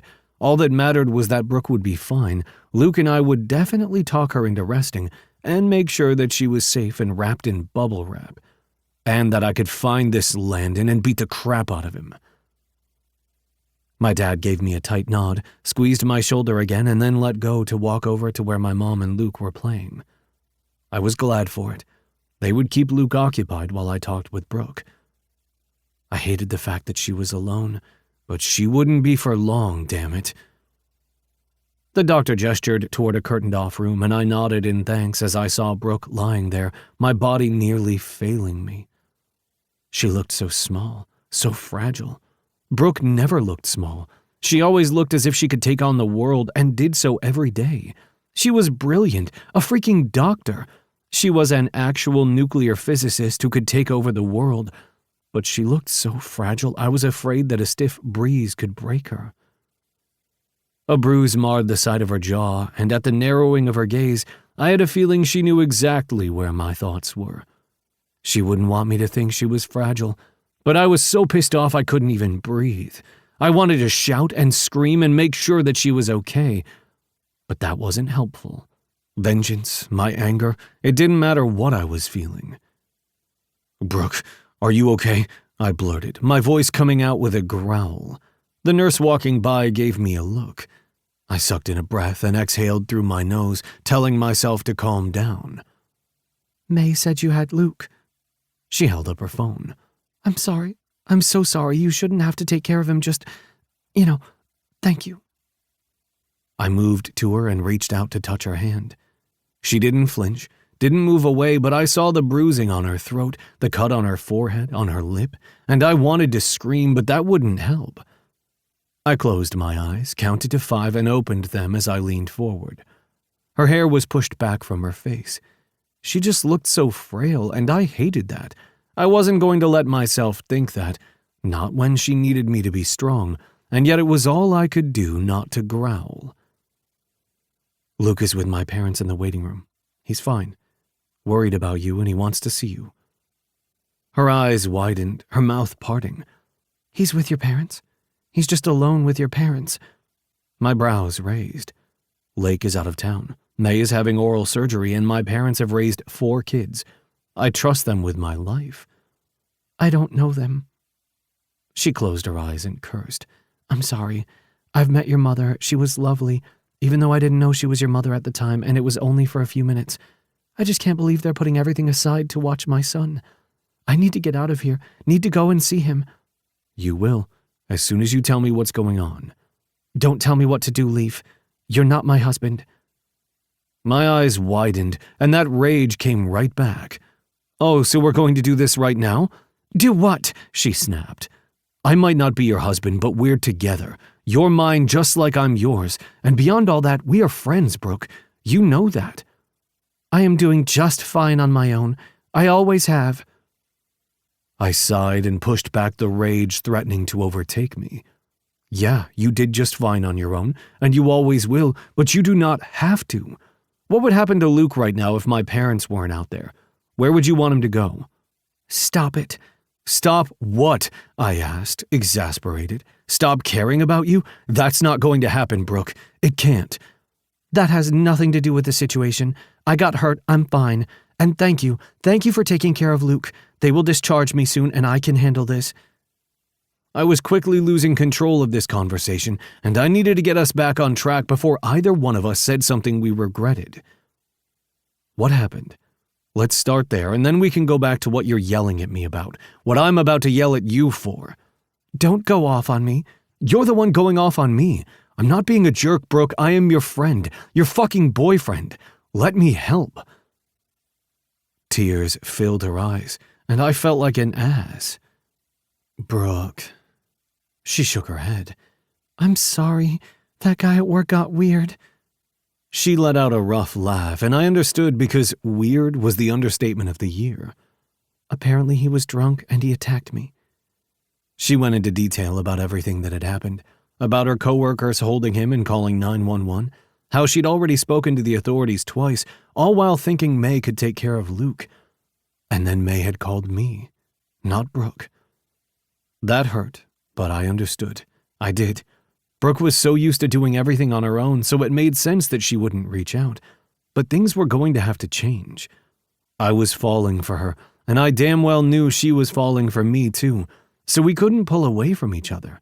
She had to rely on me, to lean on me, because if she didn't, what was the damn point? I want to kill him. I whispered the words I hadn't even realized I was saying until they were already out. The authorities will handle him. I don't want to make it a big deal. As it is, I have to go to work, to that same office where everybody will know that somebody hurt me.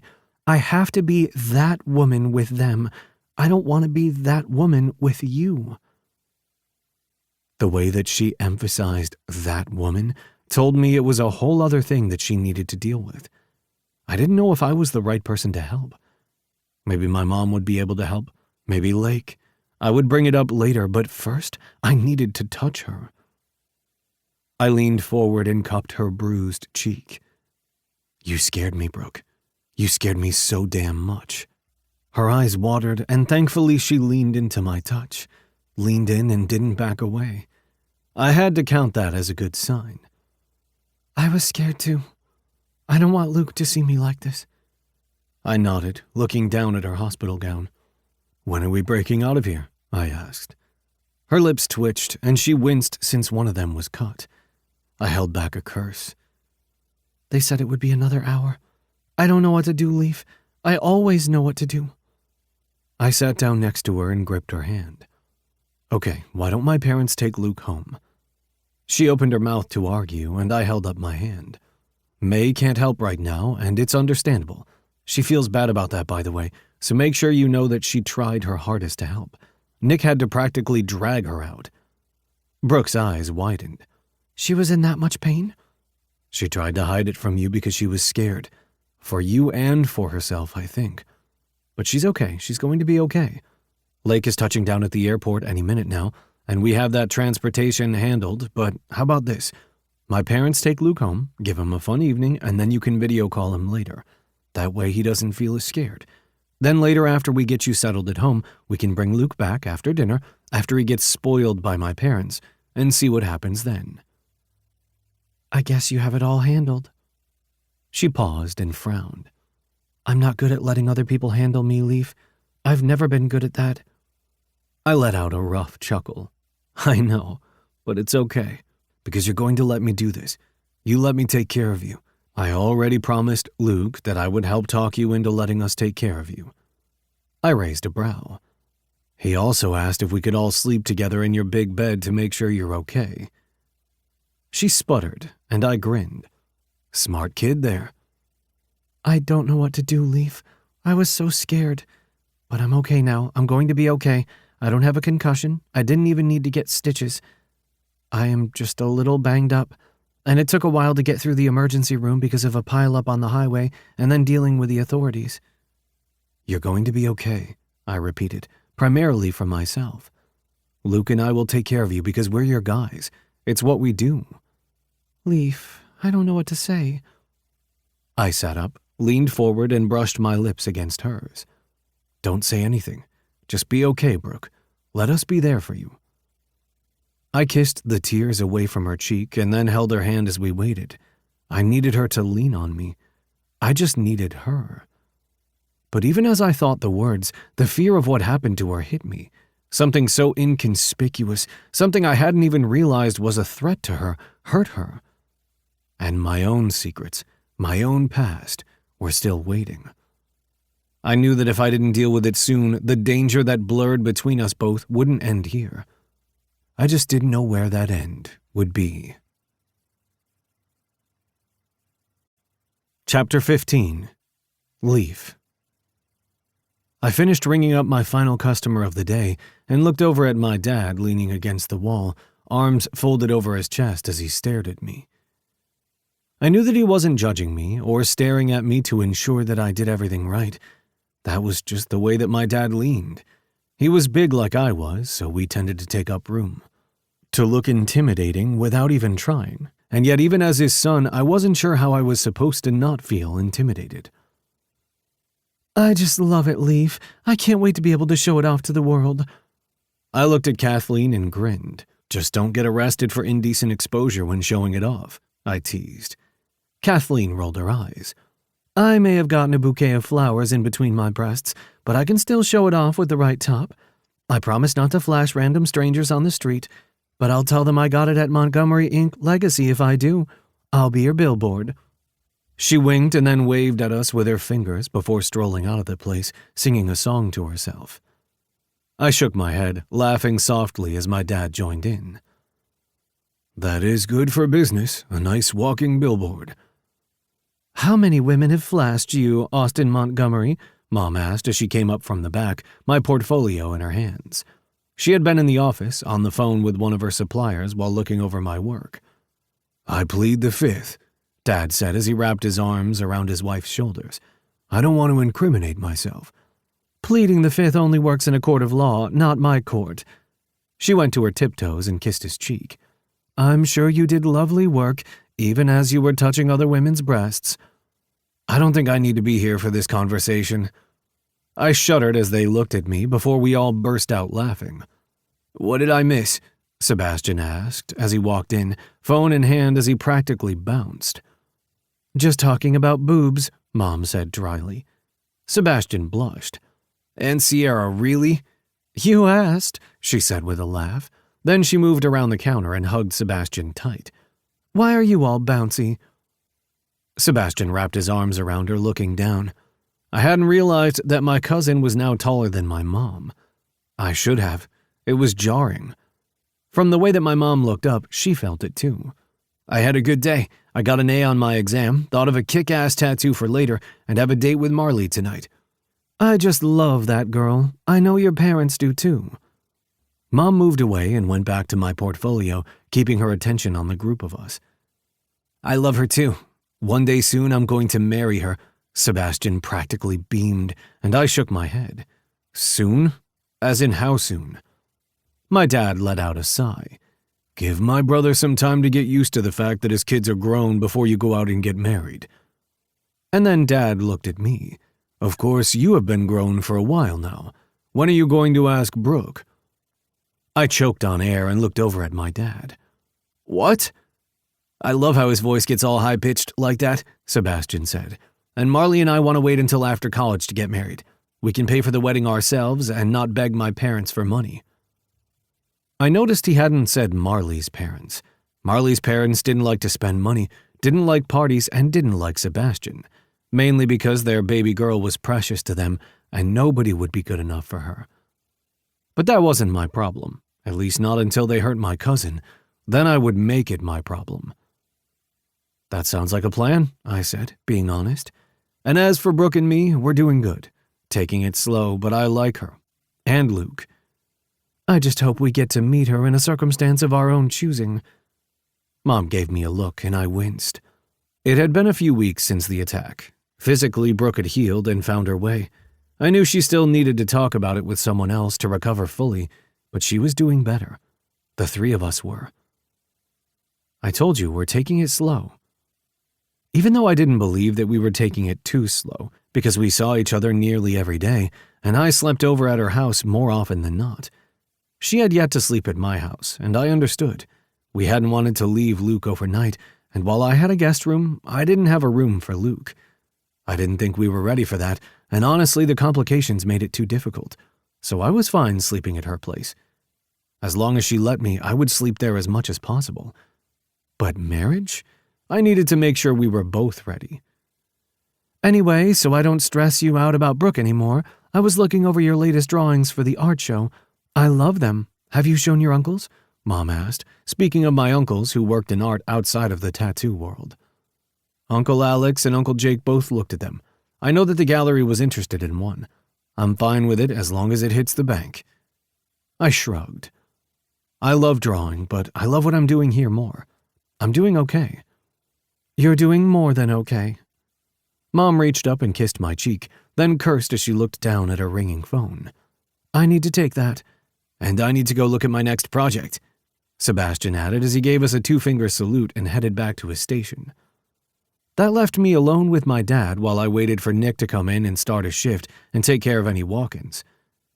While the others are away, want to tell me why you're so stressed? Dad asked. I looked up at him, confused. Why do you say that? He gave me a look that told me he once again could read me like no other. Is it Brooke? Honestly, Brooke was the one thing in my life that was making sense, but I didn't need to tell my dad that. Maybe I did. Maybe I just needed to tell him what was going on. Only I saw the worry in my dad's gaze, saw the stress. I knew that Gideon and Jamie took up most of their time these days outside of the business. They were 15 now and ready to take over the world. Colin was 21, finishing college soon. My parents stressed about a lot of things. Roger calling me like he had that one time almost 2 months ago shouldn't be a problem. It shouldn't be something on my dad's shoulders, so I wouldn't mention it. I could handle it. I always had been able to handle those memories, and I would handle them in the future. But there was one thing I could mention, because it was something I knew I needed to get over. Is it weird that I opened a tattoo shop just like you, following in your footsteps even though I didn't mean to? Dad's eyes widened, looking honestly surprised. Hell, I was surprised I'd even said the words. Is that what you think? That you have to live up to our expectations? Because that's not it. I thought you wanted to open up this place, to have your own business and not work with me or for me. Did I push you in a direction you didn't want? Fuck, Leaf. I shook my head and ran my hands through my hair. I'm not saying it right. Then tell me, did we do something to force you into this? I know your mom is just talking about your other art because she loves your talent, same as I do. Drawing and clay and other media like you do never appealed to me as an artist. Never did. But you have always been so talented with it all. You didn't have to follow in my footsteps. Not that I thought you would. I shook my head. I don't know. I'm the oldest cousin. I always felt like living up to what Montgomery Inc. is could be a little daunting. I let out a sigh. I know it's stupid. My dad shook his head and squeezed my shoulder. Look at all you've accomplished on your own, and with family. I had my family. I might have tried to forget that when I was your age, but in the end, you and I are both blessed with this big damn family. You are your own man. You always have been. You've grown into someone that I will always admire and trust. Breathe, okay? This place has its own reputation outside of the place Maya and I made with our friends. One day we will retire, a long ways away, boy, which means we will have a place for every Montgomery who wants to join us, or do whatever they want. You have always been who you wanted to be. I admire the man you've become, and the art you create, on canvas or on skin. You have the talent, the drive, and the trust. Don't worry about what we think, but know that we think the world of you. My throat tightened, and I tried not to react to every single word my father had just said. What the hell is wrong with me? I said after a moment, laughing. I know you guys are proud of me. You guys have never once pushed me in any direction I didn't feel comfortable with. And as for Brooke, by the way, you're not going to be able to force her into a Montgomery dinner. I might the next time we see her, only because it's been long enough. But it's not like we found where she worked and asked her there, Dad said after a minute. I laughed. I need to invite her to a family dinner. She's just been busy and, well, we wanted time. I get you. Dad ran a hand over his beard. You're at a crossroads. With your woman, your new life. Of course, you will be filled with doubt. But you have your friends, your family. Lean on us. It's okay to lean. I smiled and reached out to hug my dad hard. There were many things to say about Austin Montgomery, but he always gave good hugs. I love you, kid. Just saying. Can I get a hug too? Sebastian asked, and I rolled my eyes and turned, pulling my cousin into the hug. Sebastian laughed, then pushed away. I meant from Uncle Austin. You're fine, but your hugs need work. I pushed out his shoulder, laughing as the three of us roughhoused playfully. My mom came out of the back office and rolled her eyes. Seriously, I leave the three of you alone for 5 minutes, and now you're fighting. You love me, my dad said, and Mom laughed as the bell above the door jingled, and the woman who took my breath away walked in. I swallowed hard, trying to get my thoughts in order so I wouldn't drool. But that was really hard to do when Brooke was there, looking sunny and amazing, with her hand in Luke's. Oh my, Brooke said, her eyes wide. Leaf, Luke called out and ran towards me. Brooke reached for him but missed, so I went around the counter and scooped Luke up in my arms. Hey there, buddy, you're looking smooth in that sweater. Luke beamed. Mom picked it out. She did a good job. I looked over Luke's head at Brooke. Hi. Hi. She clutched her hands in front of her, nervous. She looked behind me at my family, who was staring, grins on their faces. I cleared my throat and knew it was time to stop hiding her in our bliss and confusion. You know everybody here, but let me do introductions anyway, I said as I kissed the top of her head, holding her close. Okay, Luke, that is my mom and dad and my cousin Sebastian. Everybody, this is Luke and Brooke. You've mostly all already met, but now it's not in a stressful situation. My chest filled with pride as Luke waved to everybody and then scrambled down so he could go and say hello to Sebastian. Sebastian picked the kid up, settled him on his hip, and proceeded to hear all about Luke's day. Brooke just laughed and came forward. Well, we see where we place in terms of hierarchy here, she said dryly. It's the Montgomery boys. You just can't help it. Mom came out from behind the counter along with Dad, and she hugged Brooke tightly. It's good to see you. I was trying to give you space because I didn't want to overwhelm you. We Montgomerys tend to do that. She winked, and Brooke laughed. However, we're ready for the next phase, so here it goes. Now I'm worried, Brooke said, her eyes wide as she looked at me. Mom waved her off. Don't be. We're just inviting you to a Montgomery dinner. Sebastian whistled between his teeth, and I narrowed my gaze at him as I looked over at Brooke.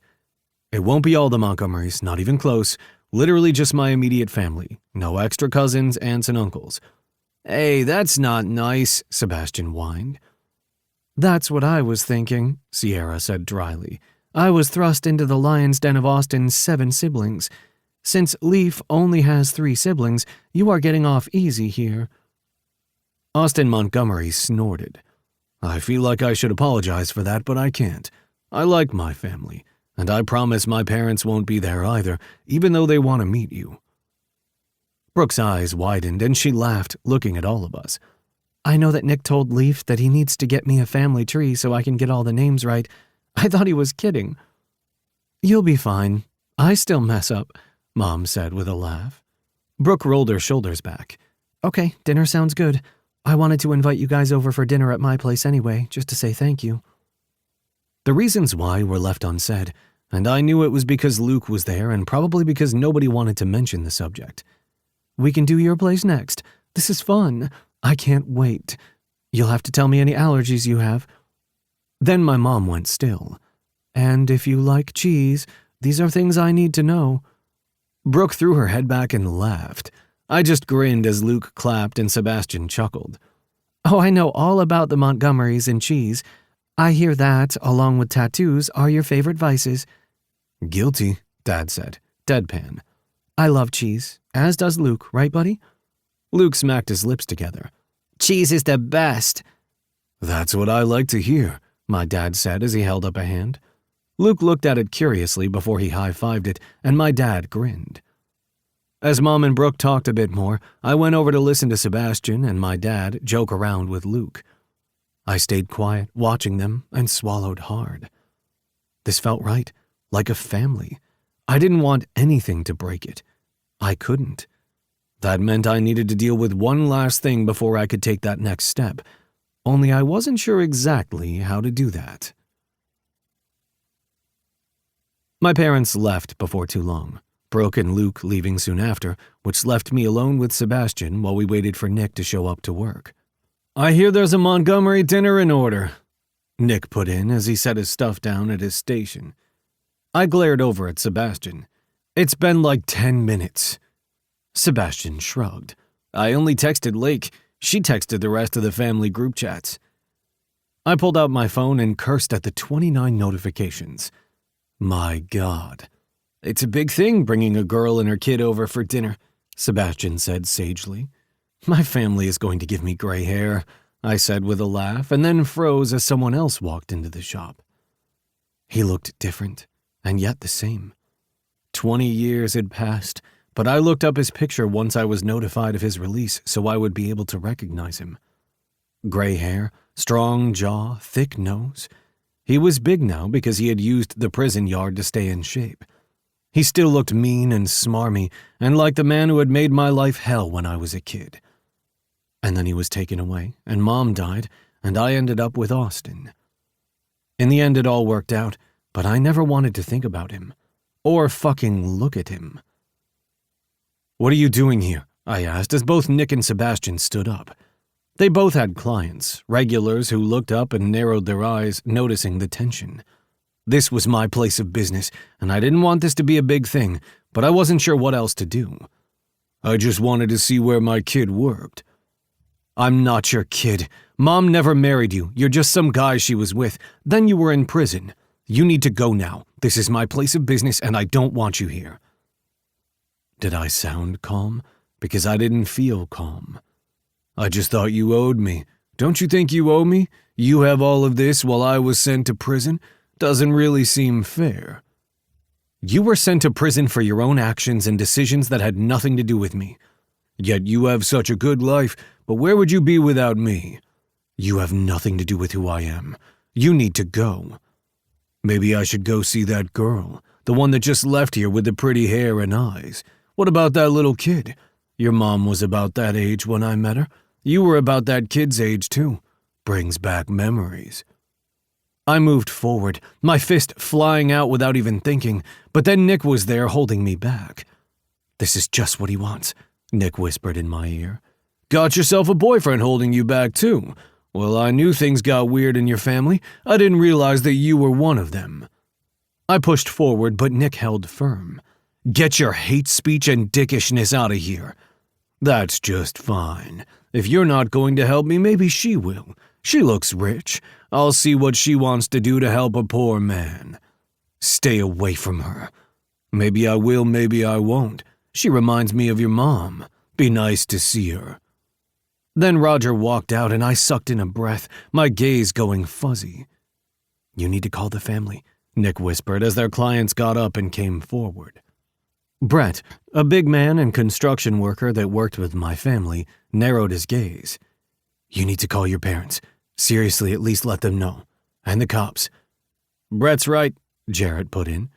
He was a fireman, worked long hours, and was one of Nick's regulars. "I'm fine. I can handle it." Even as I said the words, I knew they were a lie. I ran my hands over my hair, then growled. "I need to go." "Are you going to go talk to your dad?" Nick asked, anger in his gaze. "I will. When I see them. I need to go find Brooke first." "Make sure she's safe," Sebastian said, his voice quiet. "You want me to talk to one of my friends down at the precinct?" Jared asked. "I'll figure something out." "Leave," Nick said, the disappointment and anger in that one word evident. I let out a breath, the clock ticking loudly in my head. "Fine, I should talk to the authorities, so they at least know he's harassing me, but I need to talk to Brooke." "We can do that. Come on, I'll go with you," Jared said. I shook my head. "No, I can do this. And I'm going with you," Nick said. "Well, our tattoo artists are going, it looks like I'm coming too," Brad put in. "I'll stay here and hold down the fort," Sebastian put in. "I'm taking up your days," I said, shame crawling up my spine. "No, that man came in and harassed you, and from what it sounds like, he's probably on parole. So let's see what we can do to keep your family safe." Jared nodded tightly before getting his things. "What the hell does he want from me?" I asked as Nick glared. "He wants everything he couldn't have before because he's a bully, and I know all about bullies, Leaf. We'll fix this, but you have to stop trying to handle it on your own. You have to stop trying to hide the stress from your family." "I just don't want to hurt them," I said, my voice breaking. "Then don't, but you're not going to get hurt because of that asshole, so come on, let's go." I let my best friend, and two men I hardly knew, walk me out the door and right back into my past. It was my present that kept echoing in my head. I needed to keep Brooke safe, even if I made the wrong choice in the end. The only choice I could. Chapter 16. Brooke. It always stuns me that I know a real, live nuclear physicist, May stated as she sipped her drink. I laughed as Lake clapped her hands. Isn't she brilliant? I mean, she's a physicist, so I knew she was brilliant, but the way that she can casually just discuss radioactive materials, silicates, and chemical leaching without anyone the wiser just makes me grin. That was for my graduate degree. I don't work with that branch anymore, at least not in detail. The girls went on to ask more questions about physics, and I did my best to answer them. I didn't do the same type of research I had back in California, or even in graduate school. Instead, my research went in a slightly different direction. I wasn't a rocket scientist, like Leaf called me at one point, but I was close to it, at least in some aspects. I ate a bite of my cupcake, then sipped my champagne as the three of us enjoyed our girl time. Luke snuggled into my side, and I kissed the top of his head. He might not understand all of the physics explanations I was going into, but he enjoyed being part of the group. And I loved the fact that while I was slowly making friends, Luke was part of everything. He was my everything. I might be finding myself in a serious relationship with Leaf, somehow slowly finding my footing at work again, but no matter what, Luke was mine. My everything. I want to be a tattoo artist, Luke said suddenly, and Lake gave me a knowing look. Luke had been looking at Leaf these days as if he were my little boy's hero, and I was a little worried about that. What happened when Leaf left? When things didn't work out? It was hard to find the balance, and I wasn't sure I was doing it right. "Do you want to show us what tattoo you would make? Your crayons are right here," I said, pointing towards the coffee table where Luke and May had played with coloring books earlier. "Okay, Mommy," Luke said as he scrambled down off the couch and knelt in front of the coffee table. He bit his lip, then tapped his chin with his pointer finger as he studied the crayons, and then reached for a blue one before starting his outline. "You're going with blue?" I asked. I need to sharpen the purple one because purple is what you outline with. He nodded tightly and then went back to his drawings. I widened my gaze, trying to think when he would have learned something like that. "I think I remembered Leaf saying that he and Luke had talked about tattoos before when you were making dinner a couple of nights ago," Lake said, as if she had known where my brain had gone. I nodded as May and Lake continued to speak, watching Luke draw. I needed to sit down with my son and have a long conversation about what it meant for Mommy to be dating. He knew that Leaf was my friend and was honestly so great with him. I hadn't meant to begin a serious relationship before Leaf, but this happy accident had turned into something I wanted to trust. I just needed to learn to trust again. We had a dinner with his family coming up in a couple of days, and Luke was coming too. It scared me to think that I was taking all these serious steps, but I felt like I was also just getting started. I had known Leaf for longer than anyone else in the state. I was friends with his cousins, his family, and him. And I trusted him. "You look like you just had a revelation," Lake whispered as she leaned toward me. May smiled over at me, winked, then looked down at Luke's drawing. "I'm just thinking," I answered. "About?" Lake prodded. I looked over at the other woman as she tugged on her long sleeve. She had her hair piled up on the top of her head and was wearing foundation, but no other makeup. It seemed out of place for her since Lake was usually so put together. "The fact that I'm falling for your cousin," I whispered, barely more than a breath. May heard, though, and gave me a thumbs up as Lake clapped her hands. I knew it. I like to think that I had something to do with this, but knowing my cousin, he would always find a way into your life. We were being quiet as we watched Luke draw. "I just have to take things slow. Be careful." Lake nodded. "Because you're a good person, and an even better mom." I smiled at her as the doorbell rang, and I frowned, wondering who it could be. I got off the couch, waving May down as she and Lake went to help Luke with his drawing, each of my friends adding their tattoos to the paper. I looked through the peephole, and warmth spread through me, my toes curling as I opened the door to see Leaf standing there. He had his hands in his pockets as he rocked back, a serious expression on his face. I studied his eyes, the darkness in them, and dread filled my stomach even as I told myself I was just reading too much into it. He opened his mouth to speak, and then shook his head as if he were trying to figure out what to say. Alarmed, I stepped out on the porch, closing the door behind me. "What is it?" I asked. "I don't think I can do this anymore," he said after a minute, shocking me. I pressed my back against the door, my eyes wide. "What? You can't do what anymore?" He pulled his hand out of his pocket and gestured between the two of us. It's not working out. I have to go.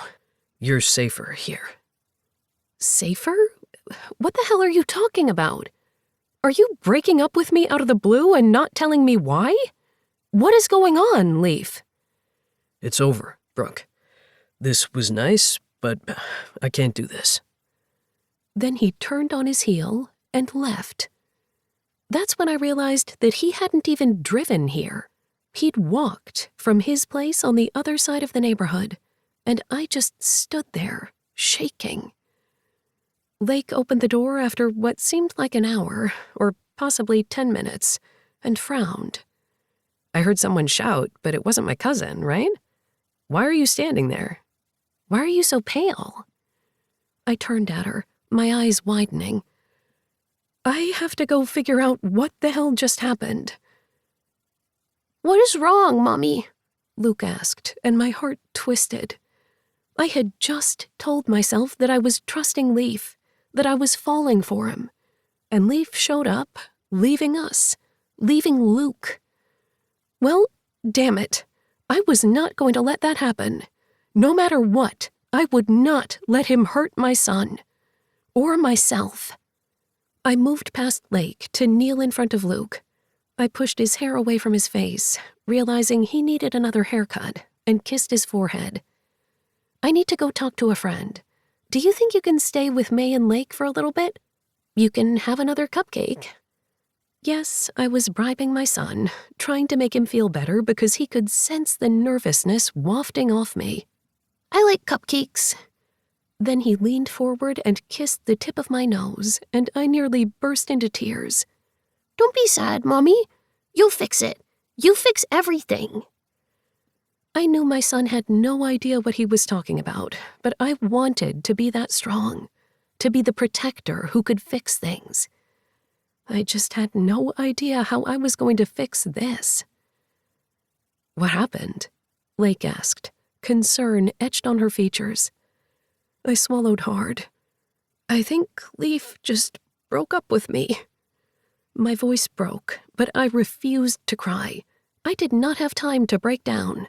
I had to fix this and let my anger take over because I would be damned if Leaf walked away like this. Not when something else had to be going on. He had been the one to hold me, to get angry with me over what had happened at work.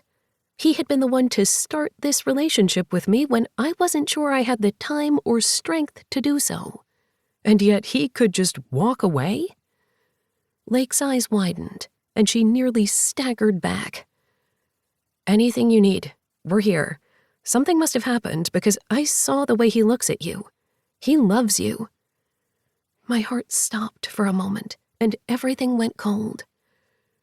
I don't know about that, but I thought he at least respected me enough to tell me what's on his mind. May was watching us, but she kept her attention on Luke, and for that, I was grateful.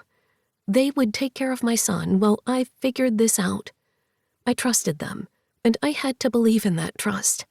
Because if I allowed myself to break down after just thinking I could trust Leaf with everything, I was not going to make it for long. I said goodbye to them, and since I'd had 2 glasses of wine, I walked toward Leaf's house rather than getting behind the wheel. It might be after dark, but the streetlights were on and there was a full moon. I would only need a few more minutes outside to make it to his place. I'd always found it comforting that we lived so close, even as I resisted starting a relationship. And yet he had just walked away. From me, from everything.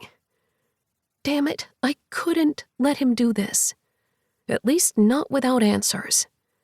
I stormed up to his porch and banged on the front door, ringing the doorbell a couple of times for good measure. The light in his living room was on, so he had to be home, even though his car was probably parked in the garage. We'd barely spent any time at his place, mainly because Luke had everything at my place. It was just easier. Was that the problem? Was it because he felt like I wasn't taking this serious enough, putting enough effort in? I swallowed hard, a single notion of worry sliding into anger. Maybe I didn't put in as much effort as I needed to. He was always the one setting up dates and taking me out when we had time. But the 3 of us did things together, although not as much as Leaf probably would like. I was taking things slow, trying not to hurt Luke or get his hopes up. Or rather, my own hopes. That was the truth. I didn't want to hurt myself, so maybe I had hurt Leaf in the process. Leaf answered the door, his hair disheveled as if he'd been running his hands through it, his eyes wide. I'd only been a few minutes behind him, and yet he looked even worse now than he had on my porch. Brooke, why are you here? I ignored the knife in my heart at that and pushed past him. You better be alone in here and not cheating on me, because if that's why you broke up with me, you will have to answer for a lot more. Leaf's eyes widened, the hurt on his face slicing into me, but I had to be numb, had to ignore it. There is no one else, Brooke. Why would you think that of me? Why else? You broke up with me out of the blue. What else am I supposed to think? What is wrong? I let out a breath, shaking. What is wrong, Leaf? Because you can't have had a personality change this drastic in the hours since we last spoke. What happened? Nothing. Everything. Brooke, it is better for you if I'm not around. Better for Luke. No, you don't get to bring up my son after walking away. You invited us to the damn farmer's market. You wanted us to go out and enjoy it as a family. Like a damn family, and here you are walking away? You said it wasn't safe before. What do you mean by that? If you want to break up with me like this, I need answers. It's what I do for a living. Find answers. So give them to me. Now. My voice rose with each sentence as I moved forward, pressing my finger against his chest. Talk to me. Brooke, he said, his voice barely above a whisper. Tell me what's wrong. Don't walk away from me. You made me believe in you, Leaf. Trust you. Don't break that trust. Don't break me. Now I was crying, my anger bursting like a bubble as I just wanted to know why. It's to keep you safe, he said, pressing his forehead to mine. I'm going to need a better answer than that. My hands shook and I stepped back, wiping away my tears as I stared at him. I deserve better than that, Leaf. And so do you. I left my son with Lake and May, and I walked here. I need to know what I did wrong. I hadn't meant to say that, and my voice broke at the words. Leaf cursed under his breath and began to pace. You didn't do anything wrong. I promise you. I'm just trying to keep you safe. I threw my hands in the air. What do you mean by that? What on earth could I be in danger from? Just tell me. Tell me. I deserve that. You don't get to make my choices for me. Brooke, Roger threatened you. I blinked at him, confused. Roger? Fuck. I need to start at the beginning. Yes, you do. You didn't do anything wrong. I promise you. I love being with you. I love seeing you and spending time with you. I love spending time with Luke. You coming back into my life the way you did changed everything. I would never take that for granted. You were just going to walk away without a second thought. There were a lot of thoughts, Brooke. Then tell me, I whispered, my voice breaking. Tell me. Leaf met my gaze, the agony in his eyes breaking me. My birth mom had a lot of boyfriends when I was younger. You know that when she got pregnant, she hid it from my dad, Austin. She said it was because she thought she could be a better mom, that she and my birth dad weren't too close, and so that's why she did it. And maybe my dad believes that. Or maybe he just hid his anger from losing 10 years of my life for me so well.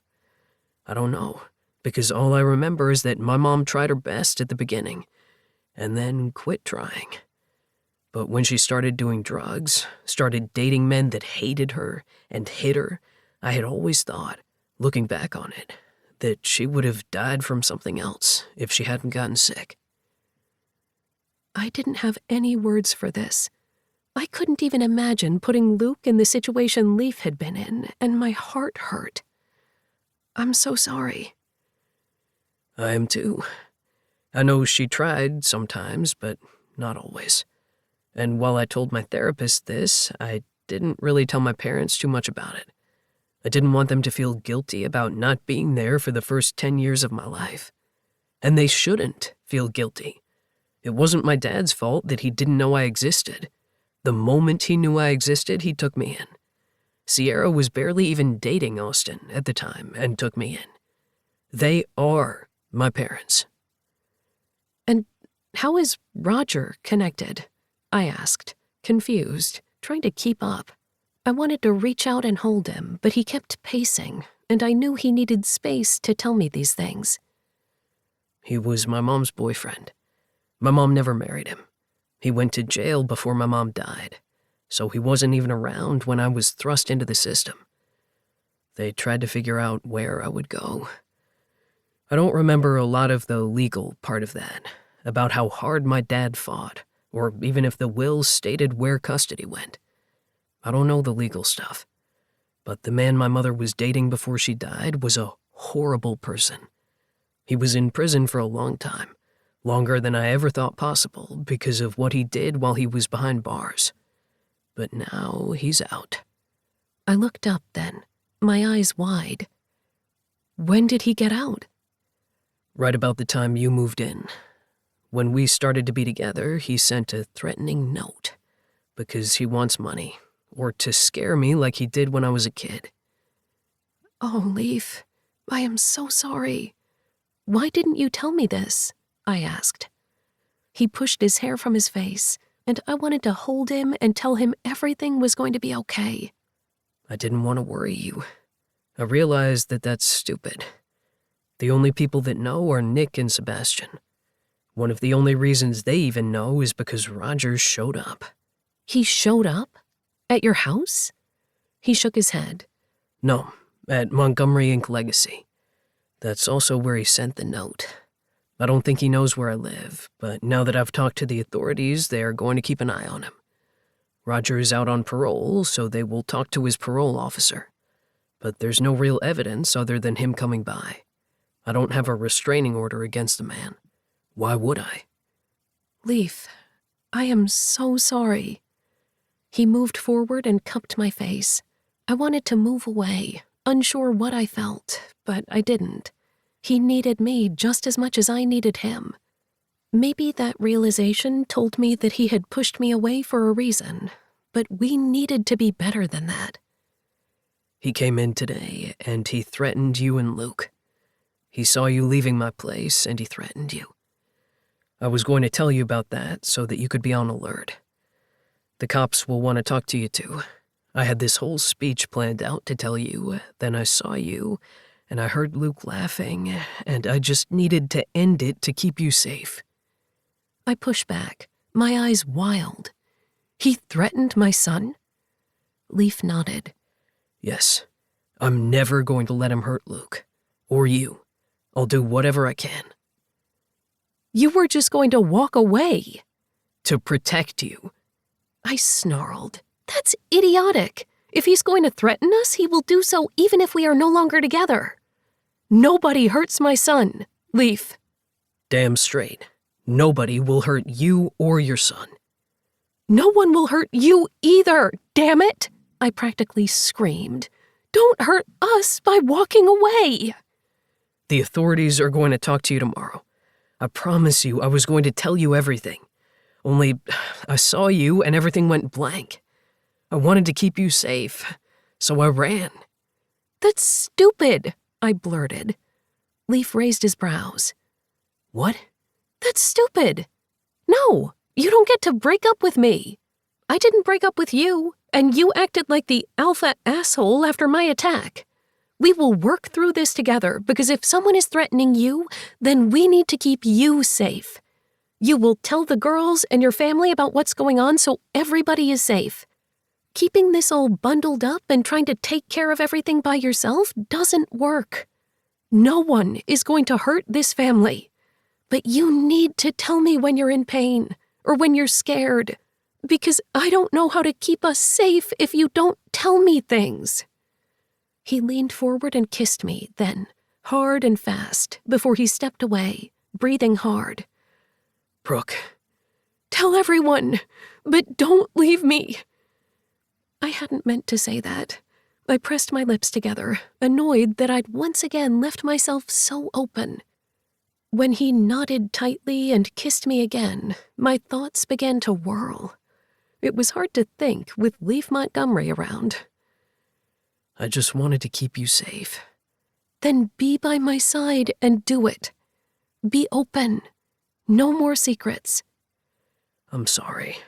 I'm sorry for hurting you, for acting like an idiot. He kissed me again, and I stepped away as my phone buzzed. I'm sorry for yelling back at you. 1 second. Lake. Everything okay?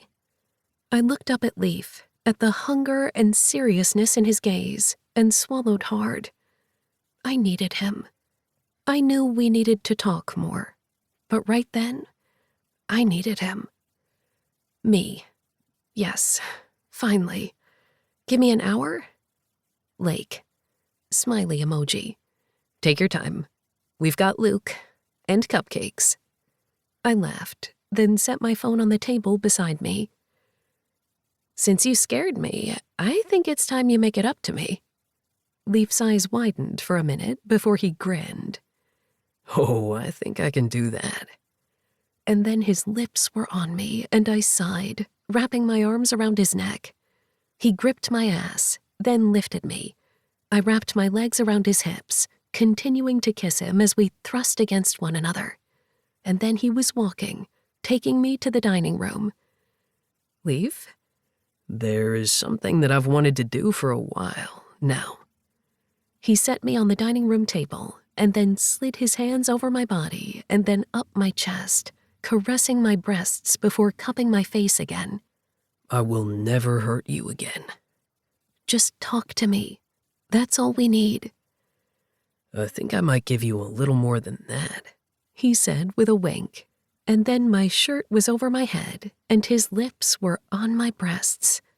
I tried to keep up, tried not to breathe too quickly or to make too many moaning sounds, but it was hard to focus on anything for too long when he was there, touching me, kissing me. Then my bra was off and he was pulling at my leggings. Somehow I was ripping off his clothes and then we were both naked in his dining room. He knelt in front of me, my legs spread wide. Hands on the table. Keep your legs spread. Leaf. Now, Brooke, he ordered, and then he was licking me, sucking on my clit, spreading my lower folds. I groaned, riding his face as he continued to suck and lick and eat me out right on the dining table. He hummed along my clit before he twisted his lips slightly, and I came, my body going tight and then relaxed against his face. He licked and he sucked, and then he moved back, licking my juices from his lips. His beard was wet, and I wanted to blush, but I couldn't, not with all the heat and warmth sending shock waves through my body. He gripped his cock, slid his thumb over the piercing at the end. Then he thrust into his palm before I finally gathered my strength and slithered down the table to my knees. I gripped his thighs, digging my nails into his skin, and he smiled down at me, sliding his hand through my hair. Look at you on your knees in front of me. I like that look. I spread my thighs and slid my hand between my legs, sliding over my swollen clit. I want you. I'm going to come right on those pretty breasts if you keep touching yourself like that. I grinned before I took him in one hand and swallowed him whole. He hit the back of my throat and groaned. He tugged on my hair, and I swallowed, my throat closing around the tip of his dick. I continued to play with myself, sliding my fingers in and out of my wet heat as I bobbed along his cock, hollowing my throat as I relaxed, letting him slide down deeper. He thrust his hips, practically fucking my face as I did the same with my fingers. I knew I was wet, literally dripping on the floor as he pulled back and then gripped me again. Somehow, I was in his arms, wrapped around him, his cock sliding between my folds and over my stomach as he moved me to the table again. He set my feet on the floor, then twisted me, putting my ass in the air as he slid his length between my cheeks. I need a condom, he whispered before pressing a quick kiss to my shoulder and moving to the other side of the room. I kept playing with myself, moaning before he came back and slid right into me in one thrust. I could barely breathe, standing on my tiptoes as he began to work in and out of me, hard, fast, needy. When he slid his finger along my ass, spreading me, playing with me in a way he hadn't before, I groaned and moved so he could go deeper. That's my girl. My dirty, dirty girl. Make me come already, I ordered, my voice low, throaty. He laughed roughly before he slid his hands over my breasts and then in my hair, pulling me back for a deep kiss that sent me over the edge. I came over him, shaking, my knees going weak as he came too, holding me close. Somehow we were both on the floor, wrapped in one another as we continued to move through our orgasms. I couldn't breathe, couldn't think. But this was Leif. He was taking care of me, even though it was hard and fast. It was what we both needed.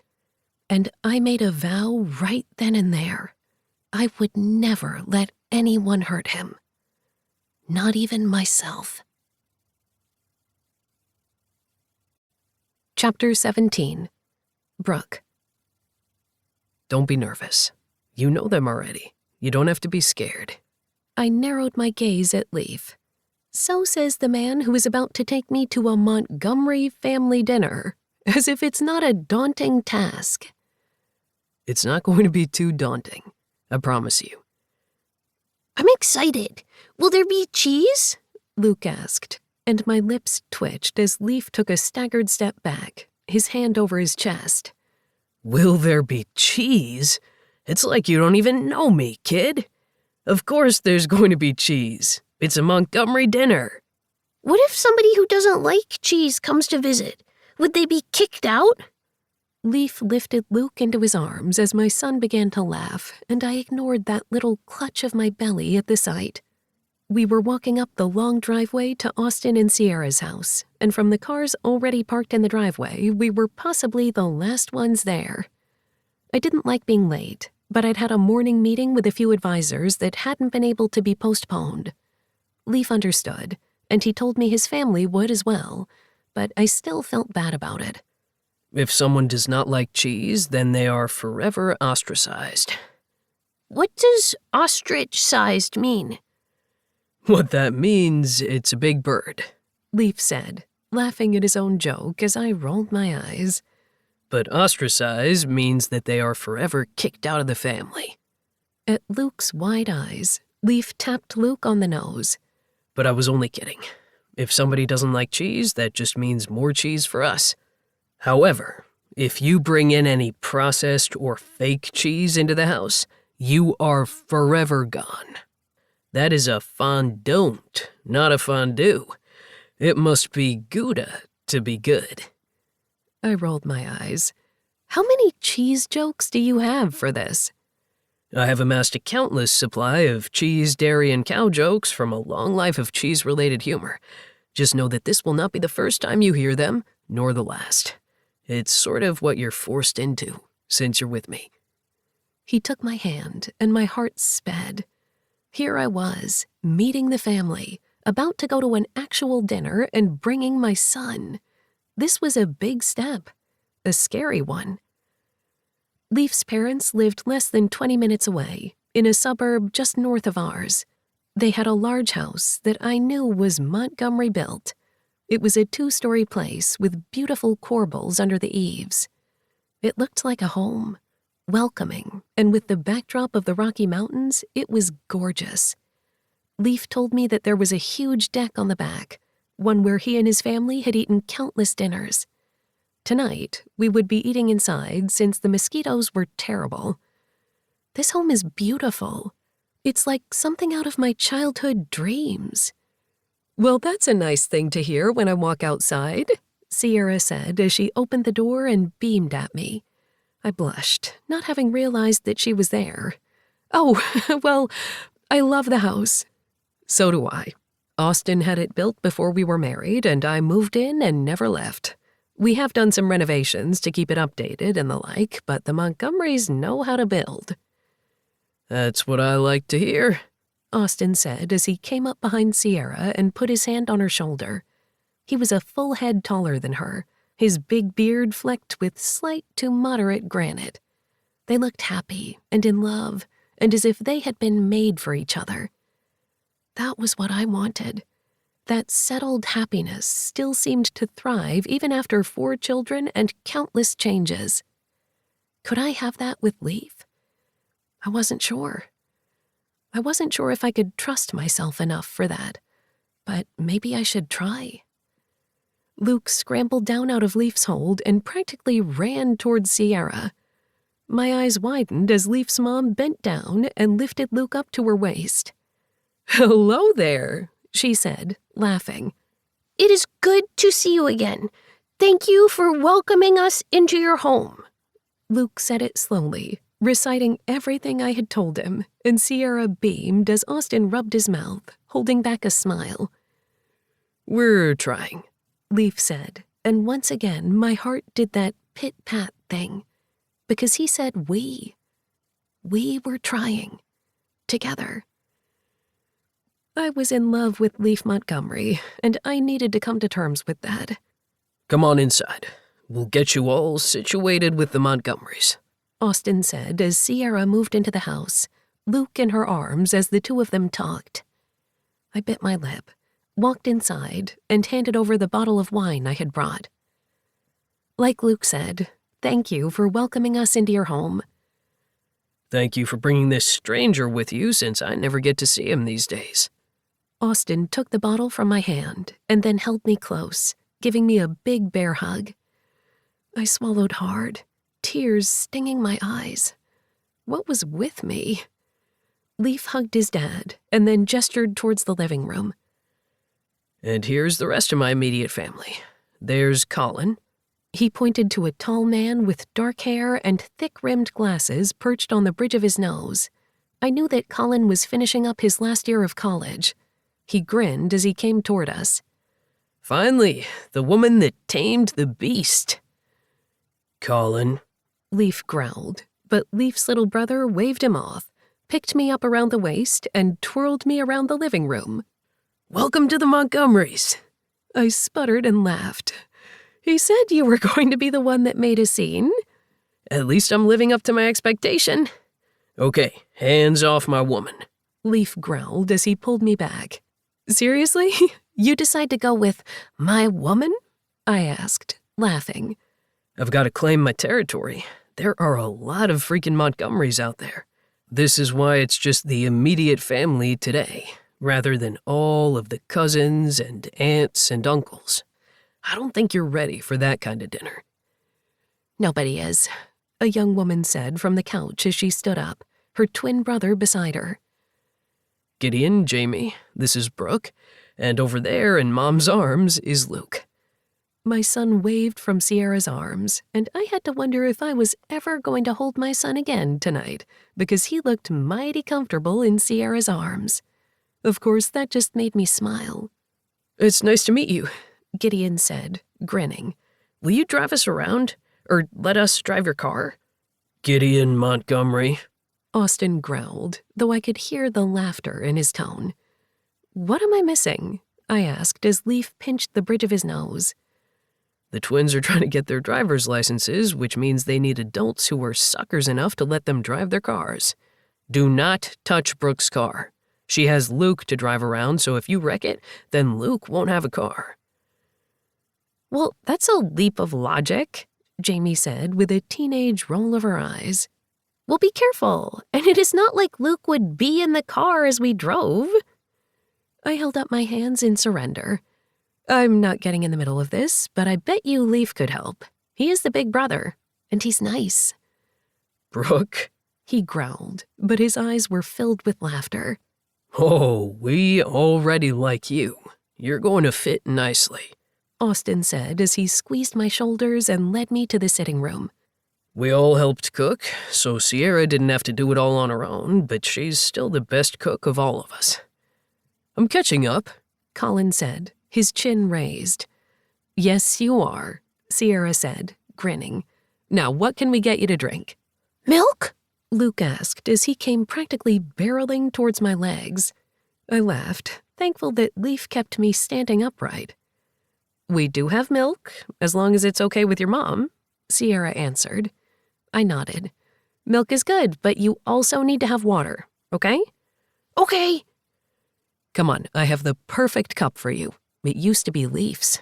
I don't throw anything away. Austin rolled his eyes, much as his teenage daughter had. I don't know why she said that. She's constantly cleaning out the house so we don't end up like hoarders, he grumbled. Let me guess, she finally threw away those old shorts that were more holes than cloth. Leaf grinned. They were fine. Dad, you used to have to wear shorts underneath them so you didn't get arrested for indecent exposure, Jamie added with a huff. her eyes dancing. Austin growled, though it was half-hearted. Must swear I'm outnumbered by all of you. I don't know, I seem to be the one surrounded by Montgomerys. I think Luke and I are the ones outnumbered. Okay, fine. I guess that counts. Austin winked.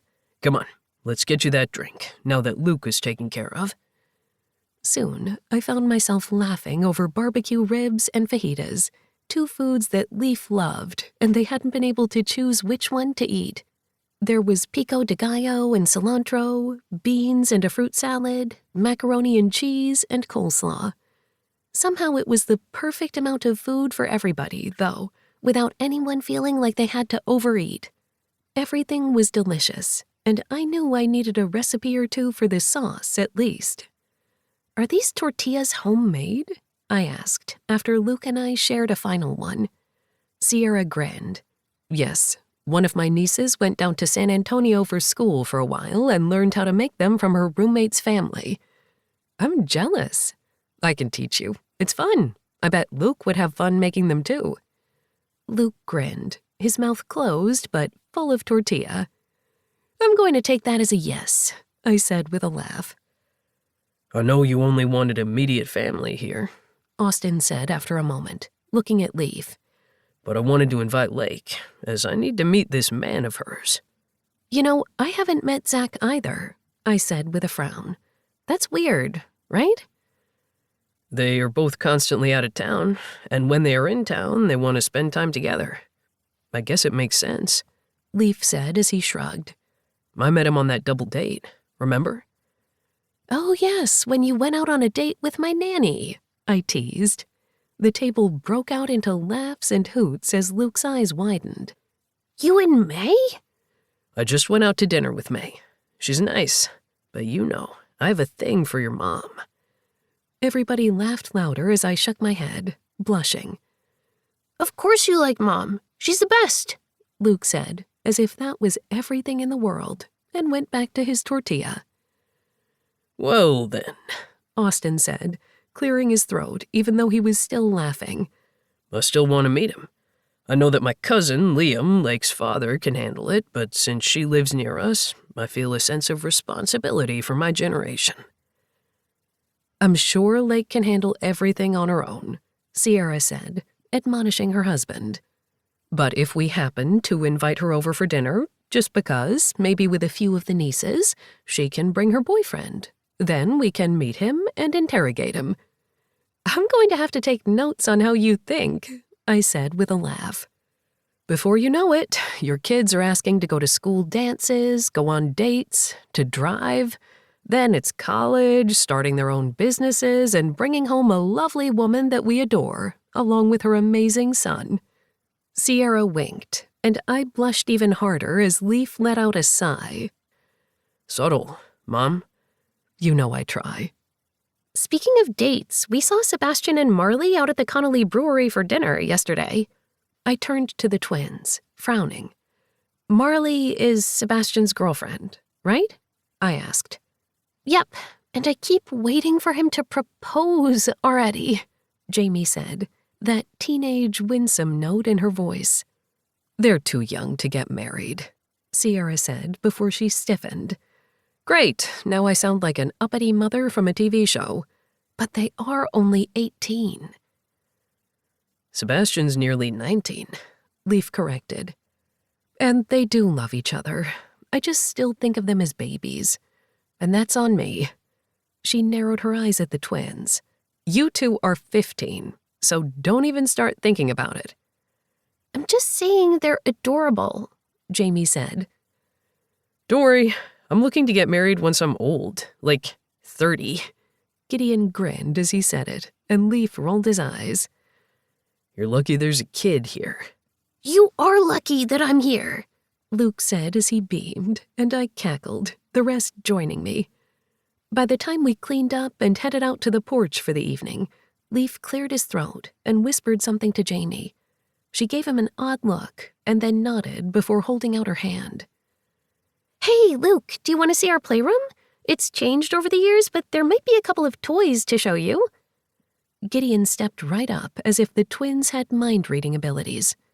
Yeah, come on, kiddo. Luke looked at me, and I nodded, knowing why Leaf wanted Luke out of the room along with his youngest siblings. The three walked away, and Austin gave us a worried look before clearing his throat. What is it that you want to tell us that you didn't want little ears around for? He asked, his voice soft. Colin, I noticed, had been allowed to stay, but considering that he was an adult, that made sense. Sierra slid her hand into Austin's while I did the same to Leaf's. I have to tell you something, and you're going to get mad, but let me get through it. I squeezed his hand again, and Leaf let out a breath before explaining the entire situation about Roger. As expected, Austin growled and threw his hands in the air.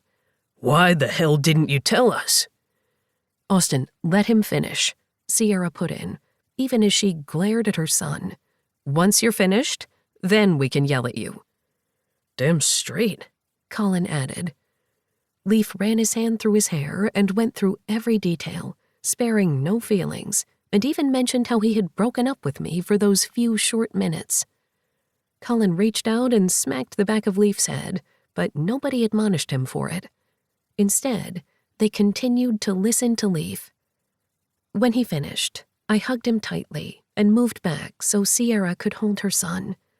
Colin began to rant, repeatedly going over what happened and asking questions. Leaf answered systematically, and I knew this was hard for him. Then Austin spoke, and everyone quieted. All this fucking time, Leaf. You never told me. I don't know why. Because Sierra was holding her son, Colin came up to me and hugged me tightly. It was as if I was part of the family already, and tears slid down my cheeks. I looked over and saw Sierra was crying too. Austin sighed. I wish you would have told me all those years ago about everything that happened to you. I thought I knew. I thought you would have told me, but you didn't. We're going to have to work through that. But the thing is, we're family, Leaf. I know that, Dad. I promise you. I'm sorry. We're a family, meaning we're going to handle this together. I know you thought you had to handle this on your own because you're the oldest and because you feel like everybody is trying to lean on you. We talked about this. We've all got you. People younger than you, older than you, all of us. So we're going to deal with this as a family. Austin Montgomery looked at me then, his eyes directly on mine. And that means you too, Brooke. You and Luke. We're all a family in this. So we will protect each other and we will keep that man out of our lives. Just like we should have done all those years ago. Come here, son. Austin growled as he moved forward and opened his arms. Leaf went straight into them, as did Sierra. Colin tugged on me, and suddenly the five of us were hugging, laughing, and crying. In that moment, I knew I truly loved Leaf. His family loved him so much that while they were angry that he had hidden this, they loved him more than that anger.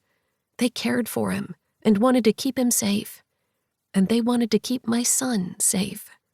I had fallen in love with Leaf Montgomery, and I was truly scared I could lose him if we didn't protect him. But right then and there, I let the Montgomerys hold me, and I imagined what it would mean to have a family like this, and what it could mean if this was truly mine. Chapter 18. Leaf. I hear that the meeting of the parents went well, Sebastian said as he leaned against the wall. I sipped my beer and nodded. Brooks met them a couple of times now, but dinner? Yeah, it went well. Everybody in this room already knew about Roger and the threats. The authorities knew, so there was nothing to do other than be on alert and try to live our lives. Brooke was at home grading papers and having Luke time. She had almost finished by the time I had left after dinner, and now she just wanted time alone with her son. If I hadn't had this guys' night already planned, I would have been able to stay as well, as if we were a family. That hit me like a ton of bricks to the chest, and I swallowed hard, thinking about us as a family. I had almost run because I was too scared. I was still worried about what Roger would do. He thought I had money that I didn't have, or maybe he just wanted retribution for being in jail when I had my own life, but I had nothing to do with that. And maybe once the man understood that, or once the cops talked to him, things would be better. Until that happened, the doors were locked. Brooke was behind the security system that my family's company had put in, and I was trying not to be overwhelmed by the fact that they were being threatened because of my past. A past that had nothing directly to do with me, but that didn't help me sleep at night. "Earth to Leaf, what's up with you?" Leo asked. I looked at my fellow tattoo artist, then Tristan, Nick, and Sebastian, and tried my best to push away all thoughts of the man who haunted my nightmares and focus on what was in front of me. "Sorry, just thinking." "You better not be thinking about that asshole," Nick warned, ever the best friend. "If it helps, my thoughts started with Brooke." "That's always good," Leo said, grinning. "She seems nice. You know, I'm real nice. She have a sister? It would be killer to find a woman who doesn't mind the ink and my job." "She doesn't have a sister, but I know you can find someone. I didn't realize you were looking." I took another sip of my beer. I don't know if I'm looking for forever actively, but I'm not looking. Tristan rolled his eyes. "What my cohort over here is saying is that love looks good on you." Everyone was silent for a minute when I didn't spit out my beer, and Nick's eyes widened. "Well then, love. Does Brooke know that?" I shrugged and played with the label on my bottle. "Probably. I just haven't actually told her." "You know, as the resident love expert here, I do have to say telling her is the first step, the most important step. Just like we men joke that we can't read women's minds, they in turn cannot read ours." Both Tristan and Leo glared at Sebastian while Nick and I burst out laughing. "The thing is, of all of us, the hatchling knows what he's talking about. It is not even a little contrived." Sebastian shrugged, though there was something in his eyes I couldn't quite read. "I may be young, but I know things. I have responsibilities, and I know I love Marley.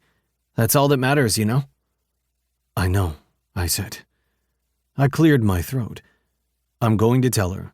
I just don't know how to do it." "Start with the words," Nick said with a shrug. "What do I know? I'm not in a serious relationship, not like the kid here." "Excuse me, I'm your business partner, not just a kid." Sebastian raised his chin, his eyes filled with laughter. "That is true, but until you can buy me a beer, I don't know if I can stop making fun of you." "So is that the age that you finally treat me like a grown-up?" he teased. "No, I'll just keep moving the finish line. Then it will be renting a car, and then the age where we have to go to bed early because life sucks. Which is 30, by the way," Nick added. "You're not kidding about the whole 30 thing. I thought people were joking when they said once you turn 30, your body starts to give out, but I was picking up Luke the other day and my back twinged." I shook my head in disgust as everybody else jeered. "I would be annoyed that you're laughing at me about my sad state of affairs, but honestly, I'm not an old man or anything, but I am 30 now. I guess this means I should start taking control of what I want." "Hear, hear," Leo put in. "Tell that woman that you love her, that you want to be with her, and that Luke means everything in the world to you. Do it all. Then tell us exactly how to do it so I can take notes for when I find my lady love." "Okay, first off, don't use the term lady love," Tristan said with a laugh. Nick smiled. "Ever. Seriously. And more power to both of you for finding relationships and making them work. When I get to your age, though, I don't see me falling like the rest of you. No, thank you. Relationships aren't worth the headache. I'm good just like I am. Getting Montgomery Inc. legacy off the ground, making sure Leaf doesn't make any more stupid decisions, watching all of you Montgomerys and friends fall. That's not for me." "Well, doesn't that sound like a challenge?" Leo mumbled, and I held back a smile. No, I don't think my best friend would appreciate me grinning just then, even though it did indeed sound like a challenge to the gods of fate.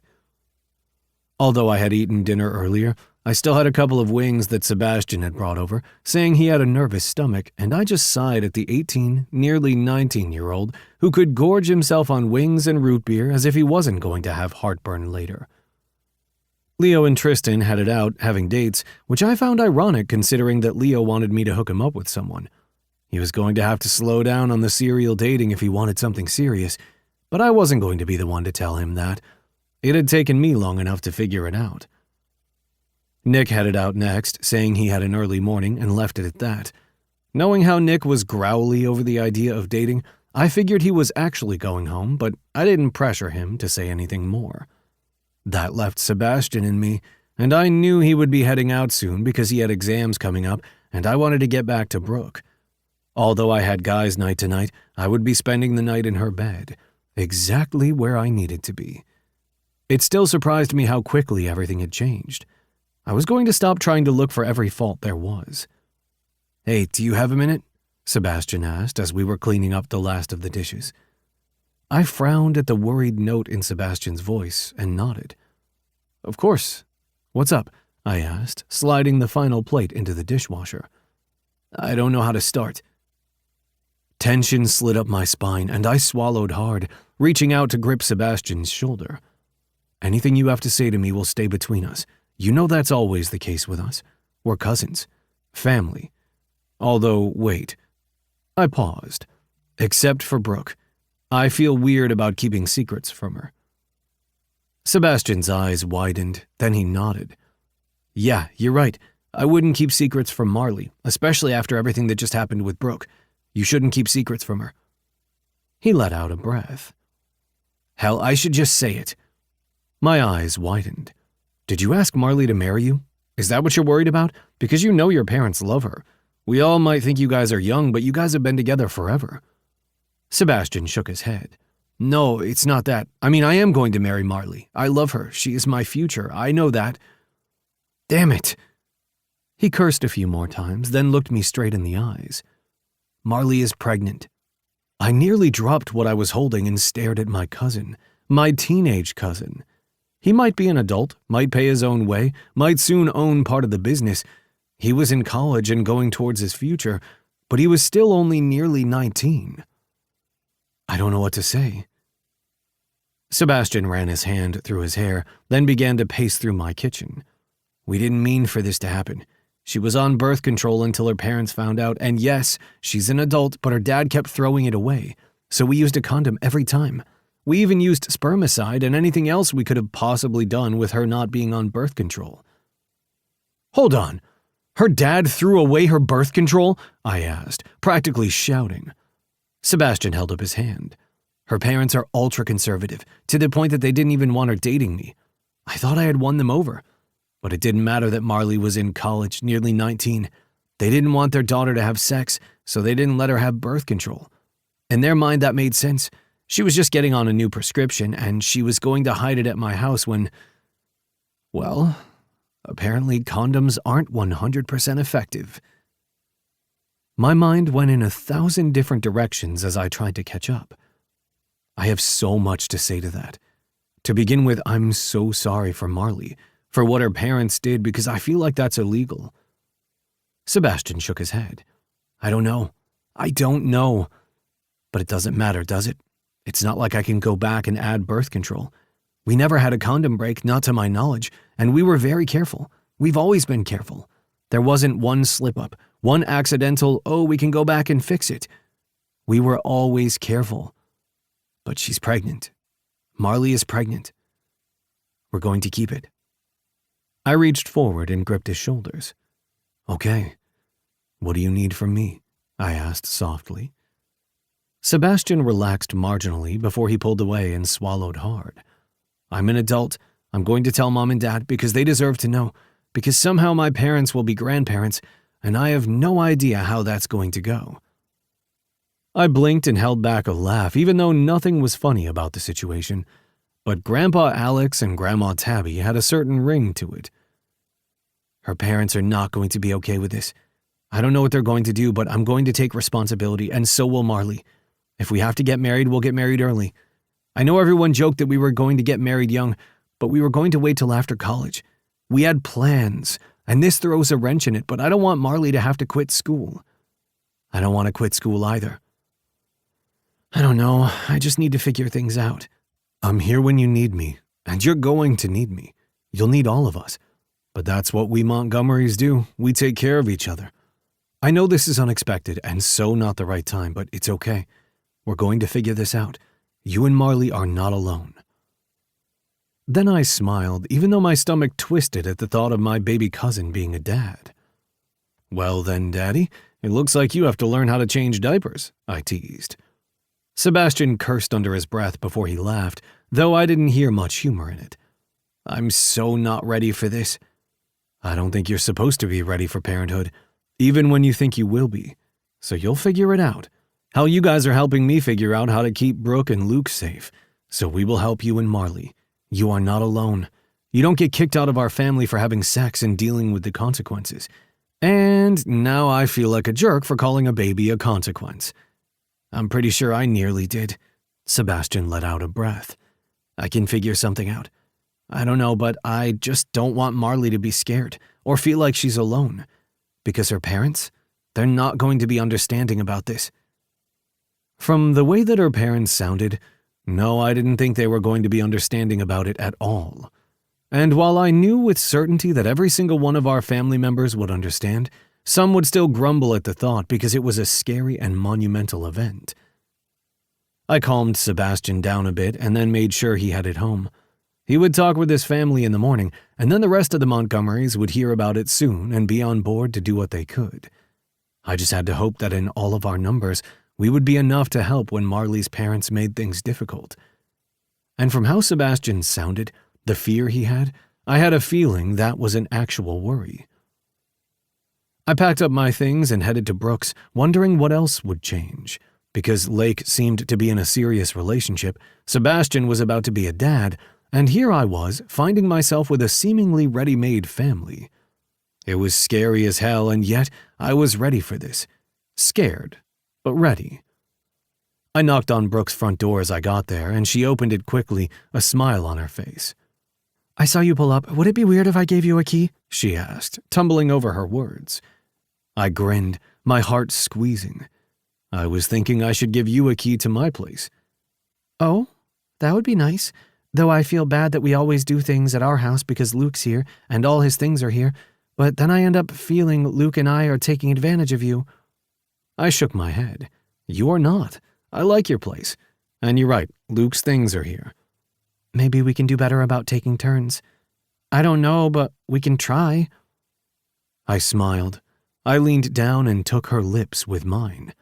She groaned and I smiled, setting my bag down near the front door. "We can do whatever you want. I'm easy. A key sounds good, though. It would make things easier to help out around here more." "Oh?"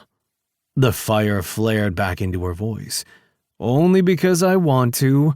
You were just saying that you needed somebody to help with the air filter because you can't reach it even on a ladder. I'm a foot taller than you. I can help." "I can reach if I jump," she said with a laugh. It's like we were both just now saying, you don't have to do things on your own and we can try to help each other out. You have been doing most of the cooking because you like it, but I can help with other things. I don't know, Brooke, I'll be honest, I've never had a serious relationship like this before. I'm not good at it. So you're going to have to be patient with me as I figure out what we're supposed to do. I'm going to try to accept help.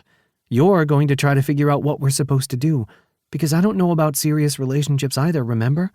I'm just as lost as you. I raised a brow. I didn't use the word lost. She rolled her eyes and then led me back to the house as we tiptoed past Luke's room.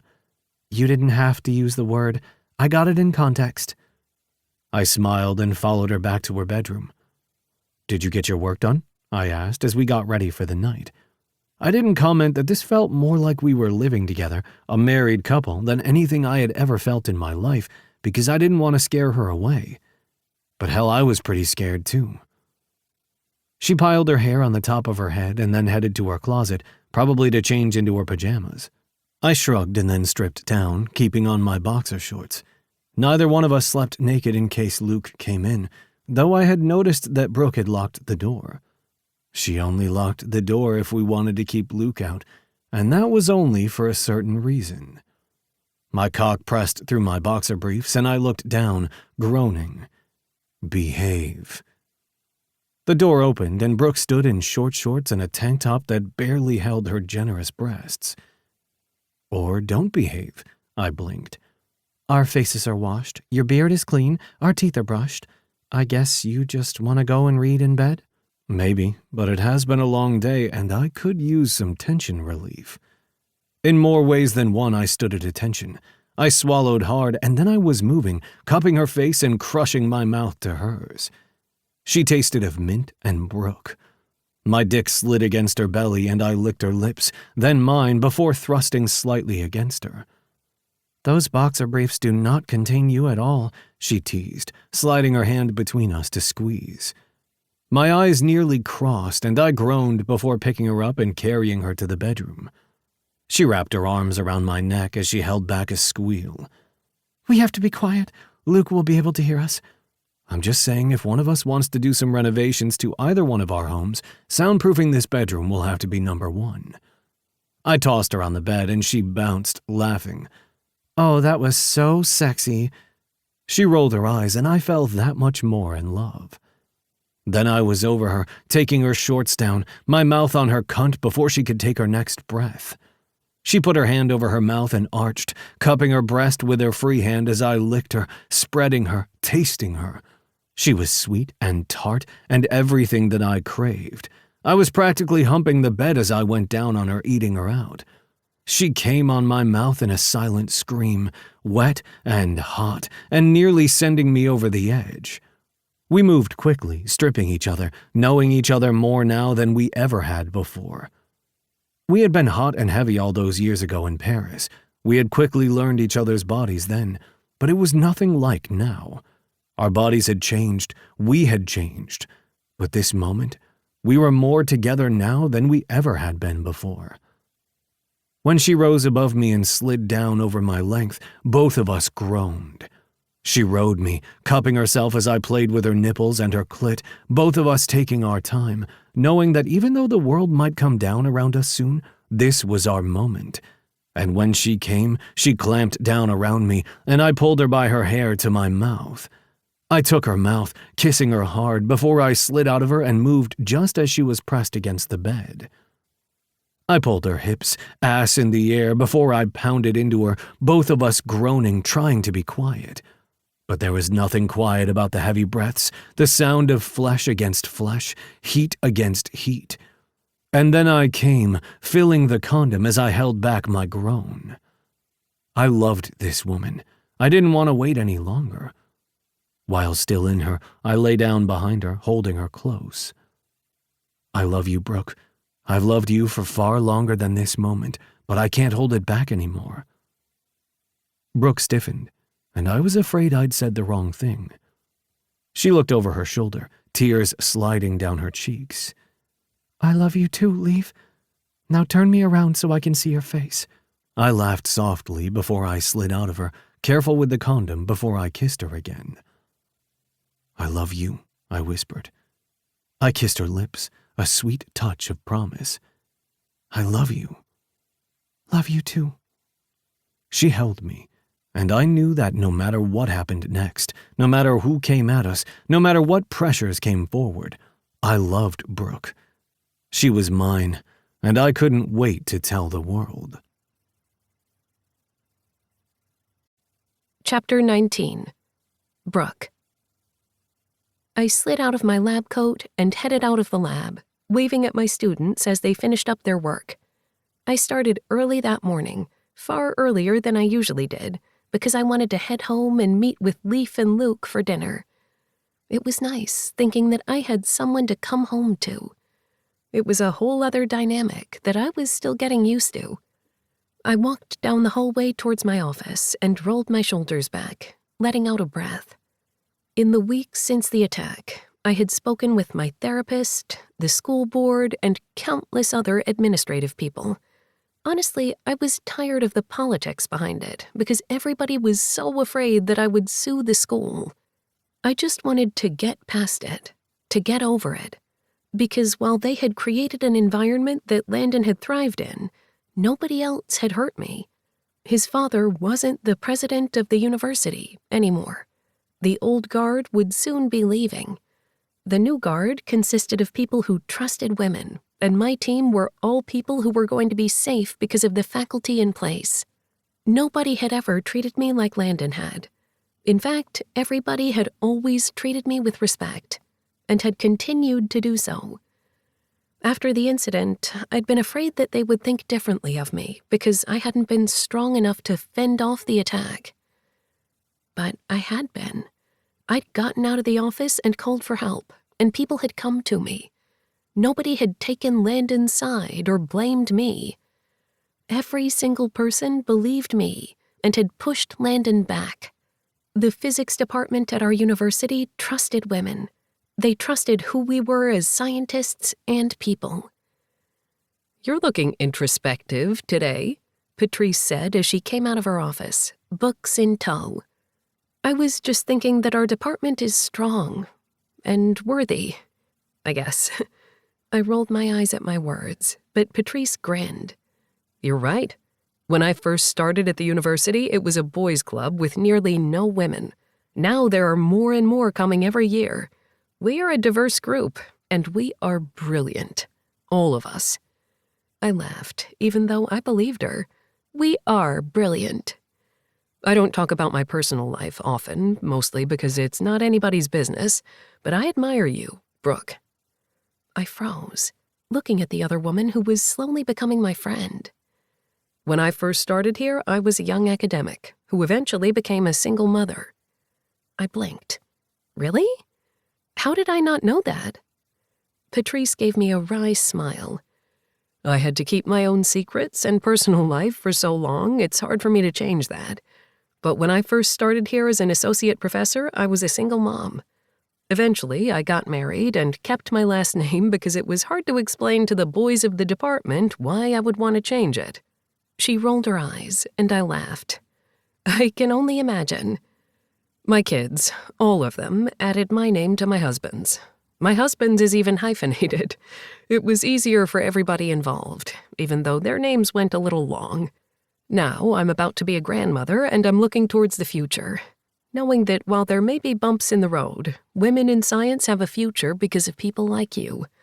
So, one day, when you're not rushing home to be with your baby, we should have a drink. I think my kids would love to meet you as well. My youngest daughter wants to be a physicist too, and it just makes me grin. I nearly wanted to cry, knowing that this move out here had been the best choice for me. Landon had tried to take it from me, but in the end, he didn't matter. It was everybody left behind that did. Making the choice to come out here, to change everything, had been the best one. I had this department, my team, and I was making a family. I smiled to myself as I packed up my belongings and headed home, knowing that I had an early day tomorrow. Research was going well, but it still took hours of my life just to untangle the data. While some professors might just let their students take over, that wasn't me.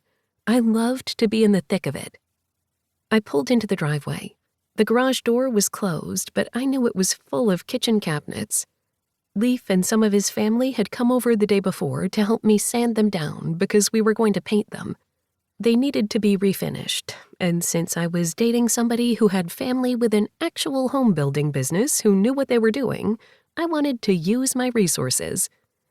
It was also nice that I could lean on someone and ask for help and know that there were talented individuals who would help, no matter what. I got out of the car and waved at Lake, who pulled a hoodie over her head. It was warm out, so I wondered why she was wearing a hoodie rather than her usual dressy outfit, but she just waved at me and then headed to her car without saying anything. It was weird, but maybe she had places to go. I shook my head, headed inside, and grinned at the sight of Leaf and Luke running around the house. They were playing with some Nerf gun that Nick, of all people, had gotten them, and I laughed. "Well, this is a sight to see." "Mommy, be on my team," Luke said as he ran towards me. I threw my arms open and he jumped into them before I turned and blocked him from Leaf's aim. I see how it is. 2 against 1. I can take those odds. "Where's May?" I asked. I finished with my client early, and Nick and the rest of the team had the shop covered, so I headed here. I let her go. That okay? He asked, tentatively. I grinned, my heart growing 2 sizes. That's more than okay. She knows that you're allowed to be here anytime that you want, and you're also on my emergency contact list with the school. Everything's great, Leaf. It was the truth. Everything was great. I was happy, my son was happy, and I was in love with a man who loved me and my son. Nothing could go wrong. I put Luke down, picked up the spare Nerf gun, and winked. Okay, the battle is on. Luke giggled, the laugh melting any ice that could have been lingering on my heart over any doubts I was doing the right thing. And then the battle was on. In the end, Luke and I won, because of course we did. Leaf made us a wonderful chicken piccata for dinner that made my mouth water, and we settled on the couch to watch a kid show before bed. I snuggled into my son as Leaf slid his arm over my shoulders. Love you, he whispered, and I grinned before leaning over Luke's head to kiss him gently. I like when you kiss, Luke said, and I looked down at him. You do? It means you love each other, and I love you both. And then he settled back into the couch and focused on his TV show. My throat tightened slightly, making it hard to swallow as Leaf looked at me, his eyes watery. That big man, with his beard, piercings, and tattoos, nearly crying over that, made my heart swell 4 sizes. This was it. This was exactly what I wanted. What exactly I thought I would never have after losing Luke's father all those years ago. He had never had a chance to meet Luke. We never had a chance to figure out how to co-parent without being in a relationship. I missed him in the sense that I missed the man he had been, but I had never loved that man. But I loved who he gave me, our son. Now Leaf was here. There was no going back. Glass shattered behind us, and I threw myself over Luke as Leaf did over both of us. "Mommy?" Luke asked, and I scrambled off the couch, Luke in my arms. "Quiet, baby," I whispered, holding him close. Leaf was in front of us, cursing under his breath. Roger, what are you doing here? I stood behind Leaf, Luke in my arms, my eyes wide. This was the man harassing Leaf. This was the man who dated Leaf's mother all those years ago. The man who had gone to prison and should still be there. Apparently, the authorities hadn't convinced him to leave us alone. And he knew where I lived. Where my son lived. My entire body was ice cold. I told you that I was going to find your girl and get what I wanted.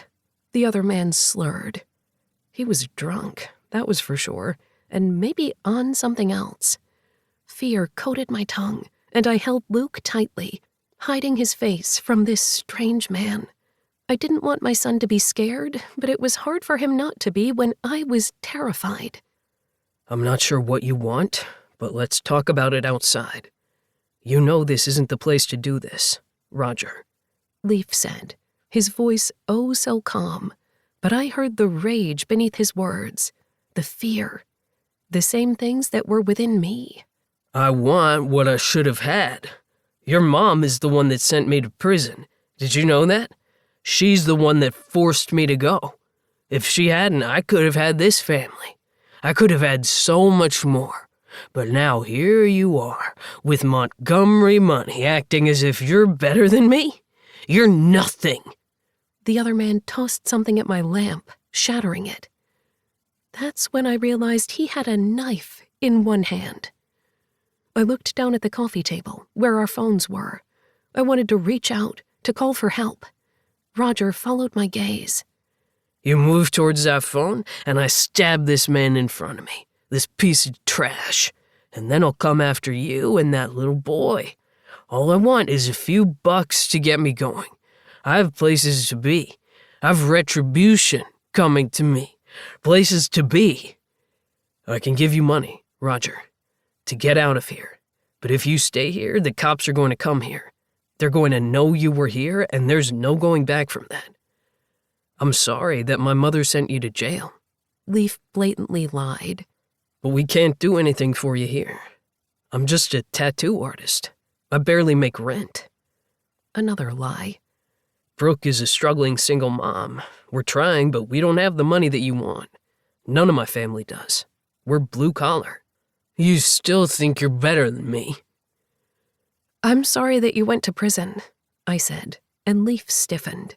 He might not want me to speak, but I wasn't just going to stand by while we waited for Roger to do something. I'm sorry, I repeated, but coming here isn't going to help you. It can't. So why don't you leave and we won't do anything? You're lying, he snarled before he swayed. Leaf moved and I reached out, wanting to scream, but instead I held Luke back, shielding his eyes, trying to cover his ears. Leaf moved as if he had been born for this, as if he had fought strange, drunk men with knives all his life. He took Roger's wrist, twisted as the man screamed. When the knife dropped, I reached for the phone and quickly dialed 911. Leaf moved quickly, punching Roger in the face, and then knelt down over him, pinning his arms behind his back. Roger was out, either drunk or knocked out from the punch, and my knees shook as I listened to the 911 operator. Yes, ma'am, we received an alert from your security company and people are on the way. Are you safe? I looked at Leaf, at the way that he held Roger down, and at Luke as he held me tightly, but didn't cry, just trusted us to keep him safe. For now, please hurry. Luke, you okay? Leaf asked, his eyes wide as he began to shake, even as he pinned Roger down. I pushed Luke's hair back from his face and pressed my forehead to his. Are you okay, buddy? Of course I am. I had you and Leaf. I nearly burst out crying and only stopped because it would scare my son. I held myself back, clutching the phone, keeping Luke away from Roger. I wanted to hurt the man for daring to threaten my family, but I had to keep Luke safe. Just like Leaf had kept us safe. I love you, I gasped. Leaf gave me a small smile, even as guilt filled his gaze. I love you too. Don't blame yourself. This isn't your fault. It's his, I said, gesturing towards the unconscious man. Leaf's jaw tightened, and he nodded as the sirens came. I let out a breath. Things moved quickly then, the police entering my house, going through everything. They checked over Luke, although he was perfectly fine according to the paramedics. I would take him to his pediatrician the next day, just in case, as well as find a child psychologist. We stood in the front lawn as the neighbors came outside to see what was going on, and Leaf held me close, waiting. I love you, he whispered. I love you too. You better not blame yourself for this. We were whispering now as Luke was passed out on my shoulder, sleeping hard after the adrenaline rush. Leaf moved, taking Luke in his arms, doing his best not to jostle him. I was grateful that I didn't have to carry my son for much longer, since my arm was asleep, and I wrapped myself around them both, needing their touch. Roger's going away for a long time, I said, my voice low. He came here because he had nowhere else to go, not because it's your fault. This is on him. Just like I don't get to blame myself for Landon's actions. You don't get to blame yourself for Roger's. I'm not quite sure I like you throwing my words back at me, he whispered before he kissed the top of my head. I love you. I don't blame myself. But I am so fucking angry. He looked over my head and let out a soft laugh. The fact that he was laughing at all told me that we were at least going in the right direction. The cavalry is here. Be prepared. The Montgomerys are on their way. I turned and saw countless people that I knew, some that I didn't, but they all looked so much like Leaf that I knew they had to be related. The Montgomerys were coming in full force. Family was coming in full force. As the authorities let Leaf's family come past the roped-off area, I let them hold me. For once, I knew I would never be alone. This wasn't just Luke and me facing the world. I had a man that I loved, the family we were making, an extended family that was far larger than I had ever once thought possible. I had fallen for a Montgomery. That meant I would face the future with them, too. I made a promise to myself when I was younger that I would try to fight the darkness and face the world even if I was on my own.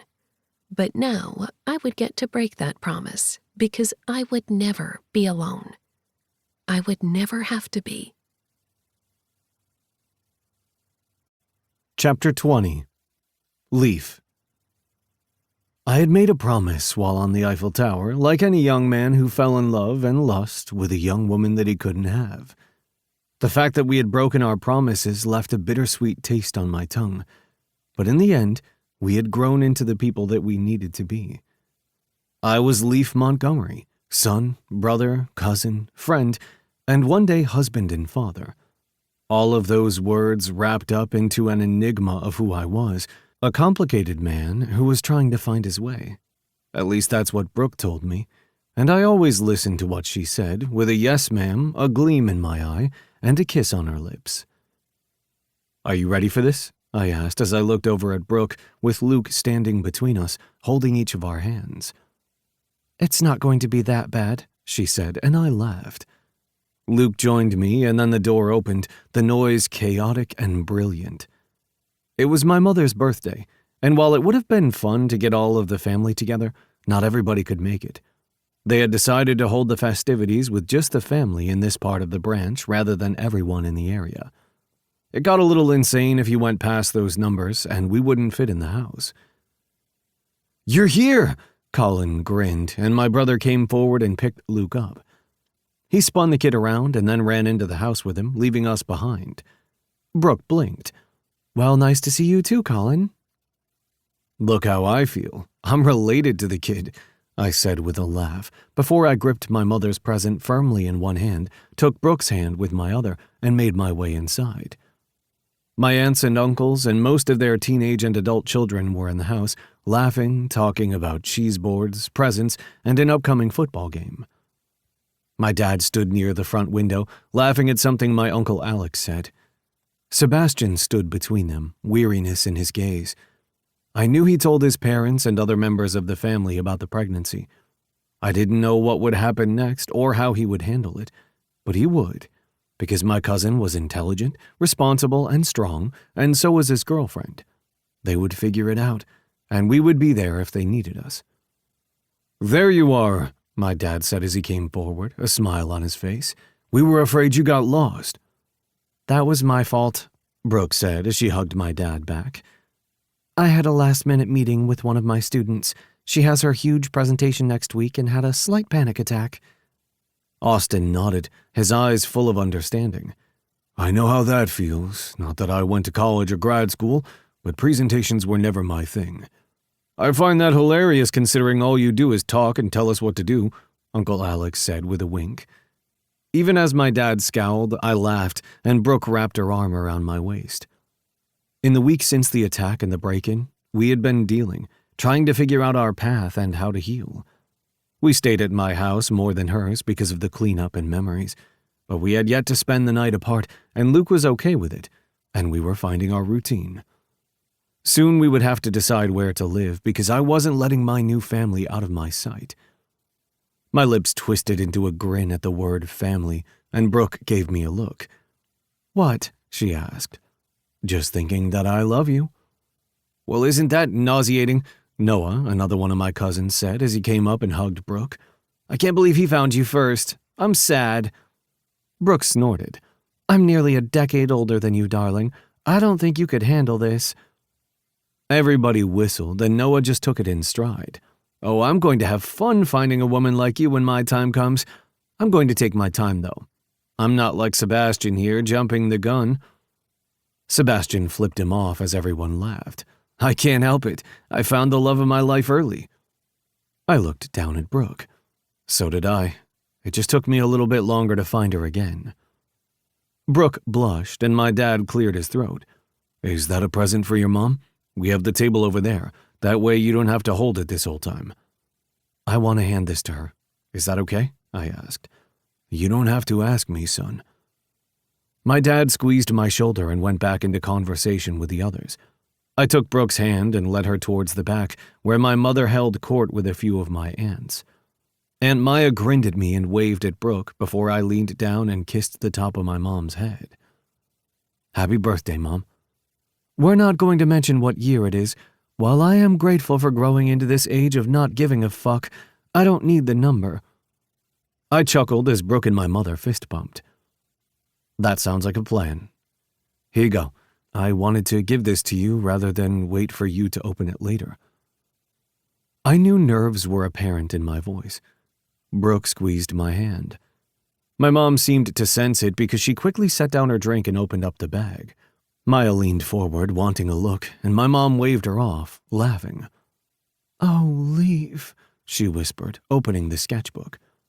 I have been working on it for the past couple of years, not quite sure what I would do with it when I was done. You can work out a few pages if you want to frame them, throw them away, or do whatever you want, but I don't know, it just felt right. Tears were streaming down my mother's face as she turned the pages of the hand-drawn sketches I had made over the past year. Sketches of my parents, my brothers, sister, Brooke, and Luke. Nick laughing, Lake going over the books with that brilliant smile of hers, Sebastian and Marley dancing. It was the people in my life who had brought me here. I was a tattooist, an artist, son, brother, cousin, all of those labels I had been given before, and they were all encompassed in that sketchbook. My mom stood up and cupped my face. I leaned down so she could kiss my cheek. You are a brilliant, wonderful, talented man. Thank you for letting me be your mother. I swallowed the hard lump in my throat. Thank you for being my mother. Thank you for taking me in. Others around us were sniffling now as Mom held me close. I love you, Montgomery. All of you. And that's it for me, Brooke said as she pulled a tissue out of her purse, handing one to Maya before wiping her face. You're stuck with us now, girl, Maya said with a laugh, and she held Brooke close. I looked over my mother's head at Brooke, at how my family had taken to her, as I heard Luke's laughter in the back. I knew that these were the promises I had made, the promises I would keep. I was a Montgomery, and that pretty much said everything. Chapter 21. Lake. What is the point of spending all this money on concealers when they don't work? My voice shook as I stood in front of the mirror, my hands unsteady. I had 14 tubes, pots, and other containers of concealers strewn about on my counter. Zach would hate the mess. He would tell me to clean it up, and then he would force me to clean it over and over again until it was exactly how he wanted. And I would do it, because I wanted to make him happy. I looked at the different shades of pink, cream, and beige on my counter and gripped the edge of the marble, trying to suck in a breath. Everything hurt. How could this have happened? This was on me. I wasn't someone who got hurt like this. I was smarter than this. It was my fault, because I hadn't seen the signs, even though I worked with people who did it daily. It was my fault that I had allowed this to happen. I was going to fix it, because it wouldn't happen again. I picked up the final tube of concealer in hopes that this one would work, that it would be the correct shade to cover up the bruising. Tears bit at my eyes. My lip ached from the cut in its flesh.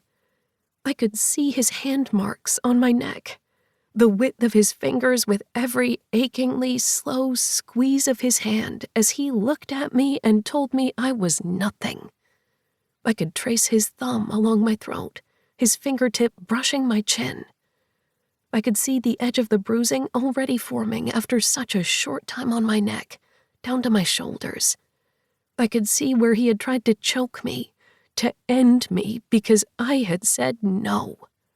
My lip still had a cut that had finally stopped bleeding, and the bruise around my eye would eventually fade. The concealer did a better job of hiding that, but not as good a job as I needed it to. I needed to hide it so the others couldn't see, so I could fix this on my own. I was Lake Montgomery. I had been pulled out of my own hell once before and been blessed into this family. I couldn't shame them by telling them I had made a mistake that would cost me everything. I could not cry, I could not weep, I could not break, because none of that would help. Nothing could help. But all the money spent on concealers in the world was not going to hide these bruises. Nothing would hide these bruises. With a cry, I shoved the concealers into the sink, the act of violence causing bile to rise in my throat. I needed to breathe, needed to do anything but stand here and feel sorry for myself. Other people had it much worse than I did.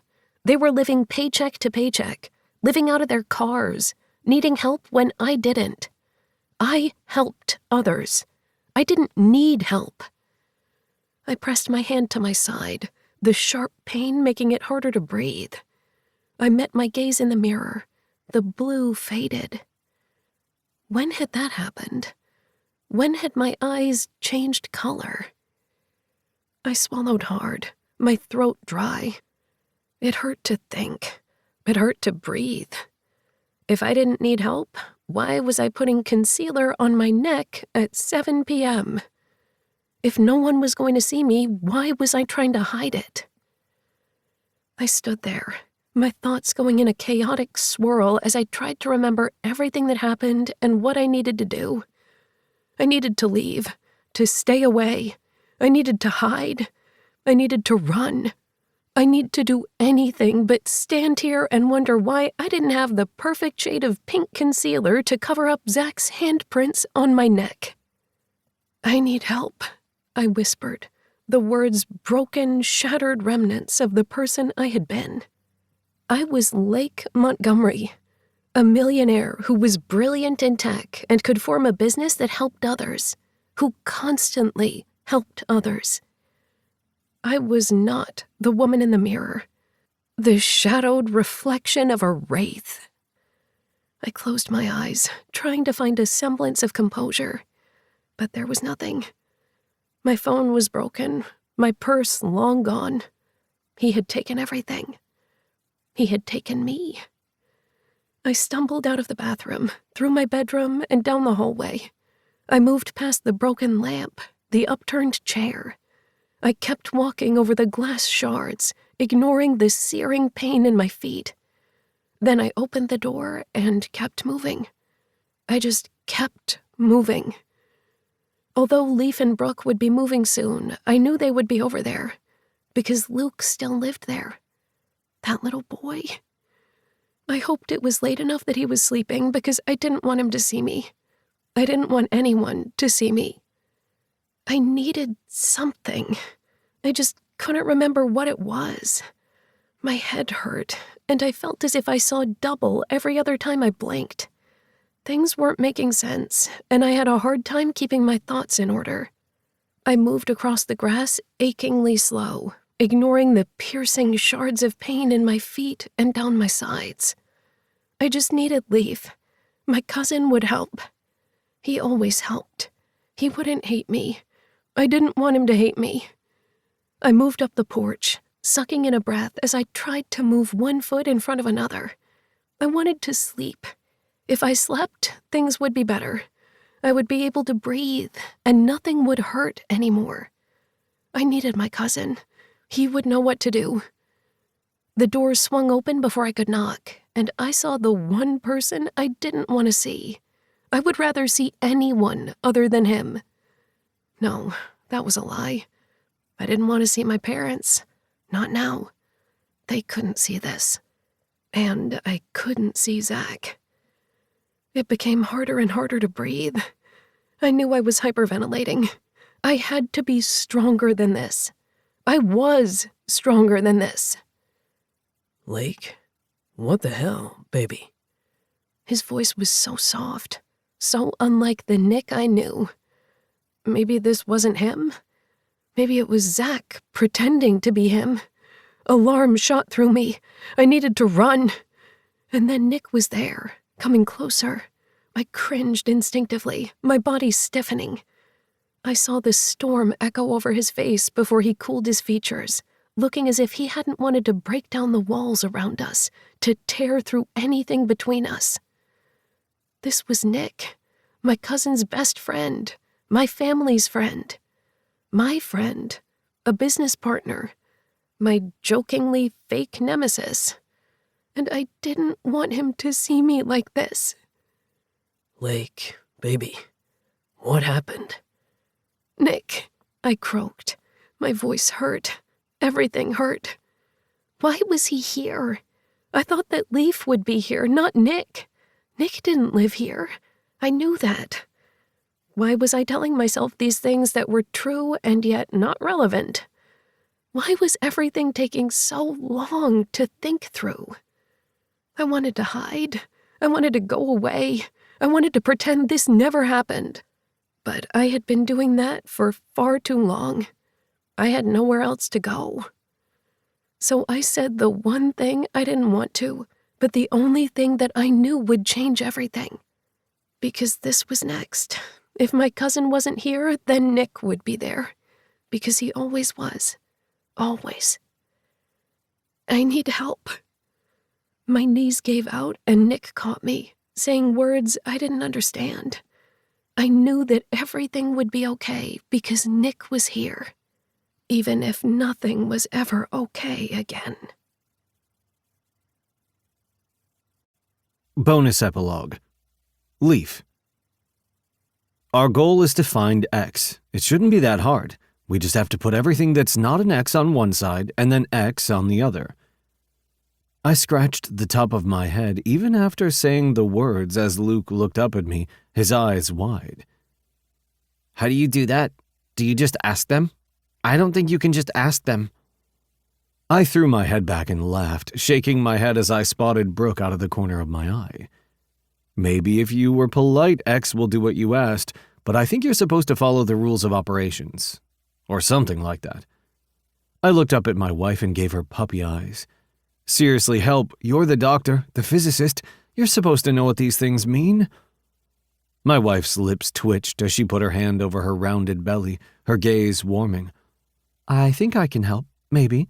Although, Leaf, you did say you wanted to remember all of those lovely algebra days, so that way the math and science weren't only on my shoulders. She sing-songed that as she said the words, and I knew it was on purpose, because I had been the stubborn dork who said I wanted to help out with math and science.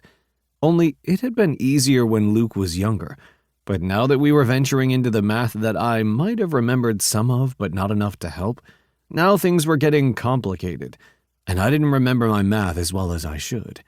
Maybe you can teach both of us? Luke asked, looking between us. That way we can help the new baby whenever they are old enough for algebra, although I still don't believe that we need algebra every day. Brooke gave her son a look. You like math. You're good at math.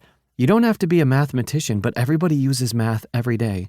Many times adults use algebra, and they don't even realize they're doing algebra. Maybe they're not finding an X, but they are finding an answer for how many apples they need to buy to complete a recipe. Little things like that. So we will learn algebra together, and then I will trust you to teach this one algebra later. She winked, although I knew she would never leave us just to learn ourselves. She wasn't that evil. Now let's find that X. I pushed my chair back and moved Brooks so she could sit on the other side of Luke easily. She smiled up at me and rolled her eyes. I love that you're acting as if I can't handle this whole being pregnant thing. I've done it before. She winked over at Luke, who just beamed. You did a pretty good job with me, Mom, Luke said, sounding so much like my siblings I had to laugh. Luke was now officially a Montgomery, although he and Brooke had both kept Adler as their middle names. Brooke, after all, had spent years working towards her doctorate with the name Adler, and I hadn't wanted her to change her name if she didn't want to. But she had wanted the Montgomery name and my family, so now she had both names. I knew she had done it for the family rather than just me, and I was honestly fine with that. I hadn't been born Montgomery either, so it wasn't as if I would be territorial over that. No, I would be territorial on many other things when it came to my wife. And after these years of being married, it still made me growl with possessiveness. My wife. Brooke Adler Montgomery was my wife.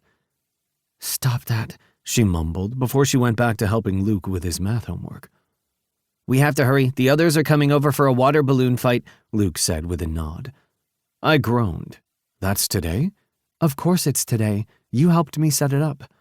I shook my head. I thought it was for tomorrow. I'm losing my mind. Brooke smiled. Yes, you are, but I still love you. I reached around Luke and squeezed Brooke's hand. I love you too. If you two are done being sappy and gross, we have to work on my homework.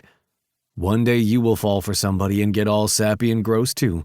Mark my words, I said. But not anytime soon. You still have to be my lovely baby boy first. Brooke gave me a warning look. I just laughed. I don't know. You could be a heartbreaker any day now, Montgomery. Nah, I think I'll leave that for the cousins first. I shook my head and watched my family work, knowing that we would grow by one soon. I still couldn't believe this was my life, but damn if I didn't love every minute of it. By the time we finished Luke's homework, we only had a few minutes before some of my family would arrive for a water balloon fight and picnic. We liked to finish Luke's homework on Saturday mornings. That way we could focus on other things throughout the weekend. I needed to go to work later tonight and tomorrow since it was my turn to work for the weekend, and Brooke had lesson plans to go over. She wanted to make sure she was all set for maternity leave. She was more of a workaholic than I was, but we were finding a balance. We were still grateful for May. She would be our family nanny for years to come if she had anything to say about it, even as she started her own new phase of her life and family. Luke went to the backyard to help finish setting up while I went to my office to pick up something I had finally remembered in a box from years ago. I'd been looking for old papers from my parents when I found a shoebox filled with mementos from Paris. I still couldn't believe that it had been hiding all this time, but maybe it was because we needed it now. After all, our lives were about to change again, so why not look to the past at one memory? What are you looking at? Brooke asked as she walked in, her hand on her rounded belly. I turned and put my hand over hers, my heart doing a little jolt, feeling the baby kick. I still can't believe that you're growing somebody in there. Brooke rolled her eyes. People have been doing it for years, generations even. Don't worry, we're going to be okay, Leaf. You can stop having panic attacks. I'm always going to worry about you, Brooke. I love you. It's what I do. I leaned forward and kissed her lips. I can't wait to get this little one tattooed on my arm next to Luke. Brooke grinned. Of course, that is the first thing you're going to worry about. You say that, and yet you have Luke's birthday inked on your skin, too. This little one will be waiting. I guess I'm fortunate to have the best tattoo artist in the world in my bed. Please make sure you tell everyone in our family that. Not about the in bed part, but the whole best tattoo artist in the world thing. She rolled her eyes, and then her gaze darted to my hands. What are you hiding, Montgomery? I found this earlier, and I wanted to give it to you. I met her gaze and swallowed hard. It's what I should have given you years ago, but then neither one of us was very good at calendars then. Her eyes widened as she looked down at the tiny Eiffel Tower in my hand. You got that for me all those years ago? Seriously? And you kept it? To be fair, I had forgotten it was in the shoebox, and I only just now found it. But I had bought it for you. I thought it would be cute to give it to you when we met on that day in April. The day that we missed because we were idiots, but you know it would never have worked out then, right? My heart stuttered to a stop. What? You know, because you needed to find your way, as did I. I needed Luke. I needed to find my path before we were both ready for each other. I just wish we would have been able to know that in retrospect. I handed her the tiny Eiffel Tower and then slid my fingers over her jaw. Next time we mix up dates, we call each other. We don't hide or run. We have a shared calendar now, mister. You know I'll text you right away. There's no way either one of us could ever be late for each other again. We learned our lesson. Of course we did. But we will always have Paris, I said, teasing. She looked up at me then, my wife, my future, the mother of my children. And I'll always have my Montgomery. This has been Bittersweet Promises, a Montgomery Inc. Legacy Series novel. Written by Carrie Ann Ryan. Narrated by Emma Wilder and Tim Page. Produced by Wilder Audiobooks. Post-production by Chrissy Farrell. Text copyright 2022 by Carrie Ann Ryan. Production copyright 2024 by Carrie Ann Ryan. Thank you for listening.